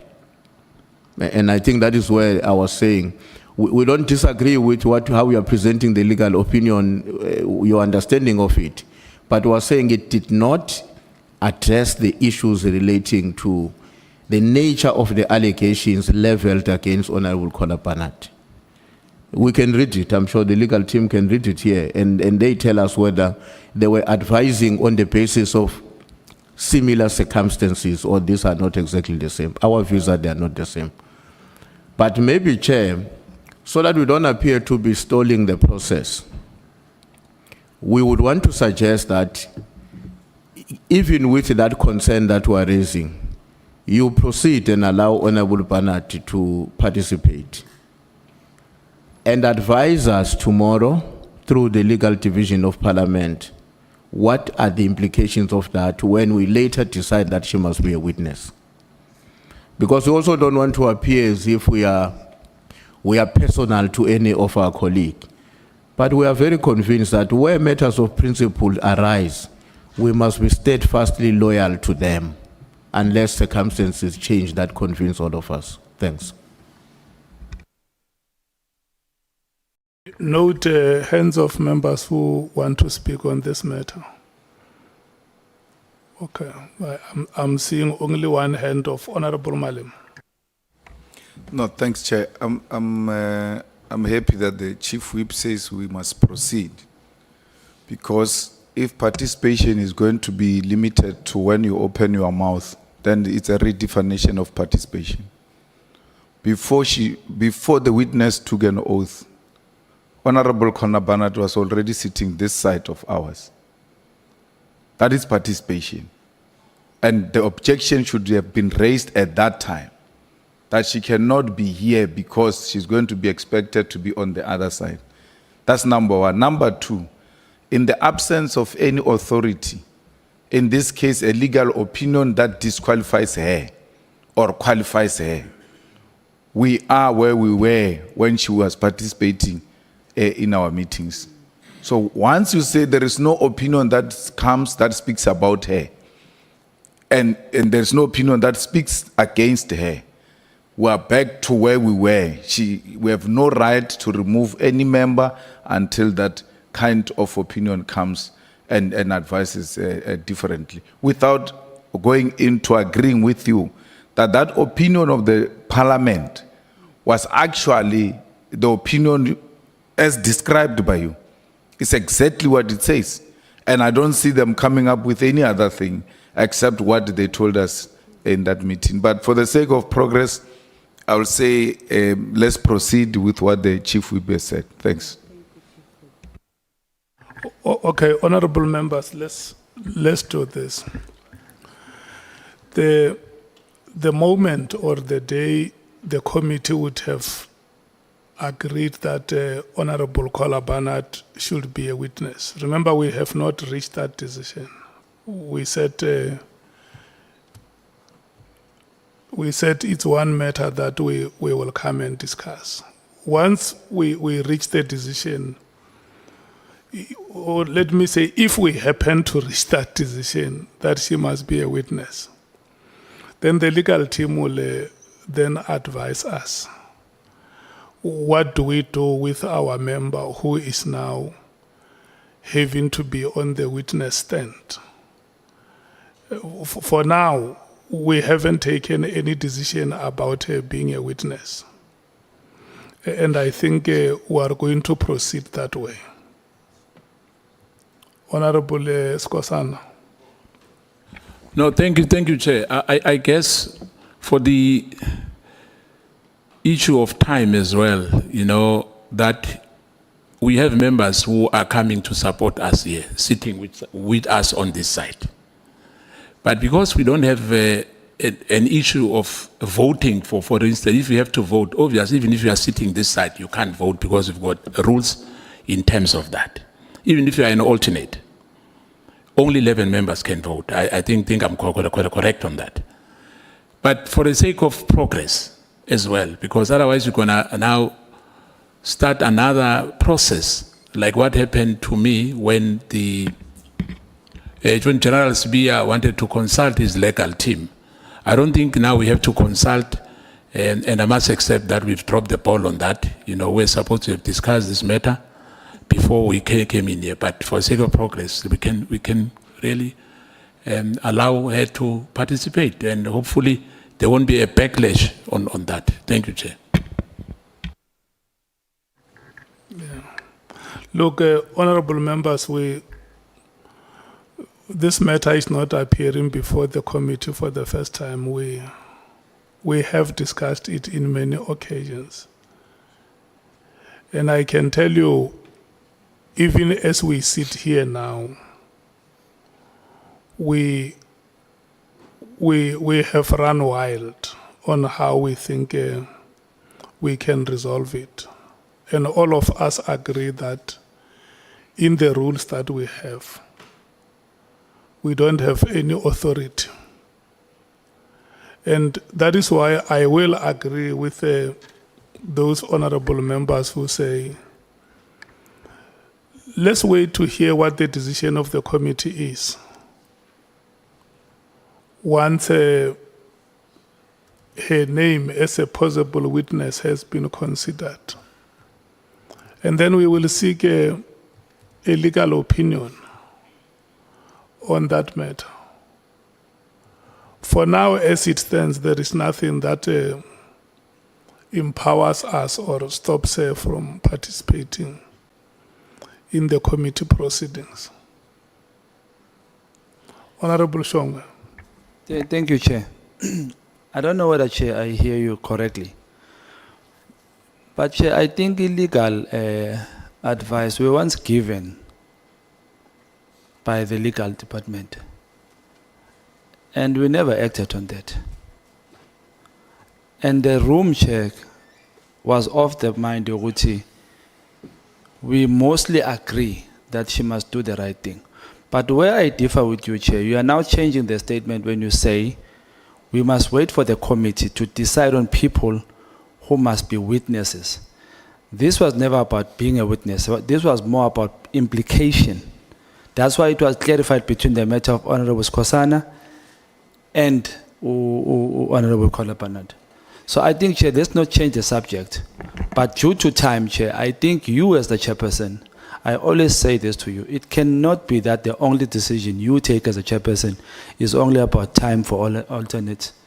You should take this decision for us and help us, Uguti. You must make this decision. And constantly, Chair, you are delaying this matter. Because we should have had meetings already about this matter. We are going forward. Yes, we are busy. We've got a lot to deal with. But, Chair, I think it falls on your shoulders, Chair. It falls on the credibility of your leadership in this committee. So I think, Chair, decision can be made, but you are also delaying the matter. And you know what's the right thing to do. DA does know the right thing to do, but you cannot depend on them. Because when it suits them, it's correct. When it doesn't suit them, it's incorrect. So I think, Chair, make a decision for us and take this matter as fast as you can. If we have to continue like this, let's then continue like this. But if it's a matter of us taking a decision, it has to be taken very, very urgently, Chair. Thank you.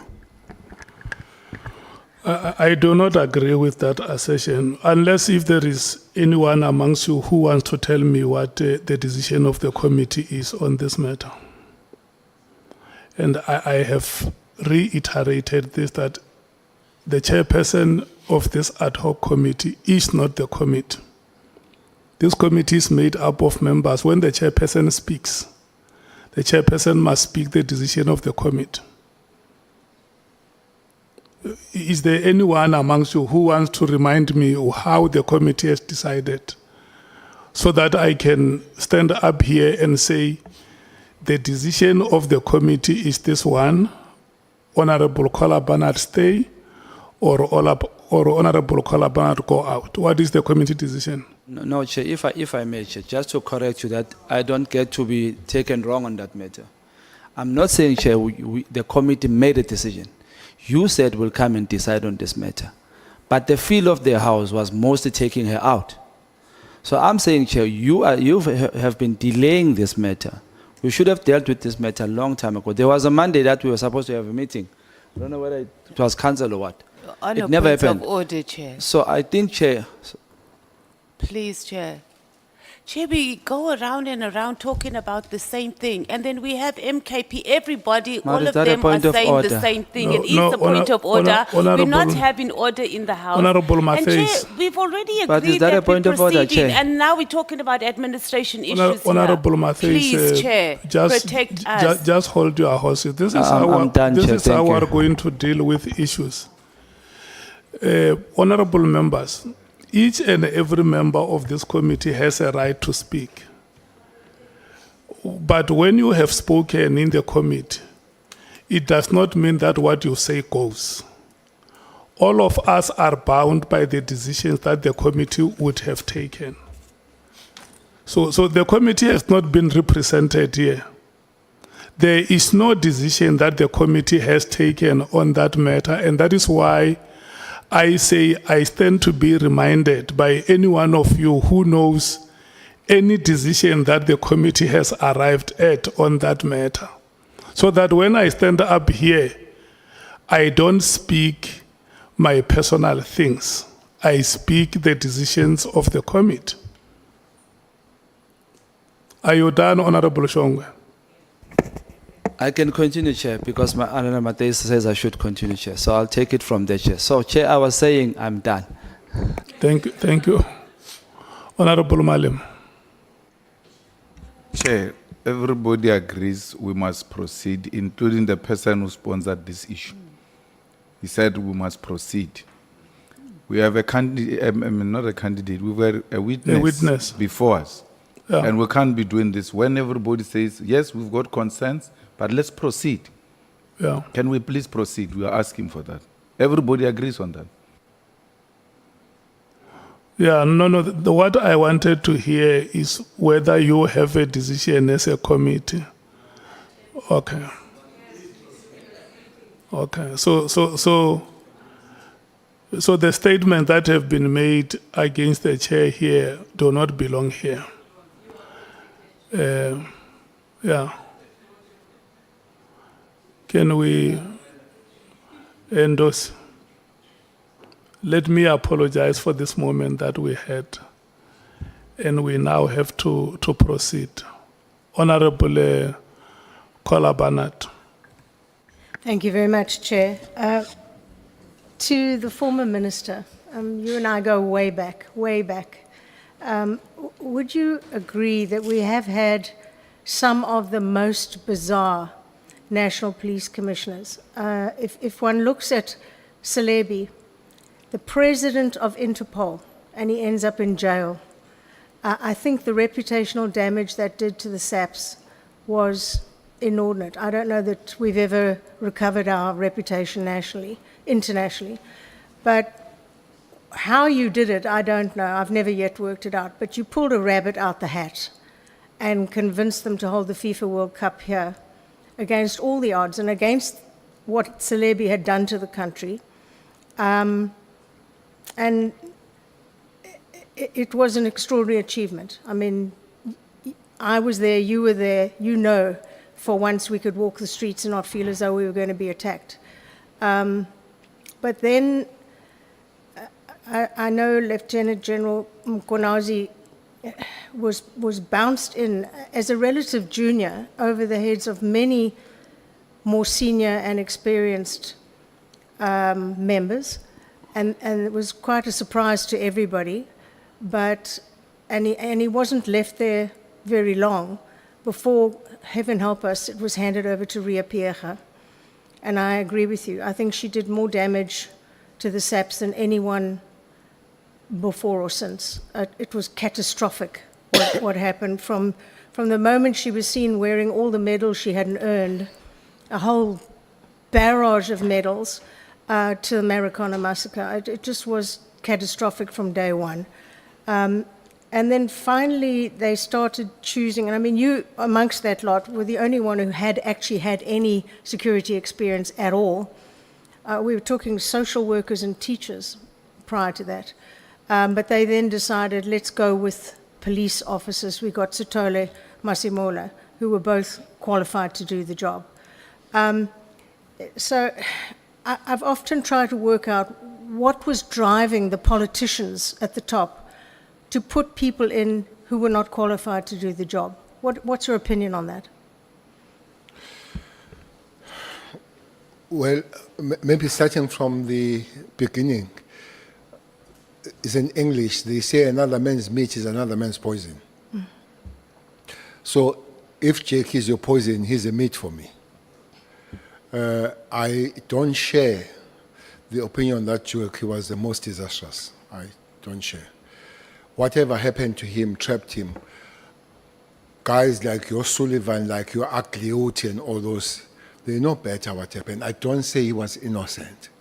But we know that people that really did the damage and the stuff like Aglioti, the system let them go. And they found their sacrificial land, they found their scapegoat. And I agree, he could have got involved with them. That is a tail end of things that happened to him. But it did a lot of job pulling together all pieces of the so-called policing of Venda. I don't know why I like this Venda. Of Venda, Ciskei, Transkei, KwaZulu, and all that. It pulled to produce something called South African Police Service, which is a day. By the way, somebody did ask, what is my recommendation? I was reminded yesterday that, Honorable Chair, during our era, that day was celebrated of 27th January. I would urge that that day comes. The police would come to the stadium, dance, drink, and everything. And Ms. Kola Panat was one person who dismissed that day. So we can talk about it because I find it bizarre that all police officers are working on December. All of them are working. So you can't give a little bit of a holiday when you have come back looking after and all that. We can argue on that one. But it's not true again that all professional police make good commissioners. It's not. It's not. One person that was highly professional, he acted for some time, Patlane. He acted for some time. What happened? He's a professional police. The Stole is a police produced by Honorable Skosana, and he's one to stand there. It did not finish the term. So it doesn't follow why politicians want these people that can the job. They do bring the people that they believe they can do the job, and those people they still do. I think somehow we still have to retreat and find out the way how people can finish, be supported, be helped, because what worse it does, it hurts the organization and it breaks down the organization as we see now, because nobody stays there to understand and take the organization through. But there is an issue, Honorable Member, about national commissioners rather than the national commissioners that were never police. Even those that were police, there are serious problems about it. You're absolutely right. I'd quite forgotten about Patlane, who I think is heading towards jail. He's been arrested, he and his crew, for looting at the crime lab. So you're right, absolutely right.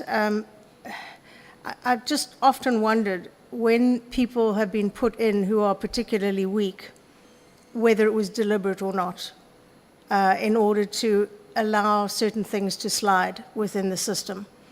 Certainly under Ria Piecha, that seemed to be the case. So I think, I know you've touched on it today, but were you surprised? I thought you and Lieutenant General Mkhwanazi had a good relationship. Were you surprised when this allegation that he's now withdrawn sort of came out the left field at you? Surprised when it was made, or surprised When it was is made. surprised? When it was made. I was surprised. I was surprised because I knew that the thing doesn't come close to anything that has happened. For instance, as I've said, that one bottom line on this one is that I've never sent anybody, and you see something that you are so sure of it, and himself could have checked back. If he says I've sent the message to somebody, he could have checked back. But this person have never sent message from me since we knew each other in 2009. We have not. How would on a short space of time begin to do those things and all that? But this is a point I take, that human beings are fallible. Sure. And I'll live with that. That sometimes human beings are fallible, honorable member, and I'll accept that. Yeah, you've held both positions, and I think you're probably the only person who has been both the National Police Commissioner and the Minister. I know I was hard on you and on Ria Piecha and Pakhlane, all of them, but as a Minister then, were you surprised, and have you been surprised at some of the ministerial appointments that have been made? With Nathi Mthethwa, and we're talking somehow Richard Mluli being brought back by him time and again, and Marikana and Nkandla Gate. Nathi Nhleko with his fire pool nonsense. He didn't last very long. Fikile Mbalula only lasted 1 year.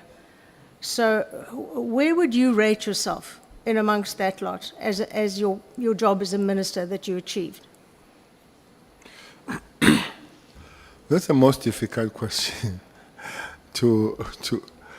If I were a soccer player and I'm a striker, I would rate myself by scoring the goals. It would be easy. The first minister was Professor Mkhwanazi. The second one was Chwete. Third one was Ngagula. The fourth one was Mthethwa. And then after Mthethwa was Nhleko, was Mbalula, was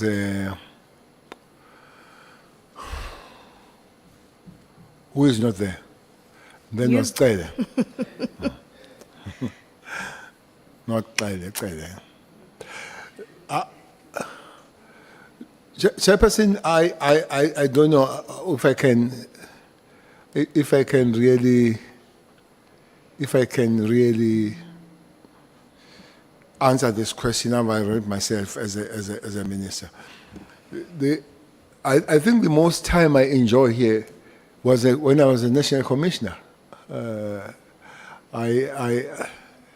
Whoever is sent there, if we get an opportunity and president say choose between being a commissioner or choose to be a commissioner, that is a roller coaster kind of the work, and you can easily measure crime stats, the response of the human beings, and all that. I will request to jump chair on rating myself and allow South Africans and the rest of the people to judge me on that. I'm sure they will. You have agreed that today, the SAPS, there's a lot of factions fighting crime intelligence, all of them are in a catastrophic situation, compared perhaps to how it was when you were the National Police Commissioner. In your opinion, what could be done to pull it all together, to show our citizens that they need not fear the police, but that criminals must fear the police? Because today, currently, our citizens fear the police and the criminals laugh at them. How would you tackle that? How would you turn the tables and turn this back into a police service that we could actually be proud of? Honourable Member, you used the term catastrophic. I think in Zulu, Inhlekelele is something very, very serious. Not only that, and sad. I don't know how much pain I share as I sit there and I look Commissioner writing affidavit against the Deputy National Commissioner and all that, Mkhwanazi coming on the platform, lambasting everybody. Immediately after that, Spear coming, Spear going home, the police are in his house. It's just, if I don't think if it were a move, I would finish it. Is a terrible thing. And I would be lying if I sit here and I say what should be done to fix the situation. I know it's a disastrous situation. It needs to be fixed together and all that. You know, I watched few days ago the discussion on how much South Africans have been scammed by the scammers, very professional scammers out there. But you say, okay, where do you go with these South Africans? There is no head of Hawks, there is no head of intelligence, there is no deputy National Commission of Detectives, and these are the things that these people who are scammed is a place that they should be running to. It doesn't exist. I hope and I wish that the president literally leads his government and the cabinet on finding the solution quick on this matter. Is a matter for government now. Yes. I hear that Judge Maya was talking about requesting Judge Letwaba to go and stay home because of 2.5 million accusation of bribe from Mlife. This is a judge now. I'm not talking about magistrate or prosecutor. Your chief of prosecution in Gauteng is home, is to be investigated. Aibo. So I think somebody somewhere must find a solution, and the solution must be quick. Otherwise, South Africans are going to run helter-skelter. I agree. Last question from me. Let's talk about Cato Manor for a moment. You know them all very well. The still surviving members, because some have died, of the Cato Manor crew. Well, we heard in the Zondo Commission that there was a meeting between the then minister and the then acting National Police Commissioner, and they took the decision to make the arrest as public and humiliating as they could, because they believed the Sunday Times story. Of course, history has shown that those people who lost their salaries, their jobs, their lives, and were branded with the M for murderers on their foreheads, basically, were all innocent. They were cleared by the courts. And I was saddened when the Lieutenant General told us he didn't really recall much about it, because it was his decision to go ahead and join in that political decision to close the unit and arrest everyone. And in fact, the courts have just started paying them out because they're all suing the SAPs for many, many millions. I believe you might have handled it differently had you been in charge. Your thoughts, please. Jefferson, I said yesterday, Lieutenant General Mkhwanazi is a good cop, but he has faults, and I said some of his faults are serious. That is one of the serious faults that he committed. I don't care who says what. I'll go anywhere. That's my belief, and what I see, I see, that's the way I see that what happens. But one thing that is not said, when General Mkhwanazi was here, he raised the issue of him having problem with former Minister Mthethwa, may his soul rest in peace, and President Zuma. He did not tell that initially there were parties with Minister Mthethwa, they caused this disaster together. Yeah. They caused the disaster. So there was a time when they were together and they caused the disaster. I don't know when they realized that one is wrong. This Katomena thing was a part of the Hawks. And the structures that deal with the misbehavior of the police and all that they could do. But weighing, putting on the scale, their successes and what they did for the people of South Africa was huge. Yeah.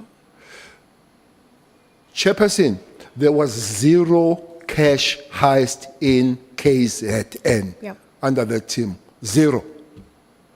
Taxi industry took the line. Criminals, there was a situation that there was a saying that if you want to commit crime, get away out of that province and do it somewhere. There was a saying said, if Katomena wants you, wake up in the morning and go and knock the police station and say I'm here. So how people they look at it and all that, we can't debate that, but fighting crime, that's why even today, or even until I leave the organization, there's been a call to say, can they come back? I say they're dead. Some of them are destitute, some of them, well, are surviving. And I hate this thing. I hate this thing of people claiming the police for things that police must pay the money because they've done wrong to them.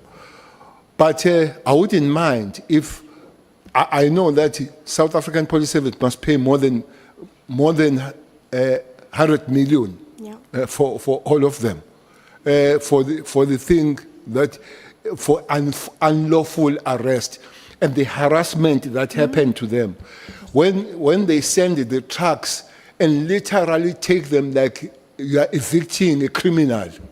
Taking them and cramping them somewhere, putting all the, and that was under General Mkhwanazi and Minister Mthethwa. And Minister Mthethwa went to a prosecutor asking that prosecutor to arrest them in June, was accompanied by the General Mkhwanazi to tell you, please make sure that they get arrested. And they got arrested. And today we are facing the unlawful arrest. When I said so, when you talk about Katomena, is one mistake that has happened in the history of police coming forward. And such a huge negative impact in crime fighting. With that team, for a very long life, they would be there. I was even prepared to be castigated by my organization because I attended their trials. I was castigated of supporting the rebels and all that. But I knew that those were good human beings doing the work to protect South Africans. Thank you very much. Chair, thank you for your time. Thank you so much, Honorable Kola Barnard. Thank you so much, General Cele. Honorable Skosana, you will be starting when we come back from break at 1:30. You'll be sitting there at 1:30. Thank you so much. No, we're taking a break immediately. We're back at 1:30. Yeah. Chair, you saw my hand. But Yes, you can speak, but we are on break. But you saw me before you declared break. Yeah. But it's okay, Chair. Chair, I just want to say, I wasn't here. I have no problem with the decision of the House on the participation of Honorable Barnard. But I just want to state for the record that I did share with you my opinion on the opinion. With the legal team. But I send it to you, so you have it on Yeah. record. Please Just, The legal team will consider it and will give the committee a feedback. I just wanted to state that for the record. Thank Yeah. you.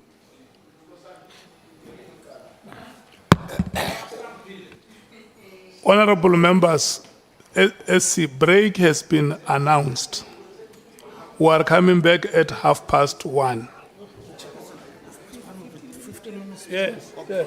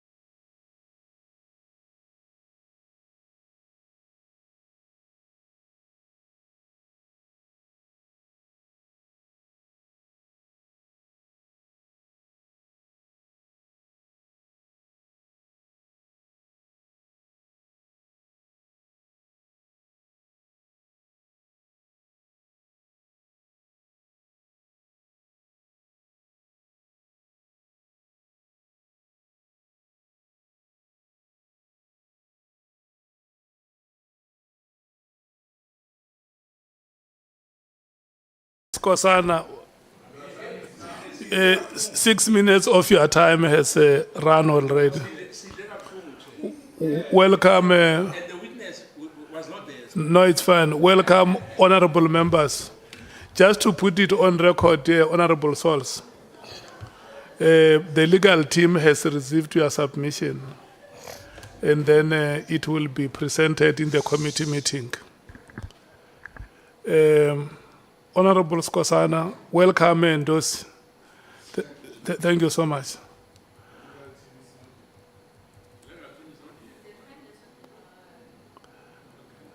Yeah, but the legal team led evidence.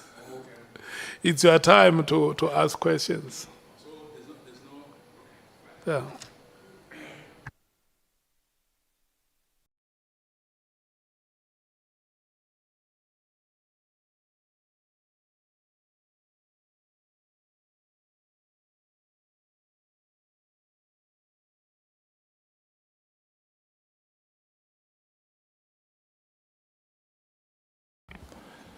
Thank you, Chair. It will be until 14:38, Honorable Skosana. Thank you very, very much. No, I'm going to leave it for Shongwe to finish up.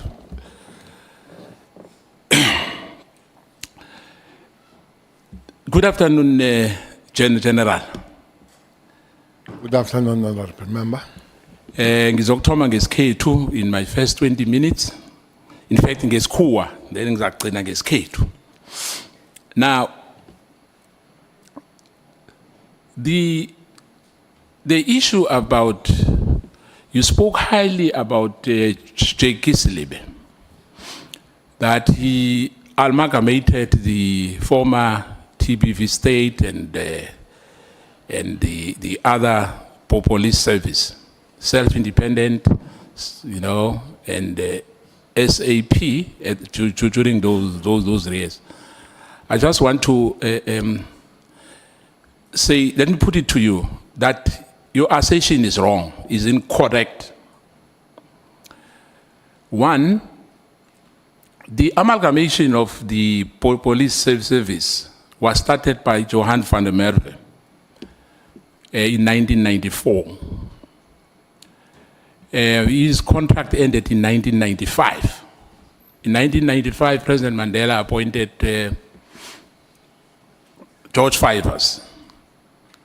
Fortunately, I was among the staff of the safety and security in Mpumalanga. I was seconded from Department of Finance, and we were a supporting staff when these agencies were amalgamated.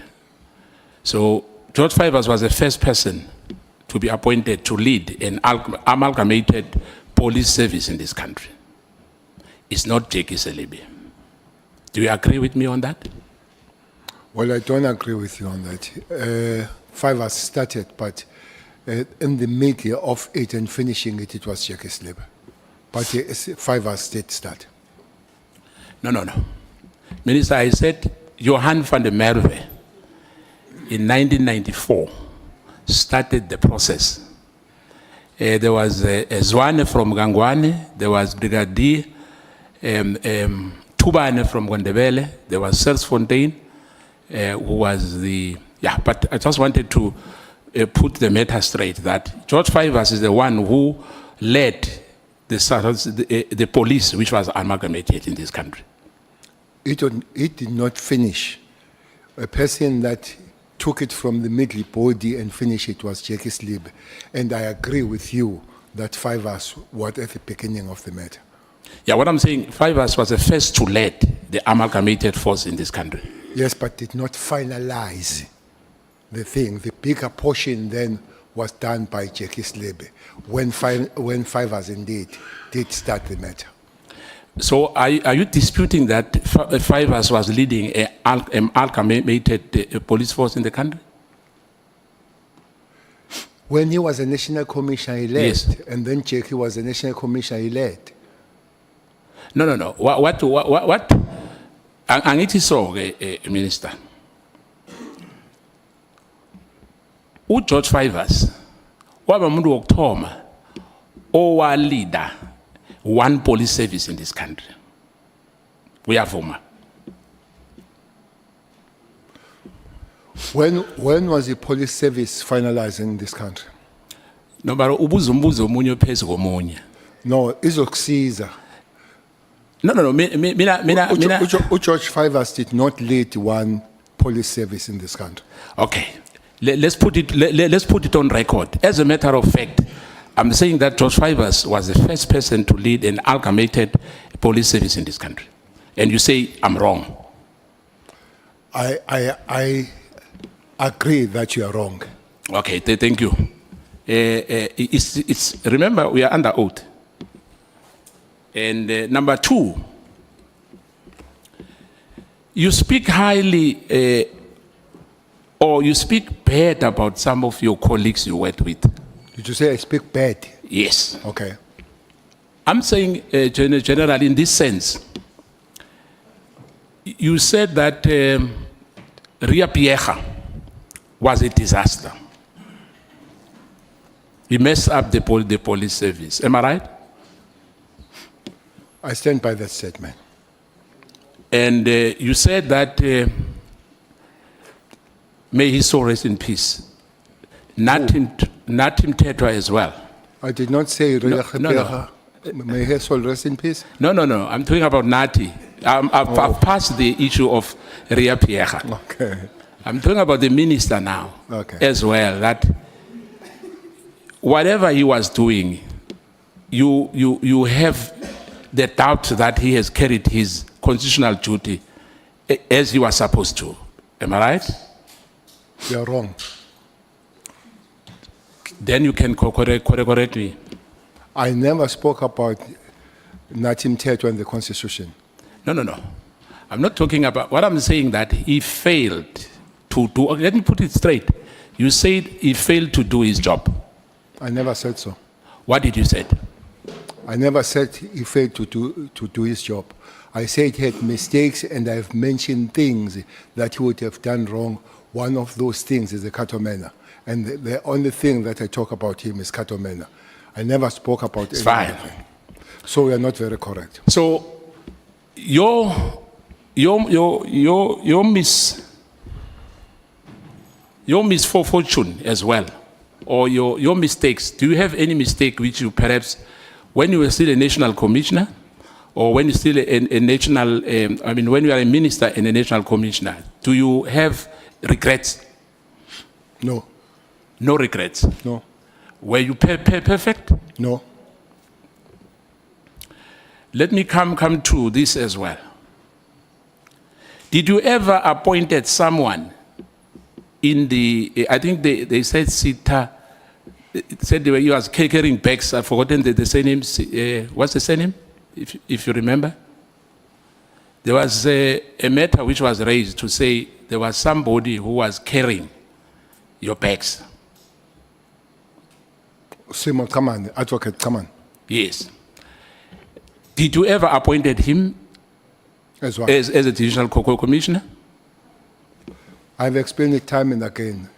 And you said you were in that environment, you would know, especially that there is no minister that appoints any level of police in the South African police.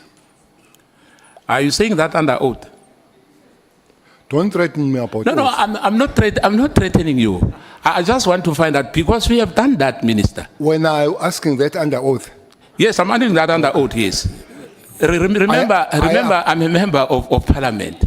I've been in Parliament far long before than you. I know better Parliament than you. But if you say I'm under oath, it means you don't accept that I am under oath and I'm protected. Simo was appointed by the Minister of Police as a special advisor to the minister, but was appointed by the National Commissioner as a legal person heading legal in the South African Police. Minister, let me put this thing to you once again. My question is simple. Have you ever appointed a divisional commissioner, you as a minister? I've answered that no. You've never done that? No. And let me put it to you, and I guess the scribes are writing this down. You've done so. That has never been done. No, it's fine. Anyway, remember, we still have to, I'll bring proof of that, Minister. Okay. That you've done that. Bring it. Now. And if you don't bring it? No, I'll bring it. I'll bring it. Anyway, I'm protected. Don't, you said you've got 40 years or so here. But I'm not threatening you, but I'm telling you that you have appointed a divisional commissioner yourself, not a national commissioner, as a minister. You said the minister doesn't do that, but we have done that. But let's start now again. Let me put it to you again, Minister. Can I respond before you put? You can. Honorable member, I hope the problem here is that people, they say things, and when they're supposed to prove it, and they don't happen, they don't come back to say those things here. I would want that protection. If you say I've done it, you're going to bring the evidence. I would want to know what happens if that evidence does not come. We are not going to hide behind the situation that says we are protected. So we're not going to be painted. We're not going to be painted. It's a law, and unfortunately, I'm protected. You can't do anything about it. Am I allowed to answer when I'm asked? Yes. Am I allowed to answer when I'm asked? Let's do like this, honorable members. The people of South Africa are watching us, and they want to see the best out of us. I just want to request both of you to tone down. And what we must do, Honorable Skosana, let's ask the witness questions and the witness response. Not because we want to dismiss the question that the witness has given. Because if a witness responds and say, I have not done this, and then you come back and say, but you have done it, you are now opening the matter for debate. Let's ask questions and not force the witness to give questions that we want them to give us as a belief. I thank you, Chair, and as well, let me be protected. When I ask a question, the witness should not as well question me. Because I ask a question, then he questions me again. I need your protection as well. Thank you, Chair. Agreed. General, when the honorable member asks you a question, may you please respond to the question. Both of you are protected by the chairperson equally. Nice to hear that.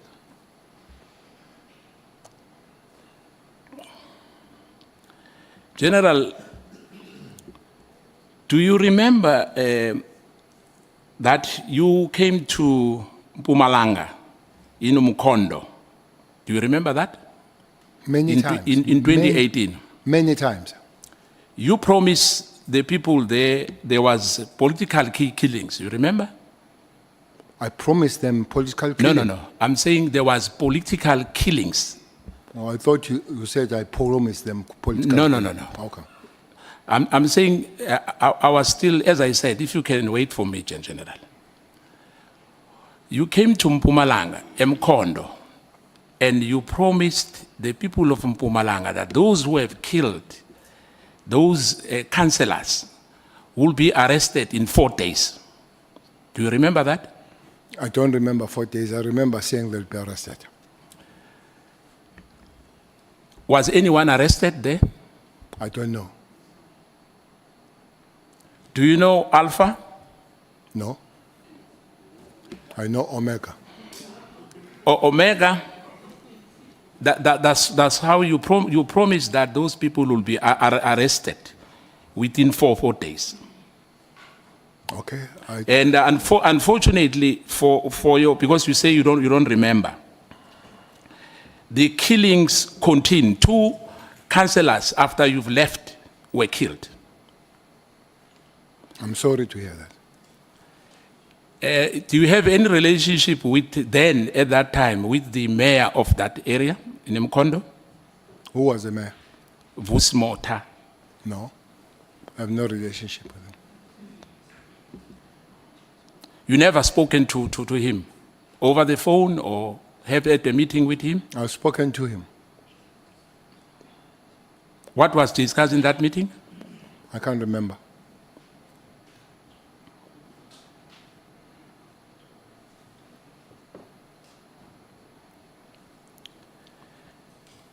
There was 2 people which, the names which were disguised here from IDEC.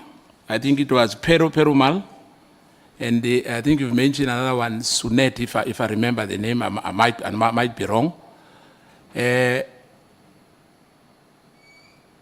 What is your take with those guys? They ever intimidated you? Because we are told that they are harassing, in particular, ministers and lieutenant generals as well from IDEC? I spoke with one name, not 2. I'm sorry? I spoke about one name, not 2.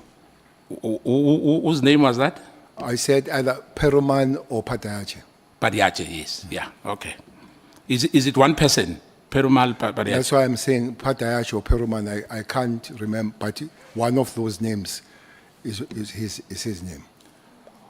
In your understanding, what was the role of ID and the investigation matters in terms of jurisdiction? ID or IDEC? No, ID at that time, before they were IDEC.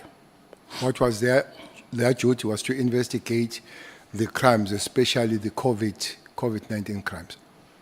And state capture? No, I know nothing about IT and state capture.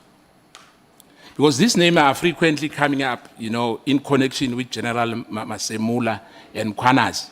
And Mkhwanazi, when he presented his submission here, he said, at IDEC, there's a rogue policemen there and women, but there are those good policemen there and women. Do you agree with him on that?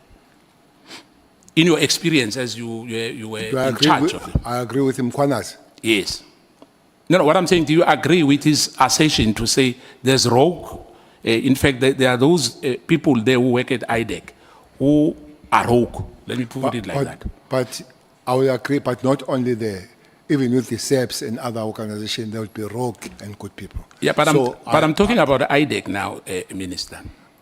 But I'm giving you the context of which I'm agreeing that indeed I agree with it, but I'm adding to say is a generic problem. So are you saying even in the top echelons of the South African police, there's rogue policemen and women? I would agree.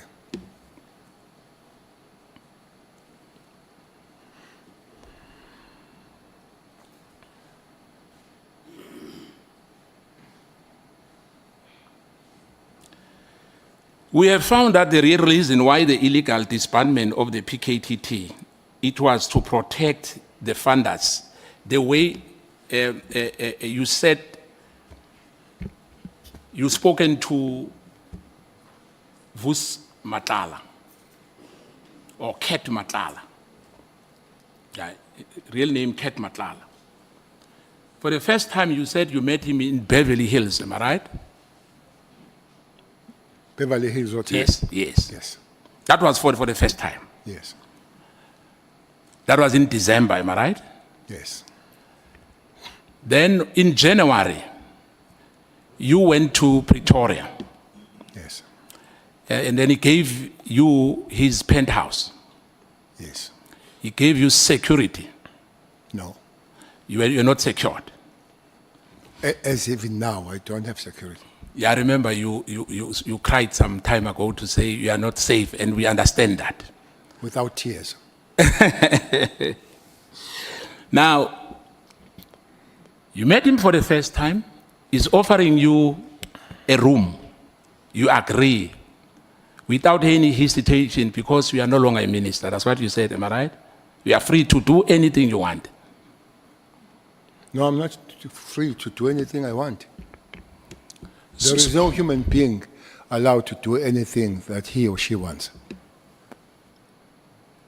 Yeah, I thought when you say we are free, we are no longer accountable to anyone. I thought you said so. On that particular matter, Honorable Member, not generically that as a human being you can do whatever I want.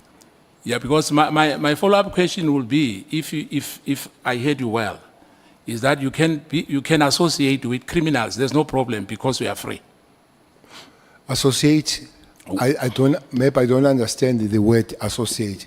I can't associate with criminals, but I still can get the information and be briefed and hear and be phoned by those people that give information, even if they're in the criminal world.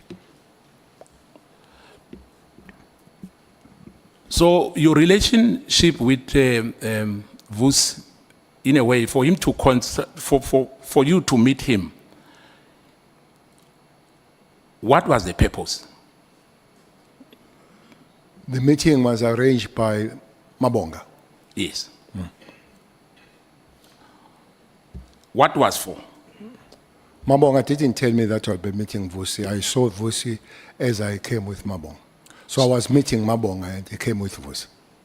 So he only disclosed when when Kate was there. When I saw him, correct. And you were comfortable to help him. I didn't even know him. Yeah, but what I'm saying, were you comfortable after he told you what was the meeting all about?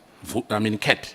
And I got interested. I was comfortable interested because he spoke about my name, that my name, if somebody has spoken about it somewhere.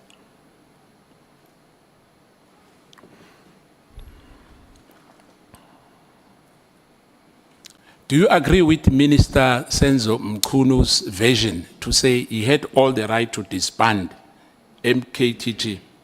No, I don't agree with that.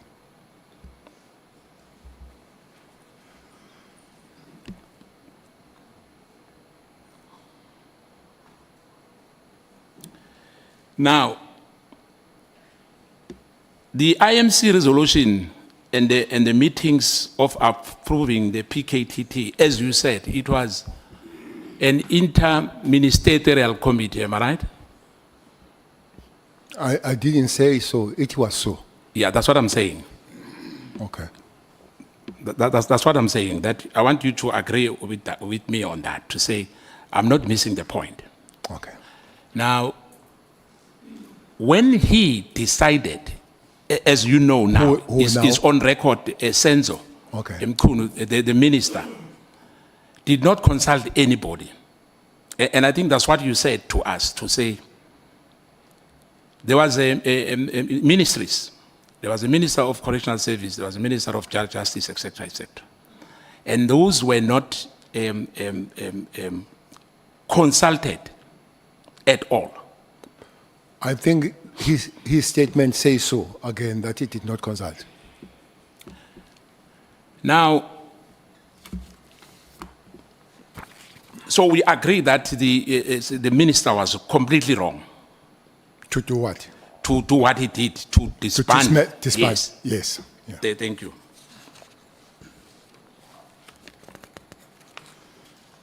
Now, there's, you call him Mary, if I remember, Professor Mary. Dihas. He says that... She. Yeah, she. She says that you are a disgraced minister. Do you agree with that? I don't agree with that. Yeah, I'm just saying, I'm just reading what he wrote here. I don't agree with it. You don't agree with that? And you said you don't recognize Patricia Machale, if I remember well. I don't recognize or remember her. No, you remember her. What I'm saying that whatever Patricia is saying, it doesn't hold water according to you. Am I right? Correct. There's another gentleman who said he wrote you many letters. He calls Fikile Mbambi. Have you ever received any letter from him? Who is that gentleman? Fikile Mbambi from Cape Town, from Kayelisha. Fikile Mbambi. Yes. I don't remember the name. You don't remember the name. Now, when you were talking to my colleague here, you said that there's around almost 200 members who are deployed here in Cape Town. Am I right? At the cost of 800 rand, I think for accommodation, there's food, there's cars, you know, you've mentioned all those things combined to say that, you know, they are trying to help the people of Cape Town. You mentioned Delphi, you mentioned Philippi and other areas.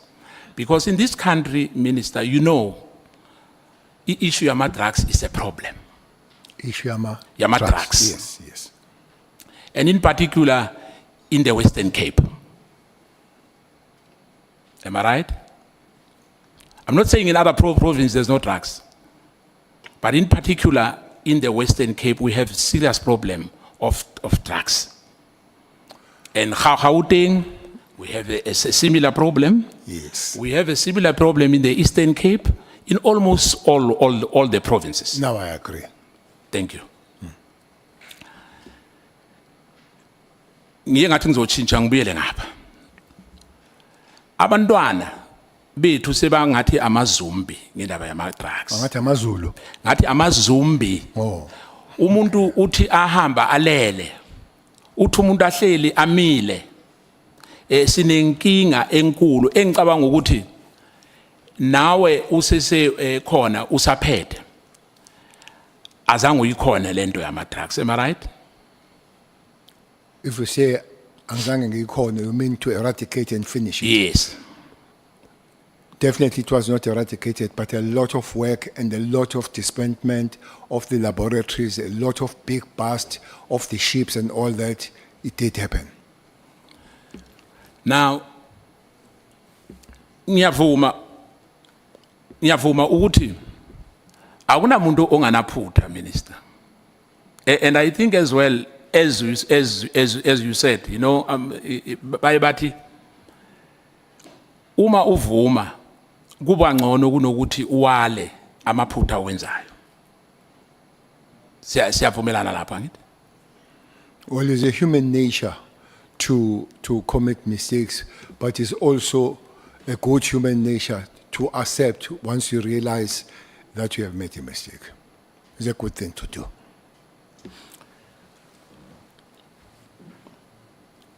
Ngiyacabanga ukuthi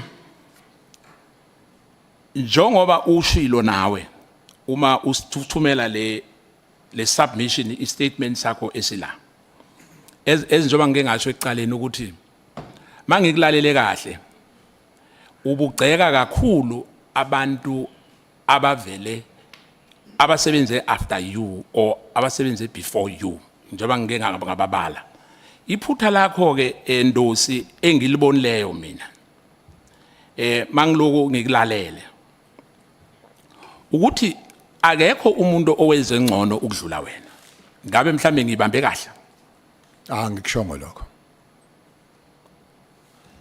Uthi kushiwo yimina ukuthi ngenze ngcono ukudlula wonke umuntu. No, ngisho ukuthi the way uzipresente ngakhona is like wonke umuntu oke waba uminister in particular. Njengoba ngeke ngakhuluma ngenda beside indaba yaseKhatomana ukuthi unathi may his soul rest in peace.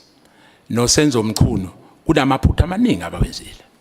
Unathi ukhulume nge1 uthize iKhatomana, am I right? Can I remind you how many ministers I have counted? Yes, 7. So I've presented myself. I did not present on behalf of Minister Umthethwa or Minister Umkhulu. They can present themselves and then you can make your assessment on that. Njengoba ke uke wezwa alana uminister osuspendiwe. Kuye kwezwakala ukuthi wacela uchief of staff wakhe ukuthi a record inkulumo yakhe ayikhuluma no provincial commissioner Mkhwanazi. Leso senzo ungasibona kuyisenzo esi right ngokwazi kwakho umthetho. Well, ngokwazi kwami ukuthi umuntu mayezo recorder, for instance, mawufonela bank, ufonela insurance, ufonela phi, uyawonishwe utshelwe ukuthi uzorekhodwa. I think into wrong ukuthi ungakwenza lokho having not told anybody ukuthi uzokwenza, especially umuntu osuke uzokhuluma nawe ucingweni ukuthi ungamtsheli ukuthi uzomrecord. Ngicabanga ukuthi into wrong. Khona siseselapho ngicabanga ukuthi nawe waye waba concern ukuthi kunamaphoyisa athumela amafoni elinye iphone number beyakho ngongayekho emthethweni bayithumela ku batch ku judge ukuthi bakhona ukunilalela ukuthi nikhuluma ini ngalawo magama ngisho ukuthi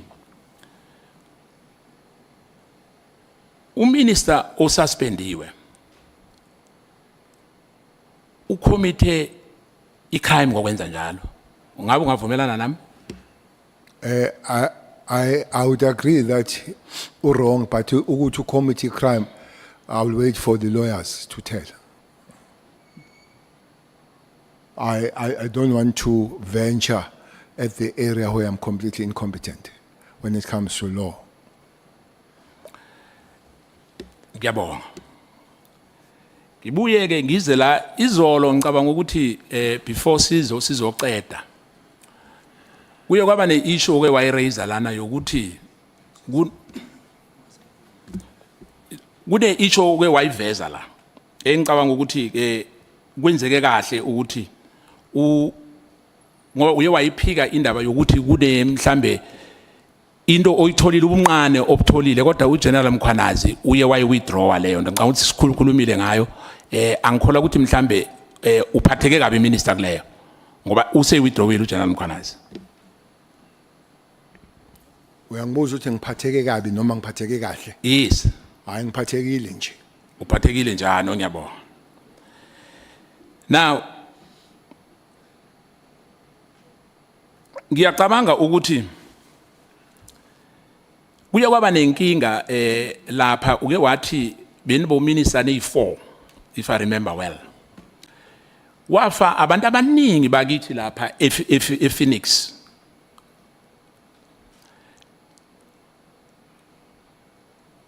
Ngabe kukhona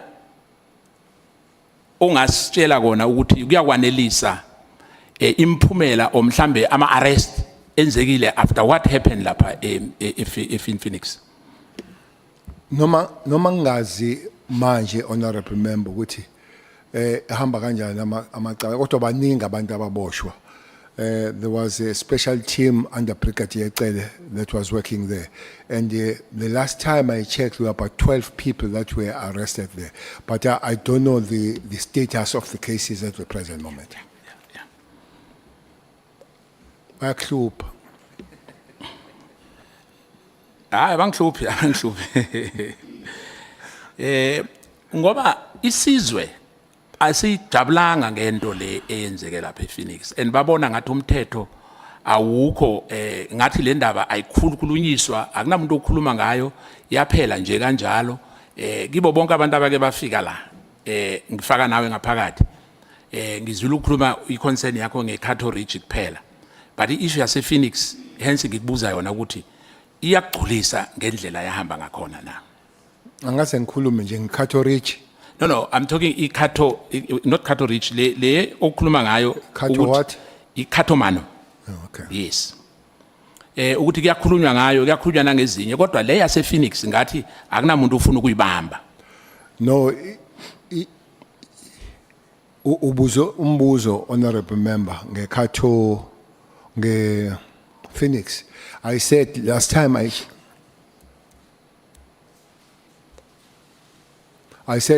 I checked, there were quite a number of people ababeboshiwe. So I don't know what is the status now, but there were people, some by then have been found guilty and doing some years. So it might not have been adequate, but there was a response in terms of the law dealing with the matters of Phoenix. Honorable Nomvalo. Yeah, thank you, Chair. Apologies, Honorable Skosana, for interrupting you. It's a follow-up question, Chair, arising from a question which was asked by Honorable Skosana in relation to political matters which took place in Mpumalanga, which was followed by the general's visit, wherein he made commitments of making arrests.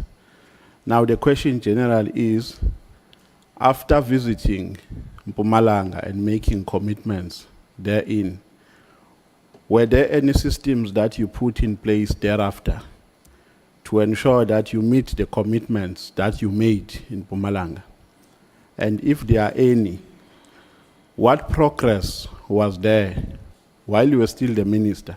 Because we can't expect you to know now, because we are not a minister, so we are no longer in charge of the organization. But at the time when we were there as a minister, what progress did you leave in relation to that issue? And did you ever go back to the people of Mpumalanga and say, these are the systems that I've put in place, and this is progress that we have made so far? Because the issue of political killings is a very serious issue. So I was really not satisfied, Chair, with a response that he gave, that he doesn't know. And that I think it arose maybe from an impression that we are asking about his knowledge at this point. And the question was asking about his knowledge while he was still the Minister of Police. Thank you. When I went there, I went with the provincial commissioner, honorable member.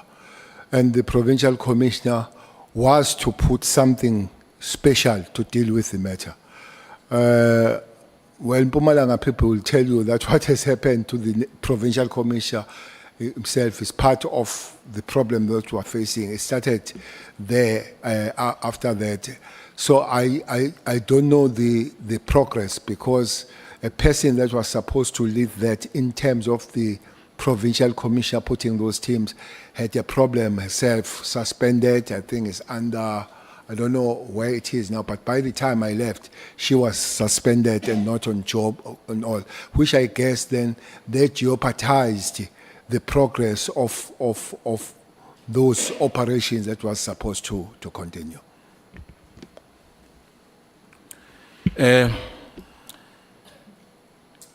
Ngiyacabanga ukuthi angigculisekanga ke ngendlela ophendule ngayo, kodwa ke ngizochubeka ngoba lesithembiso wazenza njengesithembiso owasenza masikhuluma ngeissue yakaSenzo Meyiwa killing.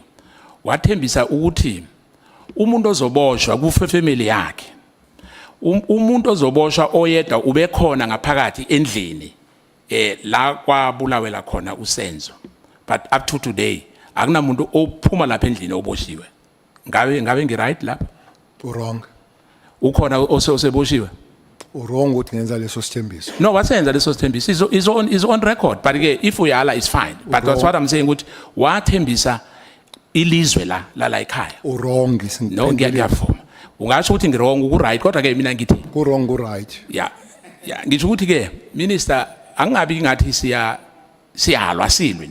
Mina ngifuna ukubuza nje ukuthi uyayala nokuthi wathembisa ukuthi umuntu omunye okhona ngaphakathi uzoboshwa obeke khona uma kudutshulwa uSenzo. Zange utsho njalo. Sengiphendulile lapho. Okay, ngiyabonga.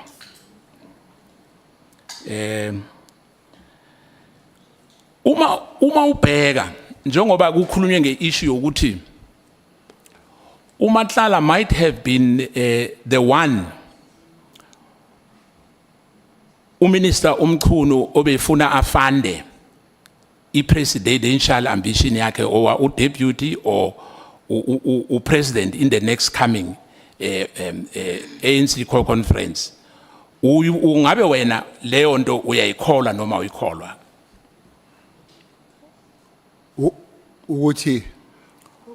Ukuthi lempi ekhona engaka esiphoyiseni abanye bazokhuluma ngokuthi hence kwakhanselwa necontract yakaMatlala is because something went very wrong kule meeting efanele ibe khona phakathi kwakhe eyenzeka phakathi kwakhe nomhoshi otawumazi uBrown Mkhotsi. Ngoba after that kwakhanselwa icontract yakaMatlala. Mhlambe ungabe ngokunye ngokucabanga kwakho ukuthi this functional battle noma nje into eyenzeka ngoba fanele yenzeka? I think Lama battle started before the cancellation.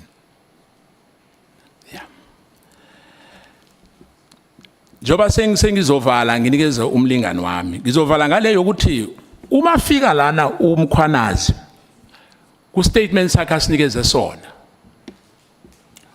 uthi isipholisa samoshakala ngo2007 ngo2007 kwenzeka ukuthi kucala kubizwana amaphoyisa abizana comrade kwaba namabray enziwayo ePulukwane azange kuphinde amaphoyisa ahlonipheke o ahloniphane kwaqala ama faction ngaleso sikhathi ngabe uyavuma kuloko Angivumi. uthi akucala ngaleso sikhathi ngabe kuqale nini ukuliwa esiphoyiseni i-top management ngokwakho ukwazi So lokho abakhona amaphoyisa. loko abakhona amaphoyisa nawe uma ukhona leyo impi yaqhubeka injalo Yebo. so uthi iqale ngo1994 not ngikhuluma nge-new dispensation angikhulumi ngalawa kudala abangasimelanga lento iqale 1994 ukulwa Ngiyavumelana nawe. ngiyabonga sengizonikeza ke umlingani wami aqedelele njengoba uchairman said avumile ngiyabonga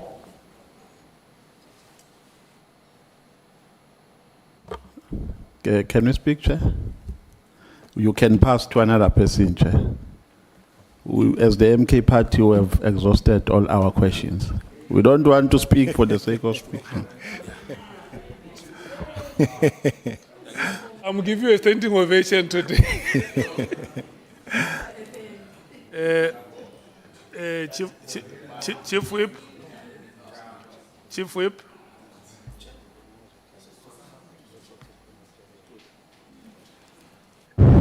Oh, no. Thanks, Chair. Thanks a lot, General. Good afternoon. I know that many questions have been asked and answered, so I shouldn't be that long. And I'm going to try and rephrase the question for you to address a specific issue. For instance, in your submitted Son affidavit, General, you speak about General Mdluli, the decision about his suspension, but you also talk about on the same paragraph that you were directed by the then minister and deputy minister to fire General Shabalala. Now, what I want to understand here, what is it that is so special about Mdluli? Who is Mdluli? And where does the country come from with Mdluli? Because he emerges as somebody very central to whatever that has happened in our security cluster over the past a decade or two. Who is the man? Well, I really don't have extra information than what I have. Mdluli became the head of the crime intelligence in June, when I became the head of South African police administratively in July. I am told that the way he was employed was a panel of ministers chaired by the Minister of Police.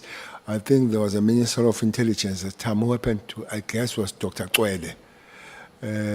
I think there were other ministers. There were about 4, I can't remember who they are. That makes him a little bit special, Mdluli, from the very word go, because I've never seen a TTG having such a panel of the ministers. But one thing that was quite significant, there was an acting police commissioner then, General Williams, or Commissioner Williams, and I'm told was not part of that panel. This is a DDG, but the DG of that department is not part of that panel. That's quite interesting. Mdluli, his background this is under correction, so that I don't lie under oath. I fight with Mr. Skosana. So his history looks like it comes from the police anyway, but was belonging to this branch, that infamous branch called Special Branch. Looks like that's where it comes from. And those that they know him, they said he would be a not a very kind guy. Those that have been in the hands of Special Branch, they would understand how they would treat you, those guys. They were not nice at all. So it looks like he was part of those guys. But also looks like he was person that people were scared of him. Because the arrest looks like was suspected, because I don't think was ever found guilty, was suspected of murder, which had nothing to do with the work, which was a kind of a social matter, because it looks like a person that was murdered because he interfered with his girlfriend.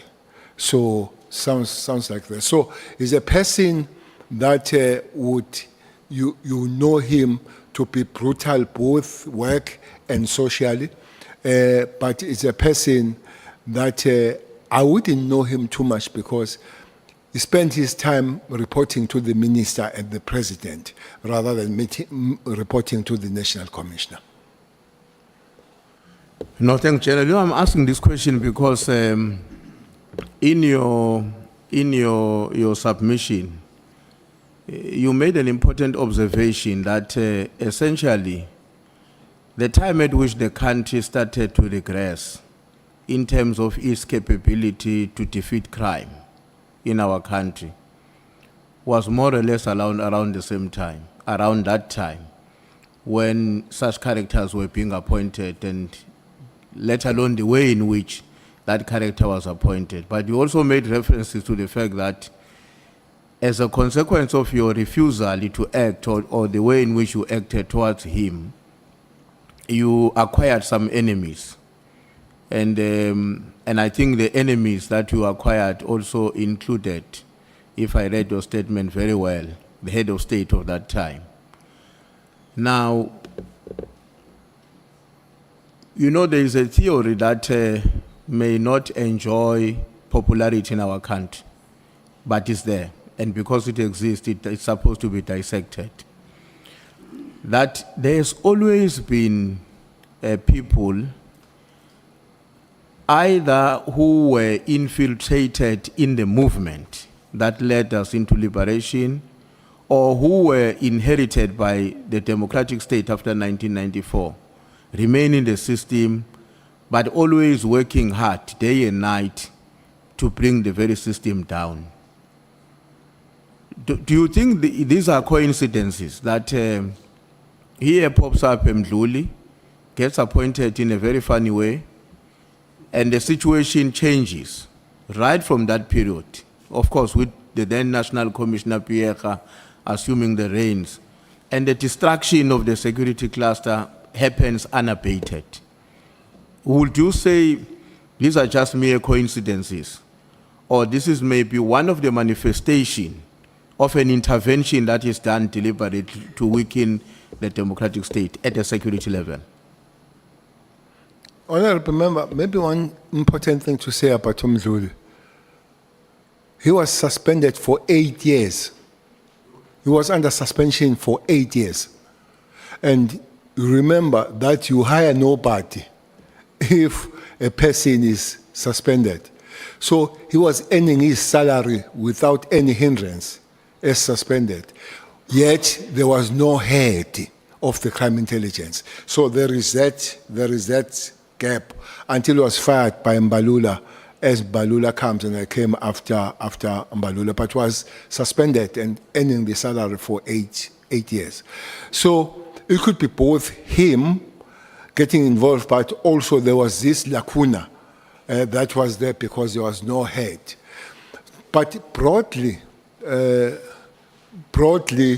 from the world of security, Honorable Member, there are no structures that are not infiltrated by opposition. That's your take, that's bottom line. They even say, when you're operative intelligence, they give you a beautiful, good information, you must be worried because information is forever on the exchange. So you wonder, as they give him such a good information, how much good information he or she gives on the other side. It's a game of trade-offs. Yeah. I give you this one, you give me the other one. Now, General, the issue, you know, when we listen to Minister Mkhwanazi, part of his consideration, and not only him, I think General Sibia as well, there's this issue about the amount of money that was spent on the PKTT. I know you said earlier on that's not a terrain that you would have been directly involved. And I remember Minister Mkhwanazi saying that we may have to ask the AG or somebody else to conduct an audit. But where I want to get an understanding from you, was there ever any moment where a focused discussion during your tenure takes place with regard to the impact on the finances of SAPS? Of the work of the PKTT? Was there ever any, and if there was, including maybe possible abuse that may involve the S&T or the overtime? So was there any focused discussion on the matter? And if there was, any actions were taken maybe to mitigate the possibility of the system being exploited? I think this one of abuse, there have been some specific examples that were made, Chairperson, that the operatives and the police were sleeping on posh hotels. They've mentioned one. I hear people saying that Beverly Hills is a top-notch. There is a top-notch hotel next to Beverly called Oyster. Oyster box. That is a really top-notch. That's a really top-notch something. So there is an accusation. There is an accusation that we're sleeping there. I don't have that information that there are police that slept there at the Oyster box. I don't know where they were sleeping. What I know is that they would have found the accommodation from the hotels or those places that they would have slept to, but I am under correction. For me, there would be no reason for the police to be sent to sleep at the Oyster box, which I think Mamu Mary speaks on it, that they were sleeping there at Oyster box. But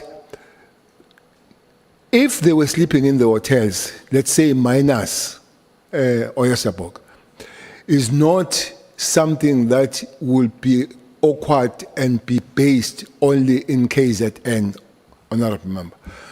There is a hotel here, as you drive, near, is it a Mountain View? Is Taple View? There's a place called Taple View here in Cape Town. There is a hotel that is on the water, there's on the sea. The South African police of Operation Thunder were living there. As you sleep, the waves are almost on your room in that hotel. So then it could not be the problem then of PKTT. So it could be the generic problem that we'll have to work on. So for me, my argument would not then, if that is your consideration, you would have dealt with one unit and let others sleep on the sea. Now, General, you made some observations about. Sorry, Chair. Honorable Malem. I just want to ask General to remind us, Richard Mdluli, when he was arrested, was he not with another police officer called Kimba or Killer? Yes.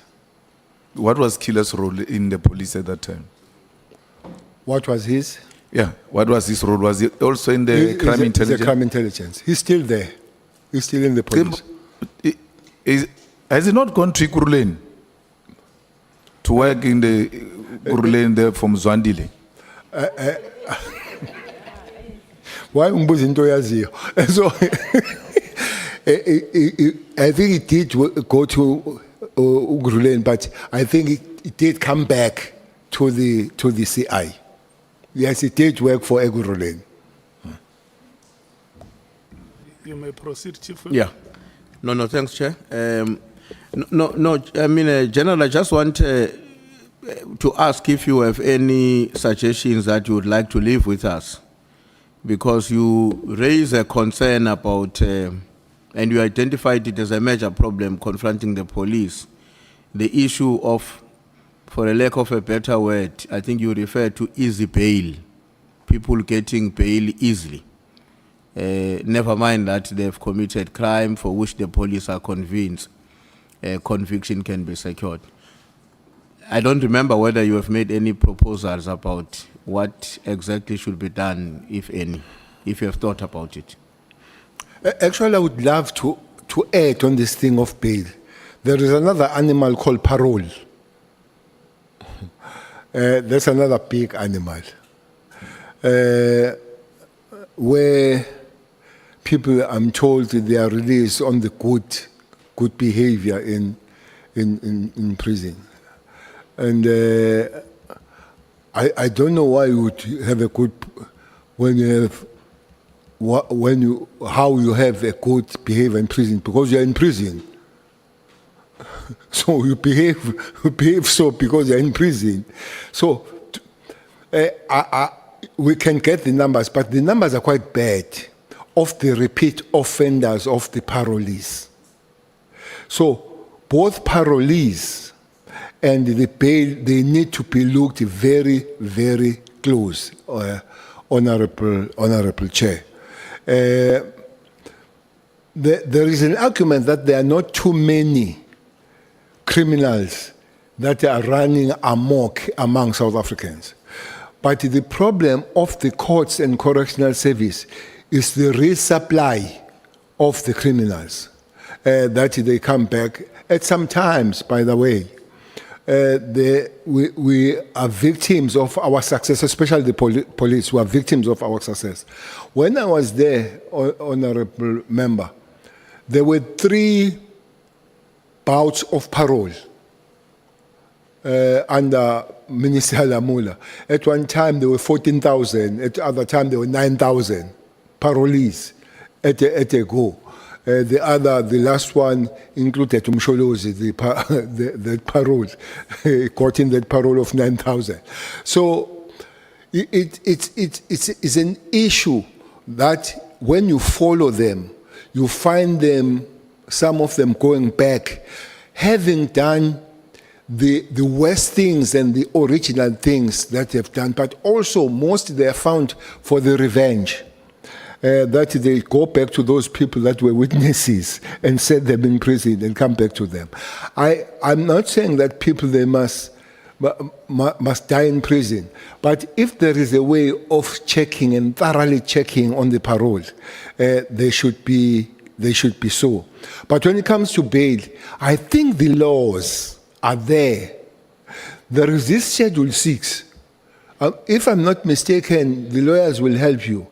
I'm told that the Schedule 6, you don't get the bail, especially if you're second Schedule 6 and all that kind of thing. So there are the laws that are there. But one thing that keeps cropping up with the bail is corruption. I don't know if the members are aware of the fire that is burning around the Judge Letwaba with a bail of Mlefe, that the Judge Letwaba was given 2.5 million to grant that bail. So there is that the magistrates are not very sympathetic to the work of the police. So if we can enhance those laws, let's do. But the laws are there. I hope people that are there to implement those laws can do the best.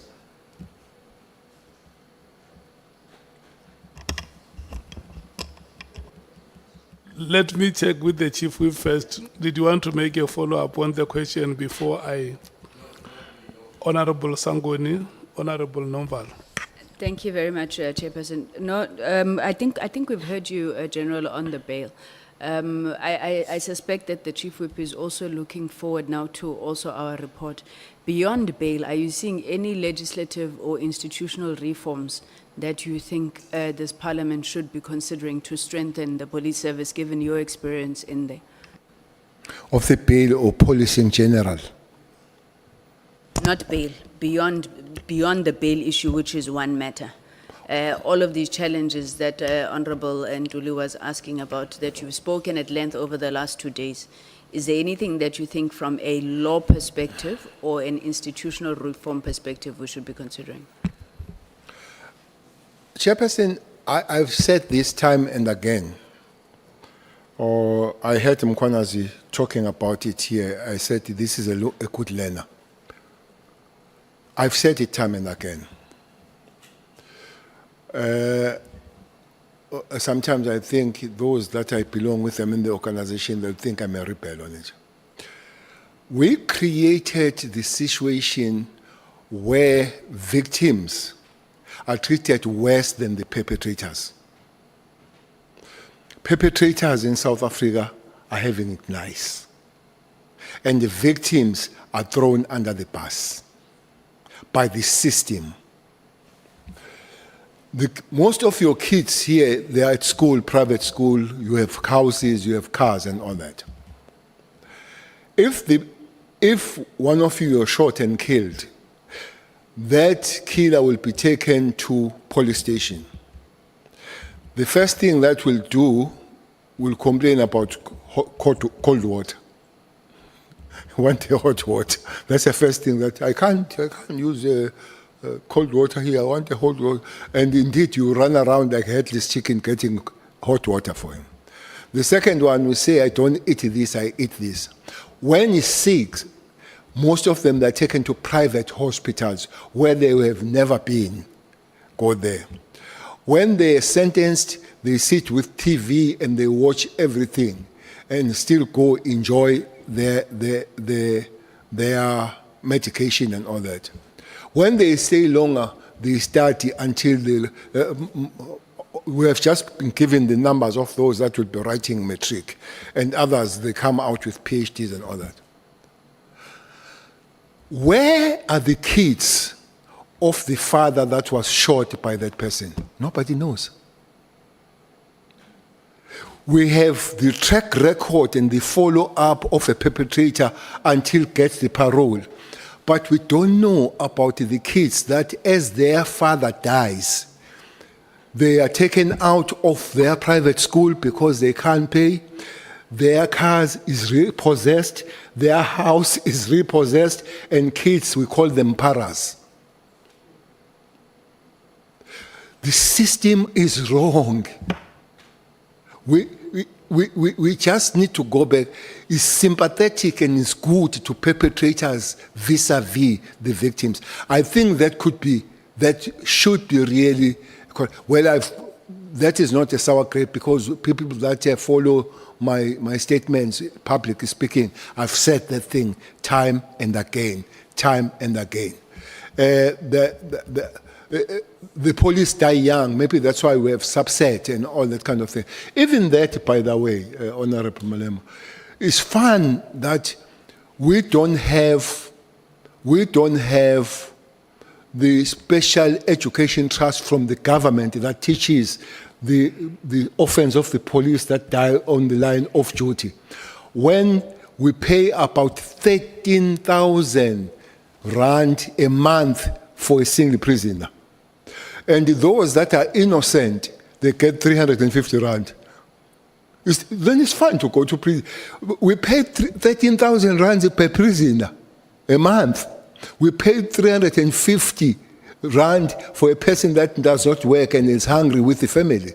So people, they get comfort out of crime, out of committing crime. So I think we need to go back and check the system and see what we can do with the system as a whole. Thanks.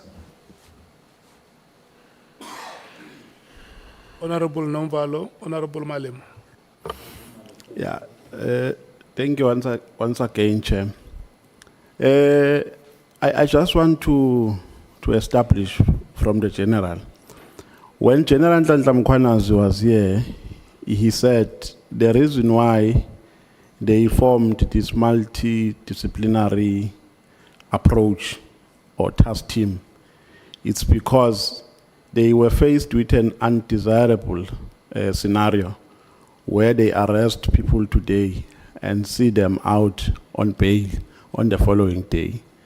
So one of the reasons why they formed it is because they wanted to circumvent that. Now, the question is, during your tenure, I know that you left it while it was doing its job. Is that kind of formation able to diffuse this thing that you call an animal, this one of a bail? And from a genuine and objective perspective point of view, I agree with you as a person who has been practicing as an attorney for 10 years. So I agree with your frustration because it is a prevalent problem that we have in our legal system. But is this an ideal formation that we can advise even to task teams which are currently in existence to say, because you are dealing with critical issues and we don't want to open gaps and loopholes, we must make sure that we have a multidisciplinary approach that will have SAPS, NPA, so that there will be no possibility for frivolous bails that are issued to criminals who will come back and be dangerous to society. Thank you very much. We would term it a prosecutorial directed kind of investigations when they work together. Remember that in this task team initial, honorable member, there were this almost how many, 116 or 126 police with about 8 prosecutors working there. That did improve the situation. I think it's much better when the police investigators work together with the prosecutors. Mkhwanazi was correct, and the situation improved when the team was formed. And the other thing you're proposing is that we need to democratize that thing of hiring of DDGs, where a national commissioner just can't appoint a person alone. Perhaps if we open it to a couple of people, depending on what could be the suggestion at a time. The same way Mdlulu was hired, where you've got a couple of ministers sitting together, inclusive of the national commissioner or anything to that effect, where these other people get hired, including provincial commissioners. We don't subject them to one individual. Provincial commissioners or honorable member, they are in the constitution, so they are fine. They are in the constitution. The national commissioner in concurrence with the provincial government, so they agree on that. So again, a minimal play of the minister. They say if they can't agree, the minister comes and mediates. Immediately he mediates. So that will be an issue. So provincial commissioners are catered for. The problem are lieutenants generals who are DDGs. Honorable member, there is a way how DDGs are employed as we speak now. The DDGs, there will be a panel. I think the panel will be, I think DG will be 3 ministers and the DG from the other department. I think there will be 5 in panel, I forget the 5th one. But the DDG, it could be a minister of that department, and with the deputies of that department, and is a little bit junior. But it's happening. The call here is that even with the police, it must happen as it happened across the government. You don't need to come with the new methods. New method. Those methods exist.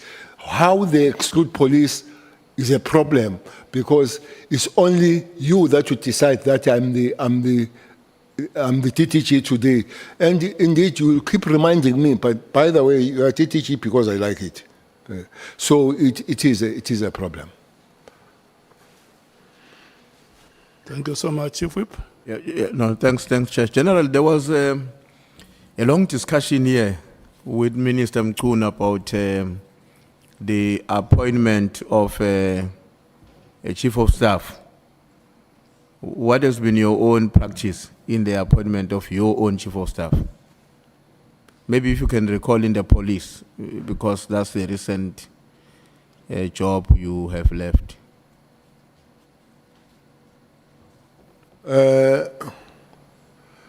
Chief of Staff, there is a panel that Chief of Staff goes through, getting interviews and all that, and then they will recommend, and you've got, while there is a panel, you've got a very big say with the Chief of Staff that you agree with, but you don't sit on it. But as a minister, you do put the panel that will work on the matter, because it's a minister's employment, the Chief of Staff. But I can't wake up the next morning and shout that Mpele now is the Chief of Staff. There is a process nonetheless. So the process is basically to look at the things that should not be bothering you, like check qualifications and all these other things. Now, who goes into that panel, not as a member, but to be considered as a Chief of Staff? Mangit, who? I mean, do you have to submit 3 names, 1 name? Who else? And how do people get to hear about it if I want to throw my name as well in the panel and be considered for the Chief of Staff of a minister? I think it could be, Chief of Staff, it could be both, depending on the minister. You can internally advertise, or you can advertise externally, as it would have happened with especially the police body. Usually in the police, they start by advertising internally, and if you can't get that person, then you go externally. That's how it goes. The panel that would be there, and those that applied from outside, if it is that the way it has been advertised, or internally, if it has been internal, and then they go through and they give and then they give the names to you, and you agree. Okay. I'm left with 3 questions now, General. We're almost done here. Just before you conclude, Honorable Nomvalo. No, Chair, I was saying the Chief Whip must declare if he has an interest. We can lobby for him.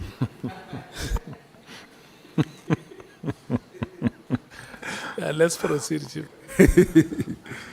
No, thanks, Chair. No, I'm left with 3. The one of the 3 questions is another character, General, and I'm taking advantage of the fact that you have been in the public service since 1994, and also you are coming from the security terrain, even in terms of your participation in the struggle.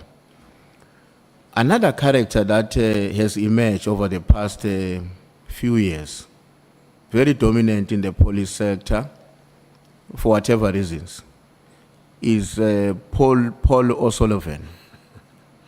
Who is this person? I thought you were going to say it's Mkhwanazi. No, that one is a newcomer.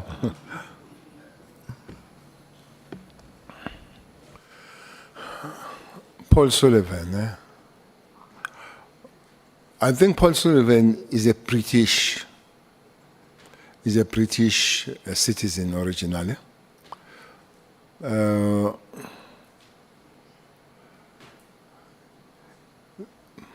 I don't know when he came in South Africa and all that kind of thing. Is one person that he plays big.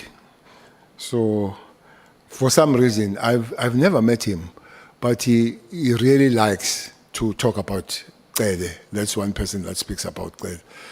One time was giving the history of Cele, when they were asking where it comes from, what is the history of Cele to be in this line of police.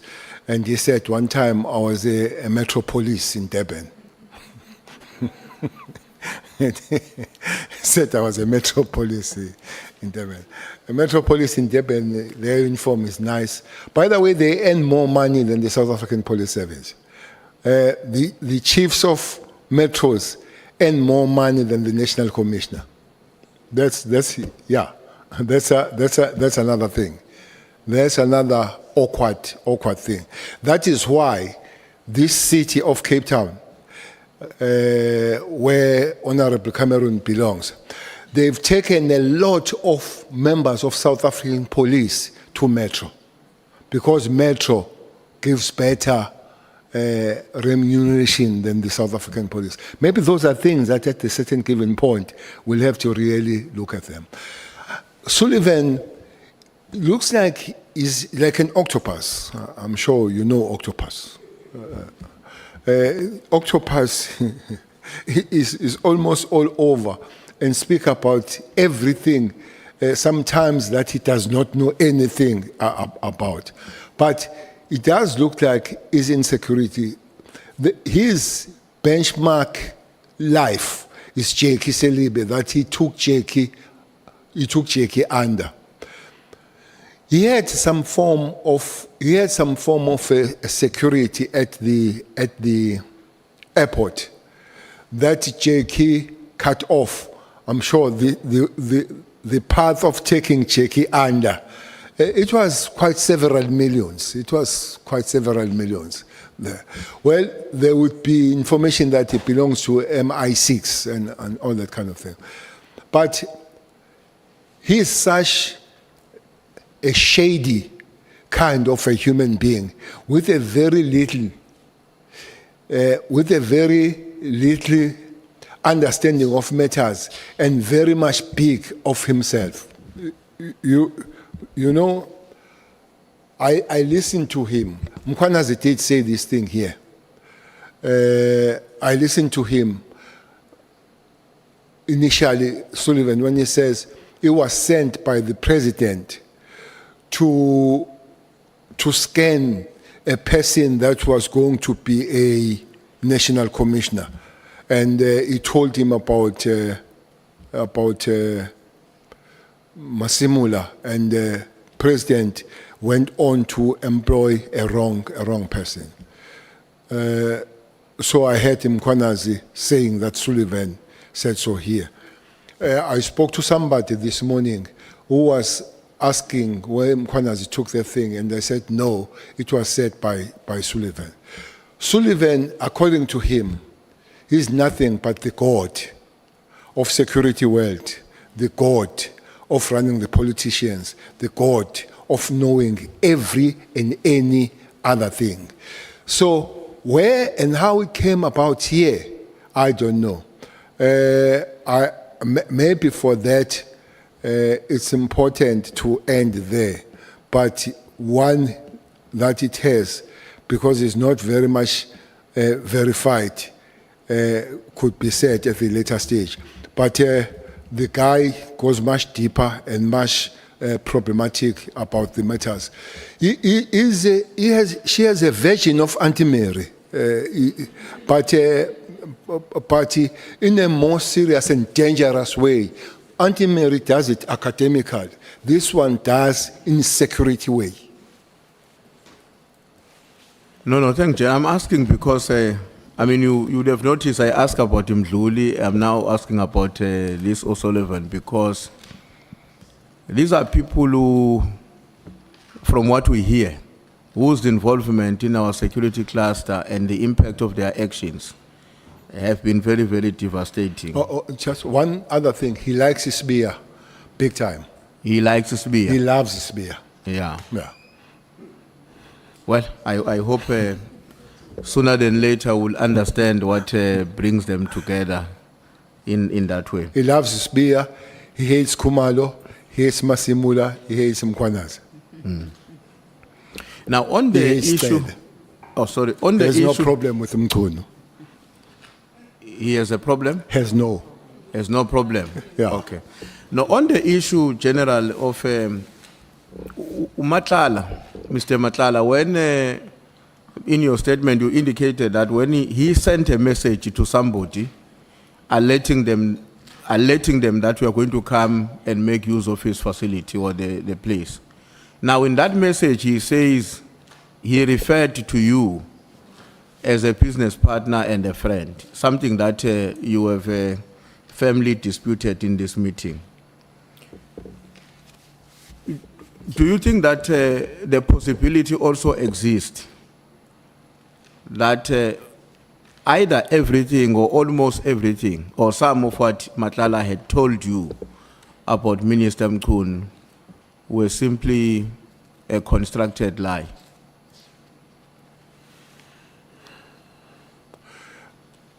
The story told will be forever 50-50 whether truth or lies until it's verified. But my problem here is Matlala says I'll be arrested because of this document. He says, here is a document sent to me by Mkhwanazi. So that then gives me the understanding that is correspondence. You could go for the investigation and find that he got the document from somewhere. But if it's true that it was sent through Minister Mkhwanazi, they would have to explain, to say what was the role of that document playing in their correspondence, except saying, look at them. They are not clean as they are. I'm going to find them. No, but I'm saying, I know that Honorable Member may want to make a follow-up. I'm saying, General, in terms of, this is a man you now have presented evidence before us, that this is a man who lies without being under pressure. Because when he sends a message to the third party, that please arrange for the place because my friend and a business partner is coming, that's lying without pressure. Why is it difficult for you to concede that it may very well be that in some of his assertion to you, he was acting in a way that he subsequently acted to you when he lied about you being a friend and being a business partner? It's exactly the point I'm making, Honorable Member, to say the document that is sent to him, and on those bases, the minister argues or stroke Mkhwanazi that the action will be taken, tells me that there is such a communication. That's why I'm saying 50-50, that there are things that could be lies. But when it comes to this one, only one thing that will make me change my mind on this one, if the document was not sent by them, but it's a document that I don't think that Matlala would have an issue of hunting and having that document. It's a document that is in the circle of security matters. Indeed, it might happen that is lying about Cele and Zuma and all that kind of stuff. That is why, when Mr. Mkhunu says, that's lie, and that's why I'm saying that, well, it didn't say who's lying, Mr. Mkhunu. It might have been Cele lying, might have been Matlala lying, it might have been him lying, Mr. Mkhunu, because he might have said those things. So there is somewhere the truth. But if you say to me, this is not the truth, I would not have an issue to say I agree with it. But when it comes to I'm sure you did see on that one, I'll have a little bit of a problem believing it with ease. Honorable Malim. General, what is interesting is that at the Madlanga Commission, Witness C says when they were raiding Matlala's house, he asked them that the wife must leave because they found him with the wife. The wife must leave, and then he remained with them. And he started throwing names that I know so and so, I'm working with so and so.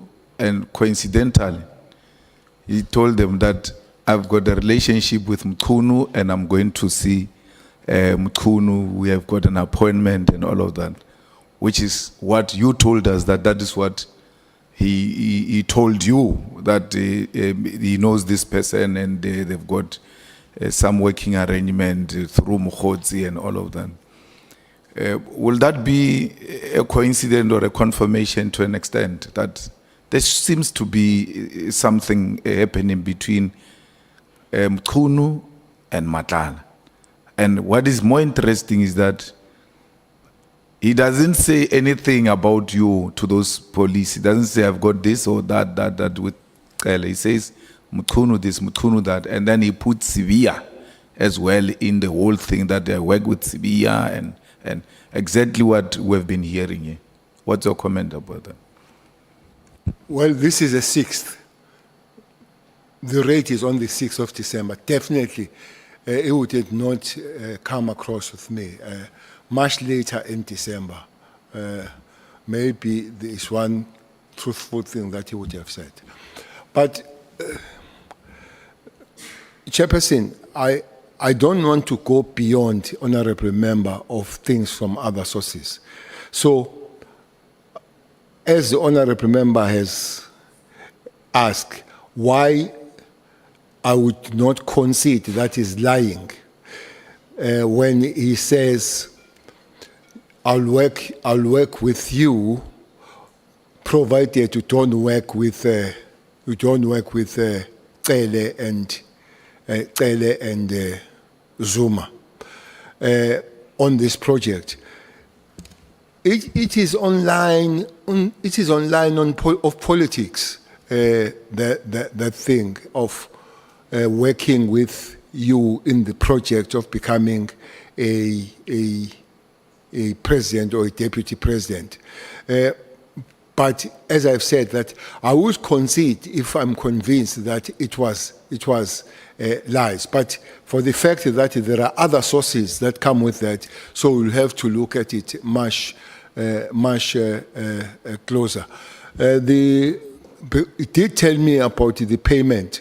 It did tell me and showed me the payment of the team that were argued that it was paid on behalf of Mkhunu coming here, their flights, their hotels, and all that kind of thing. So I know. So maybe one person that we need to look at very closely here would be Mkhwanazi. Mkhwanazi, with those screenshots, was asking a lot of 12 rand, 7 rand, or 12,000, 7,000 and all that. He was making a lot of collection on that. Did that arrive where it was meant for on behalf of the minister? Or, but as I agree with you, the name keeps cropping up, and that should be a worry.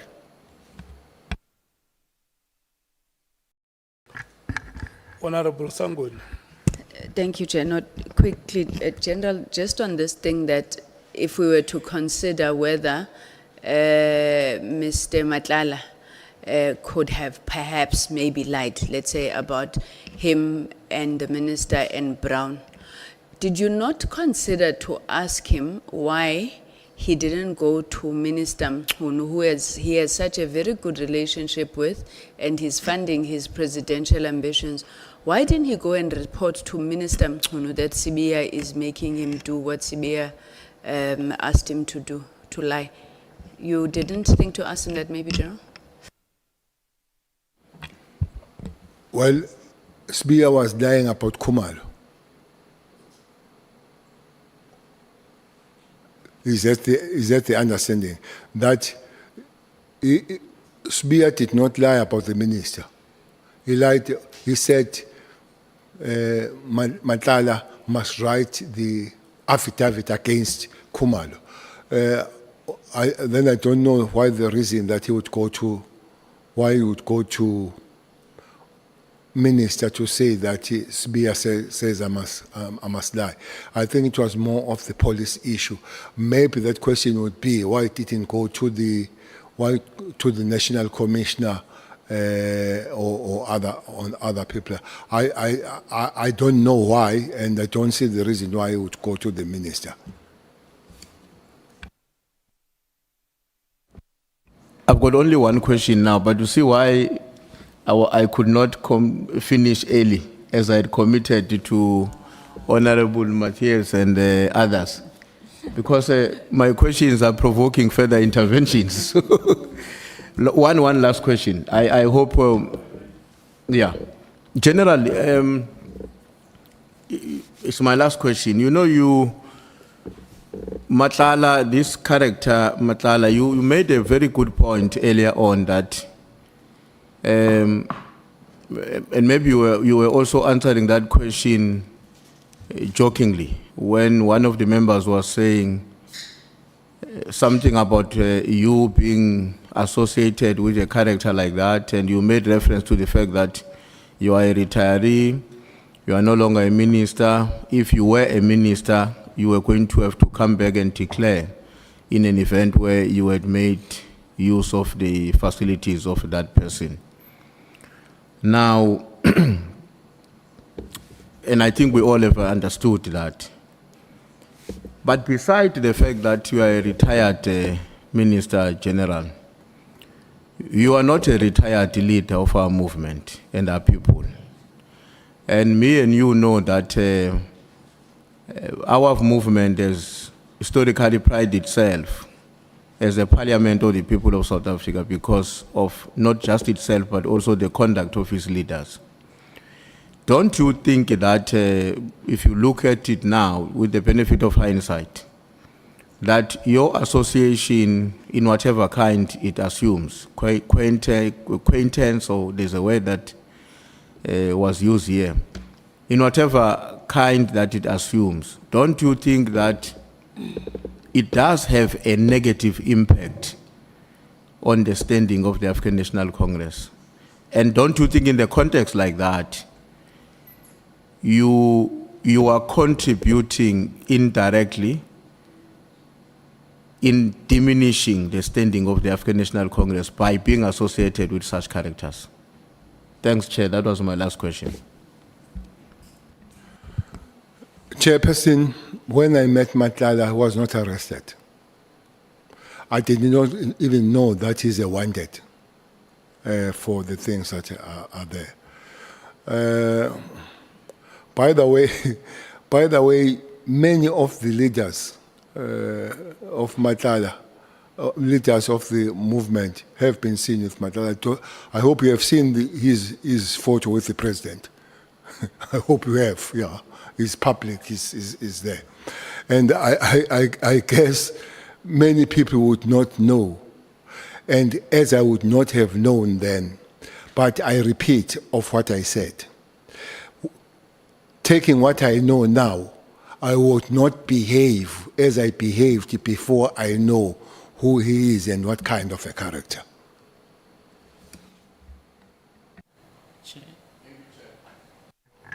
Bangazita. Thank you, Honorable Chair. I'm actually prompted by the response of the General, because one would have actually expected that the General, having been the Minister, would have some kind of access to intelligence, information. I find it very difficult to understand and accept Tuguti Umatlala could actually invade the corridors of leadership of this country without, having been vetted by some security agencies be it criminal, South African, security, whatever. I can't accept that. I find it very difficult whether or not we still have a intelligence capacity as a country. If not, then we are very vulnerable. Thank you. General, do you have any comment to make? Well, the comment is that what I said yesterday to say is not the terrain of the minister to know the intelligence world. It's not. Somebody raised a question about counterintelligence. I just imagine the minister calling the counterintelligence. That would be worst. But with the president and those structures, remember, president has access to all these structures. The state security, for instance, the national commissioner and the head of intelligence in the police can be called by the president without telling me. If they want, they can tell me. If they don't want, they cannot tell me. The state security could be. And I think even the DI, president can have an access to DI. So if you ask me that question, I will take it that such a character would have been known and in the radar of these structures. At a certain given point, having said, Mr. President, there is such issue with this person. Has that happened? I don't know. Maybe it has happened. Maybe it has been after some time.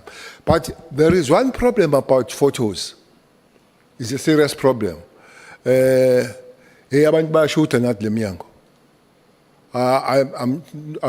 not sure whether, I know one person that they take a lot of photos with his Julius, Honorable Malem. And then I don't have a photo with Matlala. Never. Well, at least Usbaru wako. So, and then these photos, you find them moving around.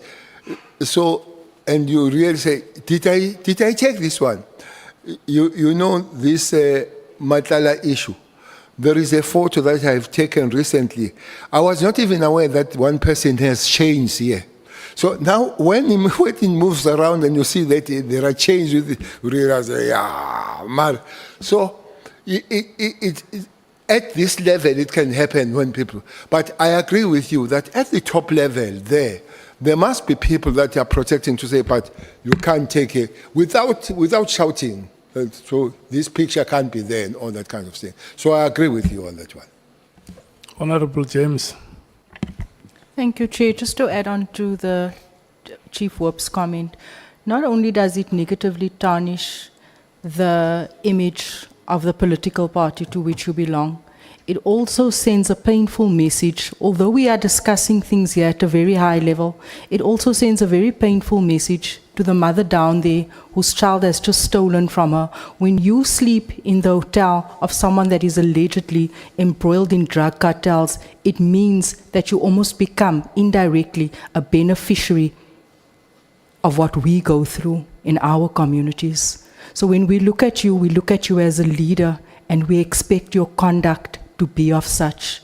I accept what you said earlier on, that your relationship, in hindsight right now, when you look at it, it was a mistake. It should never have happened. But I just thought that I would emphasize how the public feels, how we as mothers and as people that's living with this feel when we see you benefiting from our pain and from the monies that our children steal from us. Thank you, Minister. Honorable Chair, is exactly the point that human beings will make mistakes. You come back and say it happened. I'm sure those mothers would have that question. But when I said, I didn't know this person is, now I know and it won't happen, I believe that they would understand. Thanks. SC. Thank you, Honourable Chair, honourable members. Just a few questions, General. How much did you know, or did you know about Kabindi working for IPID? And would it have been at the time when McBride was the head of IPID? Around 2017? Around 2017, I know that was working for IPID, but I was not in the security establishment in 2017. I was doing one of my top jobs, which was the Deputy Minister of Agriculture. And subsequently, when you became minister in 2018? I think by then he was not there, either suspended or whatever the issue. But I think he was not working by then. You're talking about in Kabinde, not Kabinde, yes. McBride? Kabinde. Kabinde. And McBride? I'm asking about McBride. no, too. no, I'm asking about Kabinde. Kabinde, do you know that he was, and I speak subject to correction, but I heard that he was also involved or embroiled with some issue with O'Sullivan. Did you hear anything about that or know anything about that? Well, I know that there were issues between them. But mostly the issues I know is that Sullivan worked closely with McBride. Maybe more than Nkabinde. I wouldn't know exactly the involvement of Nkabinde, but I know that there was some common touch. So the common touch between O'Sullivan and McBride resulted in Kabindi either being suspended or dismissed or resigning? Well, I don't know the reason of suspension of Nkabinde. Now, IPID investigates police misconduct. So that would commence with some complaint about the conduct of a police officer, either a member of the public or a colleague or a whistleblower. Would it be, in your experience, having been minister for so long and obviously interacting, I suppose, with IPID from time to time, that two officers of IPID would go and visit a complainant to discuss the case or maybe take a statement or ask for further information?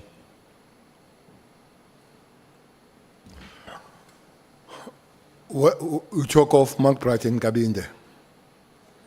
Well, generally, visiting. I'm going to ask you something specific, but I'm just asking generally. I don't know why at that level, especially the head of the institution, will do so. Visit me at home. Yeah. I might be, if there is any form of respect, I might be visited by some officers, but it can't be the head of. It can't be Masimula coming to my place to take the statement and all that. I'm sure he might send some officers to go and do this. So to answer your question, it does sound unusual.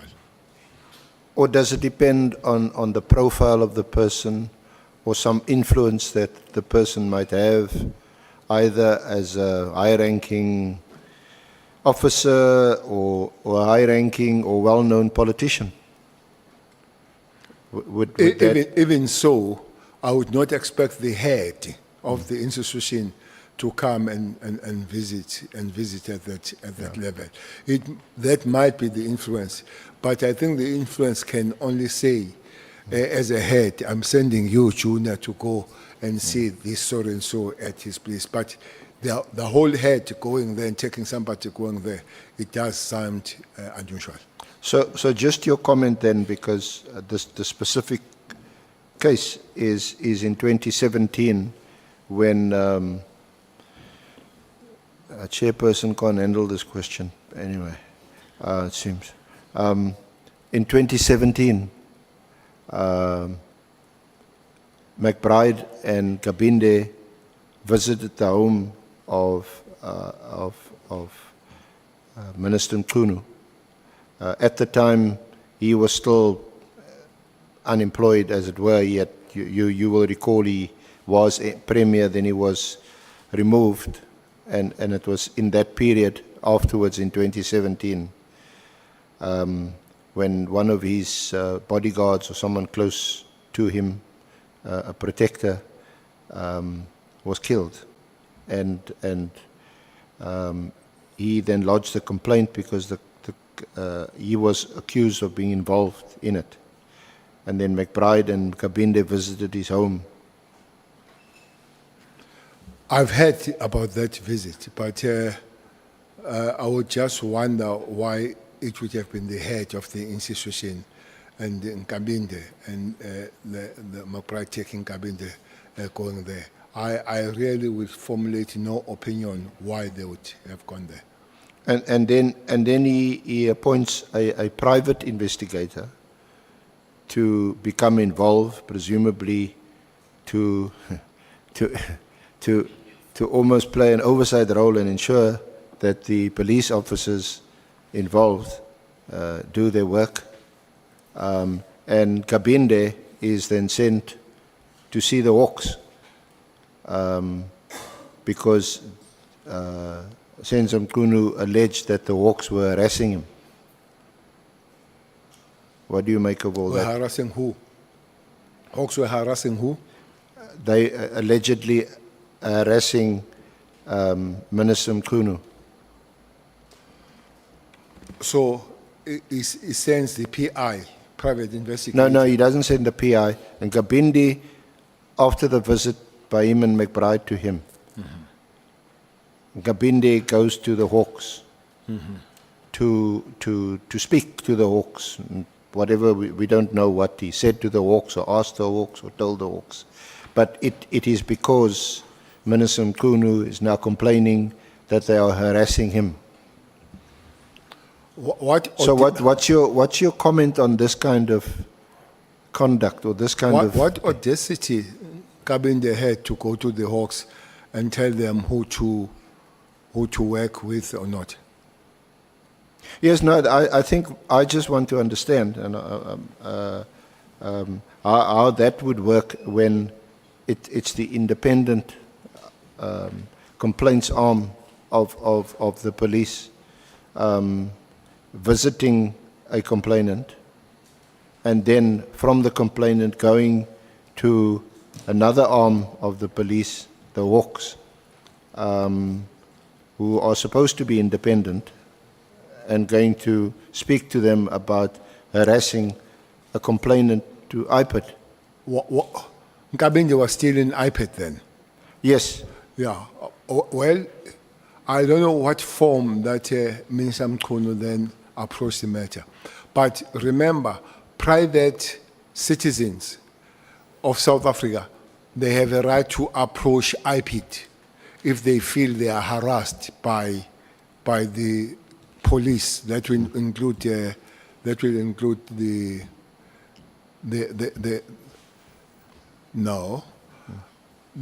complaint about Hawks does not go to IPID. It goes to the Hawks judge. It doesn't go to IPID. But I think at that time there wouldn't have been a judge. I think it was fairly recent. So then, if the private citizen is harassed by the police or Hawks, then if there were no judges, they had a right to go and investigate the allegation, not to tell the Hawks to stop or not, because to investigate, and the police or the Hawks would say we had a case to pursue, and then it ends there with the IPID must allow the police to continue to do their work. So I don't understand the modules here, why it would happen that way. Was it a courtesy visit to say stop it, or was it investigation? I wouldn't know. Thank you, General.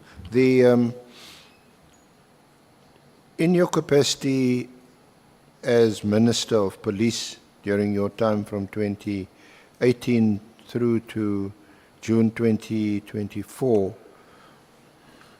did you at any stage interfere with any police investigations, live dockets, or interact with the National Public Prosecution Service at all in relation to any case? No, I've never been part of dockets of the investigators. Under my job as a National Commissioner and the Minister of Police, dockets don't come close to me. So you don't at all, when you interact with the police, for example, we know that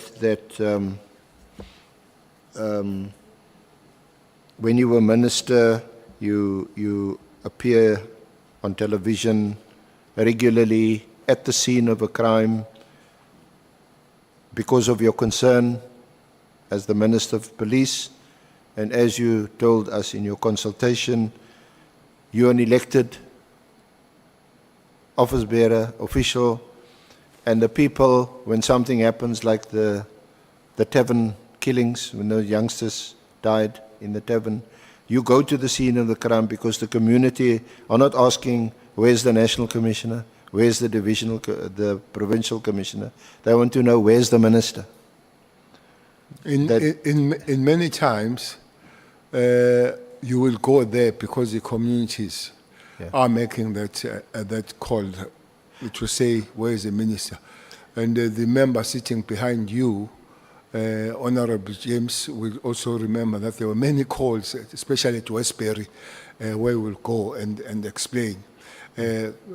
Places like Enyobeni, people will send, will listen to them in the morning as kids have died the last night, where is the minister and all that. I've found out with my work that people don't expect National Commissioner to come and explain as communists. They expect politicians, the minister, to come and explain what has happened. And they'll even further argue to say, you are a public representative. We elected you. We did not elect the commissioner.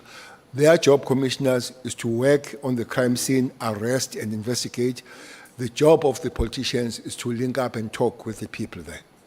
Now, the reason why I asked you that is that in many of these scenes, crime scenes that you have visited, surely you would maintain an interest in those cases, like the Saldanha case, the tavern case in East London. Those cases you would maintain an interest. But would that interest, you'd maintain an interest. But Yes. isn't it so also that from time to time you would have more than an interest in the case? That you would either somehow become involved in the continued or further investigation of the case or the prosecution of the case, or whether or not the case should be prosecuted? Well, some of those cases, the communities, the relatives, the parents do need the ongoing kind of briefing. So what you would do is that the investigators, they take you through how far have they gone. Not about the investigation, but about the level that they've covered to try to resolve the case, and then you report back. But at no stage as a minister, maybe as a national commissioner you might, but no stage as a minister where you say, can you show me the docket? Let me see this docket. How far have you gone? What are you written in the docket? That is completely out of the terrain of the minister. Or once a docket is actually taken to the prosecutor to prosecute the case, you wouldn't become involved in the decision whether or not to prosecute? No. I ask this again in the context of the tragic, the first tragic death of Anele Tembi and the tragic of Anele, Okay. and then the murder of AKA. Okay. Were you not involved in either or both of those matters? In murdering. No, I no, was no, not not involved in murdering. Not perpetrating the crime. I'm saying in your interest, they were both very high-profile cases. For information, SC, I was bombarded heavily of not attending the crime scene of AKA. Everybody was asking, where is he? We didn't see. He knows what happened and all that. Instead, I went to see the parents here in Johannesburg. I visited the parents and I spoke with the parents and all that. Maybe today I can take also the opportunity, because in the social medias and everybody said, AKA father snapped me and they shook hands from Mkhwanazi in court. That day I took the flight with AKA father from Cape Town. We spoke from there. We spoke at the airport and we agreed that we'll meet at the courthouse. So had no business then to come and shake the hand when we have met that early in the morning, when we moved together from all the way from Cape Town to here. So I wanted to make that. But I had a lot of a link. I had a lot of a link with the family, with AK. But for that fact that the father would phone and ask, have we found anything? So now and again, I would ask from the provincial commissioner to find out, is there any positive story that we can tell the family? One thing about that case, it was quite a difficult case to investigate. They would tell you things that they are close, but never reach where they were supposed to reach. But nonetheless, you'll be told that we're still working on it, so that you are able to let the family know. No, I'm just, but is it your evidence that you never became involved at all in the investigation of the case, the decision to prosecute or not to prosecute? You're not involved at all? Case of AKA? Well, both. I think in the case of Anele, there was, I think there is or was an inquest. Nene. Which other case? Anele. Anele? Yes. Or the daughter? Yeah, I think the daughter of Tembe? Yeah. No. I was never involved in a prosecution, in investigation, and with the prosecutor, no. I would have been briefed. No, I just thought that by those that were involved. Yeah, that while we have the opportunity of having you here to ask, is that I'd been requested to ask about it. As a minister, would you be privy to a work plan that is being, an organizational work plan that's being designed in the South African Police Service? You know that there's an organizational plan that is, I think, every 3 or 4 years, it's revised and so on. And I'm asking that in the context of a work study of 2019, which I actually want to ask you whether you knew about it. It was attached to Sabia's affidavit, and then more recently in Minister Mkhwanazi's affidavit, he attached a 2024 work study, which one can see from the various signatures of some senior officials. You know that sequence until at the end the National Commissioner signs off on it. Whether you were aware of that work study, because he relies on the 2024 work study to demonstrate that the PKTT was going to be disestablished or dismantled. Well, you could be privy, but it depends on the National Commissioner. There is no obligation that they come and show you, but because organogram of the organization that you finally politically had, the national commissioner would show that this is what we have, deputy, the units, the divisions, and all that kind of stuff. But it remains his or her territory on that one. So if as it develops, can show you, but at a certain given point when it passes, he or she can pass it without your concurrence or disagreement. So it's a purely operational matter. Exactly. And when it is shared with you, they would come and say, Minister, this has now been reorganized and this is now what the structure looks Yes. like.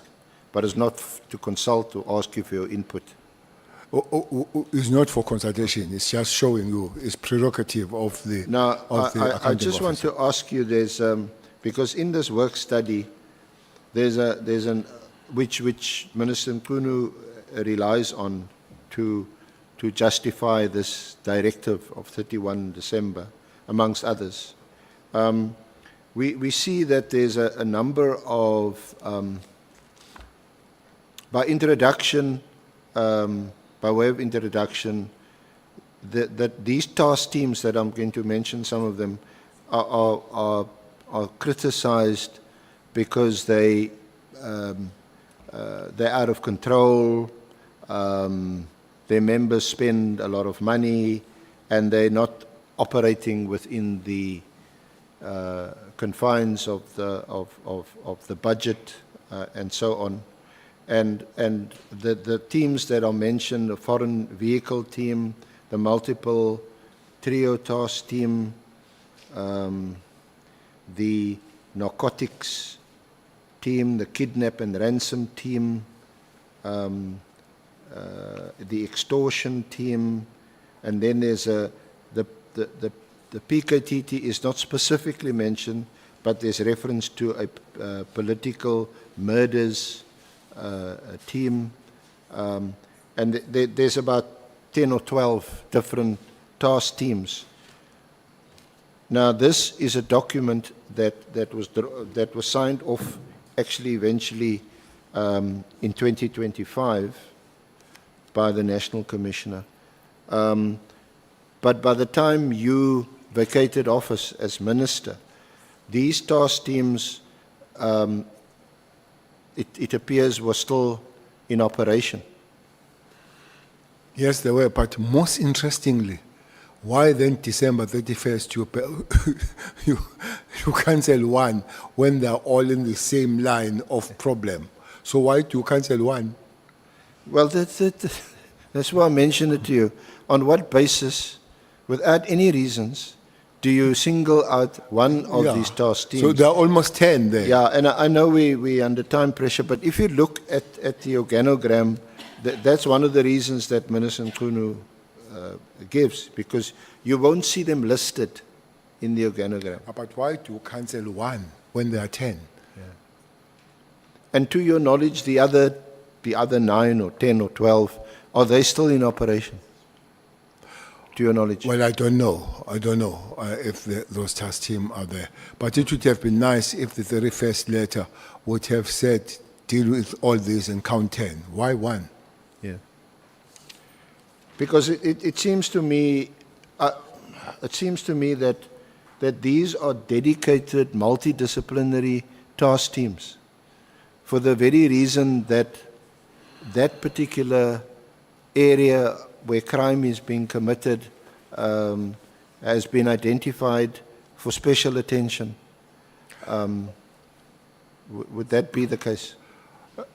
Like extortion, murder, kidnapping? There will never be time, I see, where there is no task team established. For instance, in South Africa, kidnapping is a new thing. Extortion is a new thing. So you could not have had that thing in the organogram because extortion is very new. It started here in Cape Town a few years ago. Kidnapping, it came from Mozambique a few years ago and all that.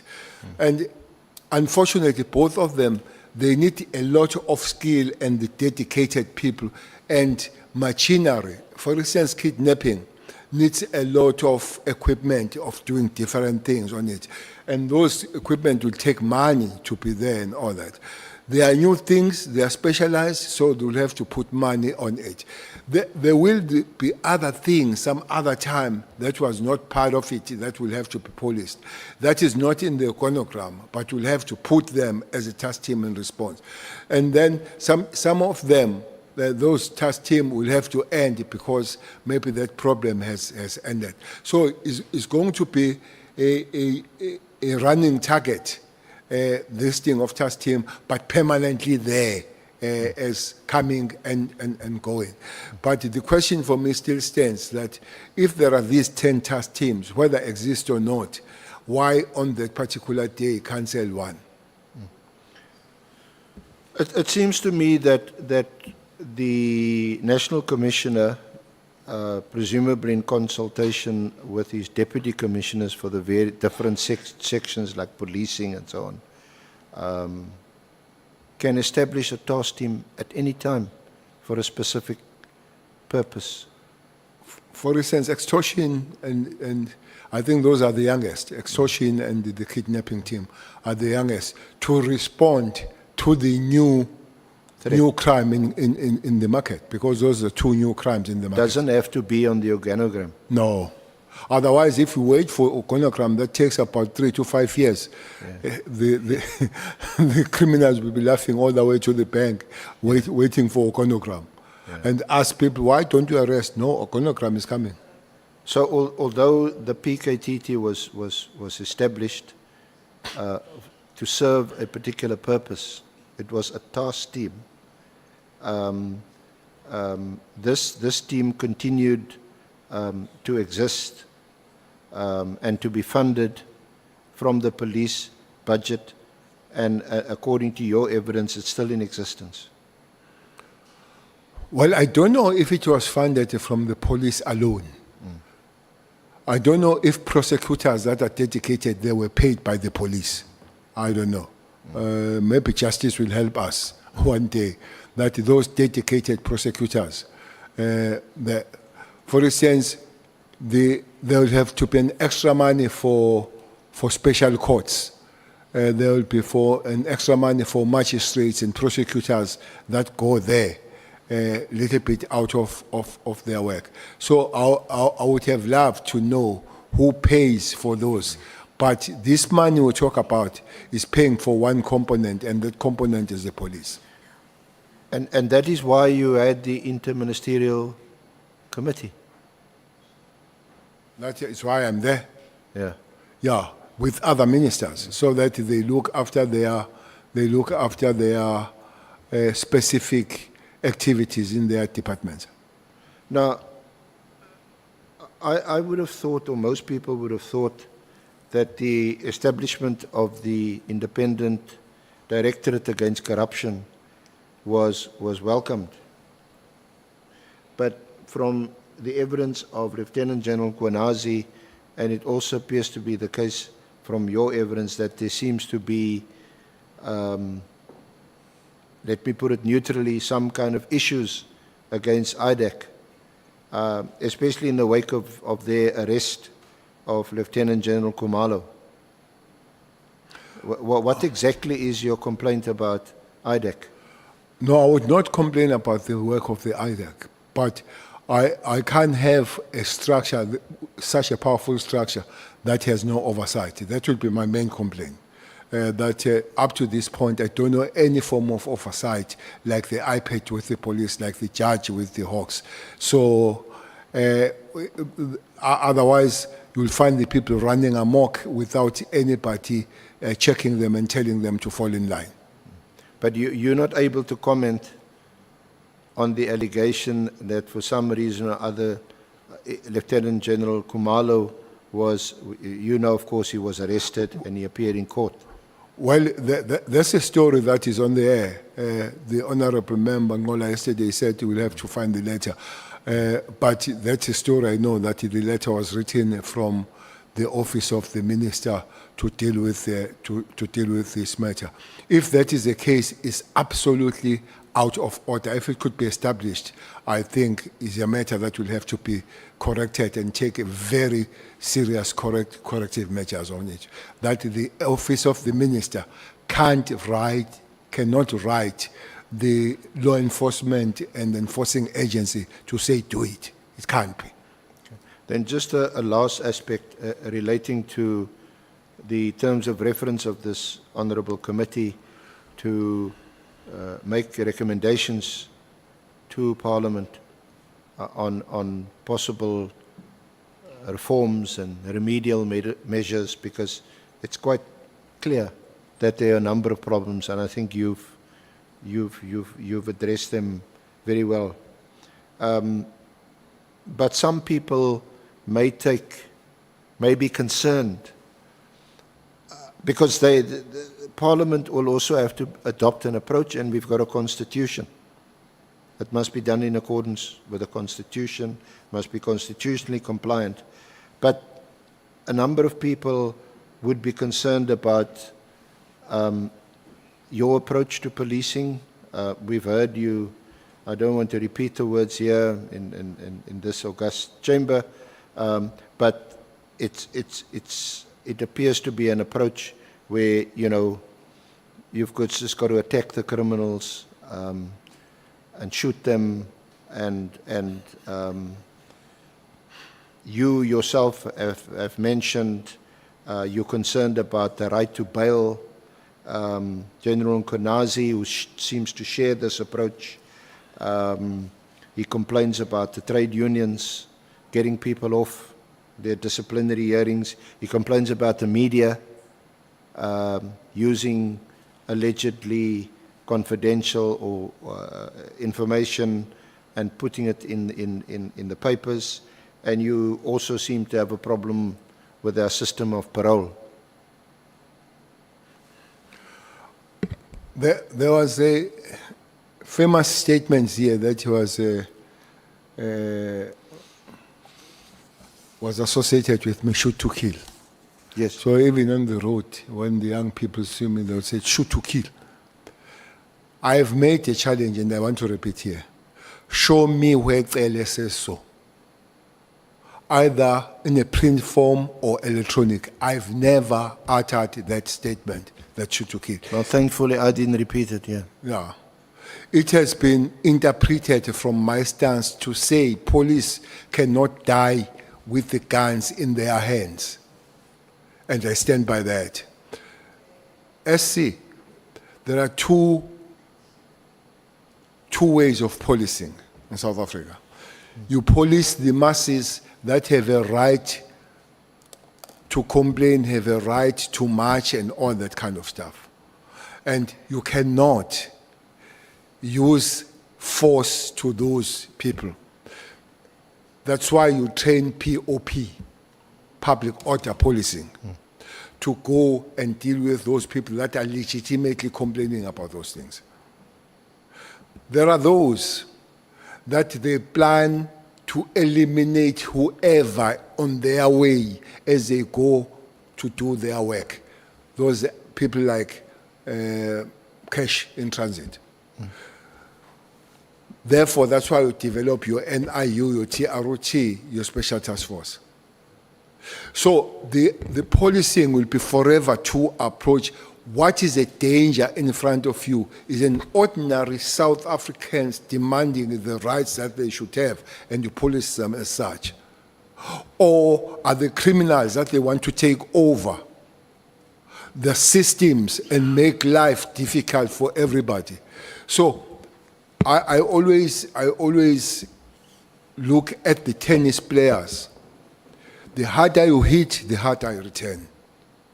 That's how you play the tennis. No, sometimes you play a drop shot. That's how you play And the you tennis. just play it over So the net. we are not going to take the POP and give them rubber bullets and give them water tanks and say there is cash ice there. Rush, here are the rubber bullets. We're not going to do that. Again, we're not going to take a special task force and say, look, there are people complaining about electricity and water there. Take your life. So there'll be always these categories, and police must be enabled to respond accordingly. So a flexible approach depending on the nature of the threat or the crime being committed. If you're dealing with armed robbers intent on committing a heist, then you deal with them accordingly. I love my You don't send in public order police. I love my term accordingly. Yeah. Okay. Thank you very much, General. And again, thank you for your cooperation. And you're the one witness that we interviewed. We didn't see any lawyers in the room. And so thank you very much. And your evidence has been extremely helpful to inform our terms of reference. Thank you. Thank you, Honorable Chair, committee members. Okay. Thank you so much, SC and your team. Thank you so much, General, for the time that you have created to be with us here. And I want to take the opportunity and thank honorable members. Honorable Skosana, I see your hand is up. Thank you, Chair, and thank you to the witness, General Minister. He complained earlier, Chair, to say, I'm the one who brought him here. It's not true. It's so I just want to say to you, nothing personal. I know he was angry a bit, that perhaps, as he said yesterday, that I'm the one who called him here. It's our work, Minister. Thank you so much. Thank you so much. Thank you to you, Chair. Yeah. Yeah. Thanks myself. No, I did not call the lawyers because I thought things that have to do with the truth and only truth. It would be worse to call Nomvaba to be my lawyer. It would be really worse then. Having said so, I did not get the opportunity, but I'm jealous. There was a big debate here about the devolution of powers. I want to repeat, I felt sorry that you put the operative to the political debate. Maybe it can be debated at the next time, but it was unfair, very unfair, to put the police officer to debate the law. Police officers don't debate the law, they enforce the law. They don't debate it, they don't develop it, they enforce it. So I would say so. Thank you. Look, honorable members, we were at a point where we were thanking all of you for your participation in this week's proceedings. To our staff that coordinates our activities and keep the public informed about the work that we do here. We want to thank you so much.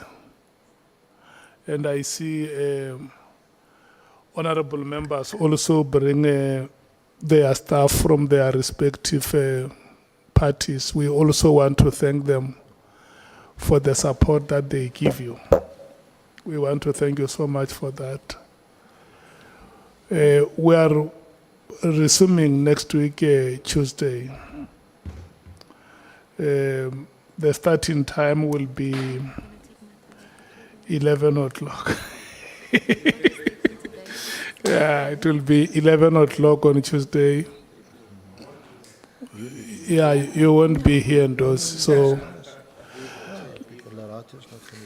I always get disappointed when we come to the end of the meetings, and there is nothing I can do. Even if I want to continue with the meeting, there is nobody raising a hand. I don't have any choice but to call off the meeting. Point of order, Chair.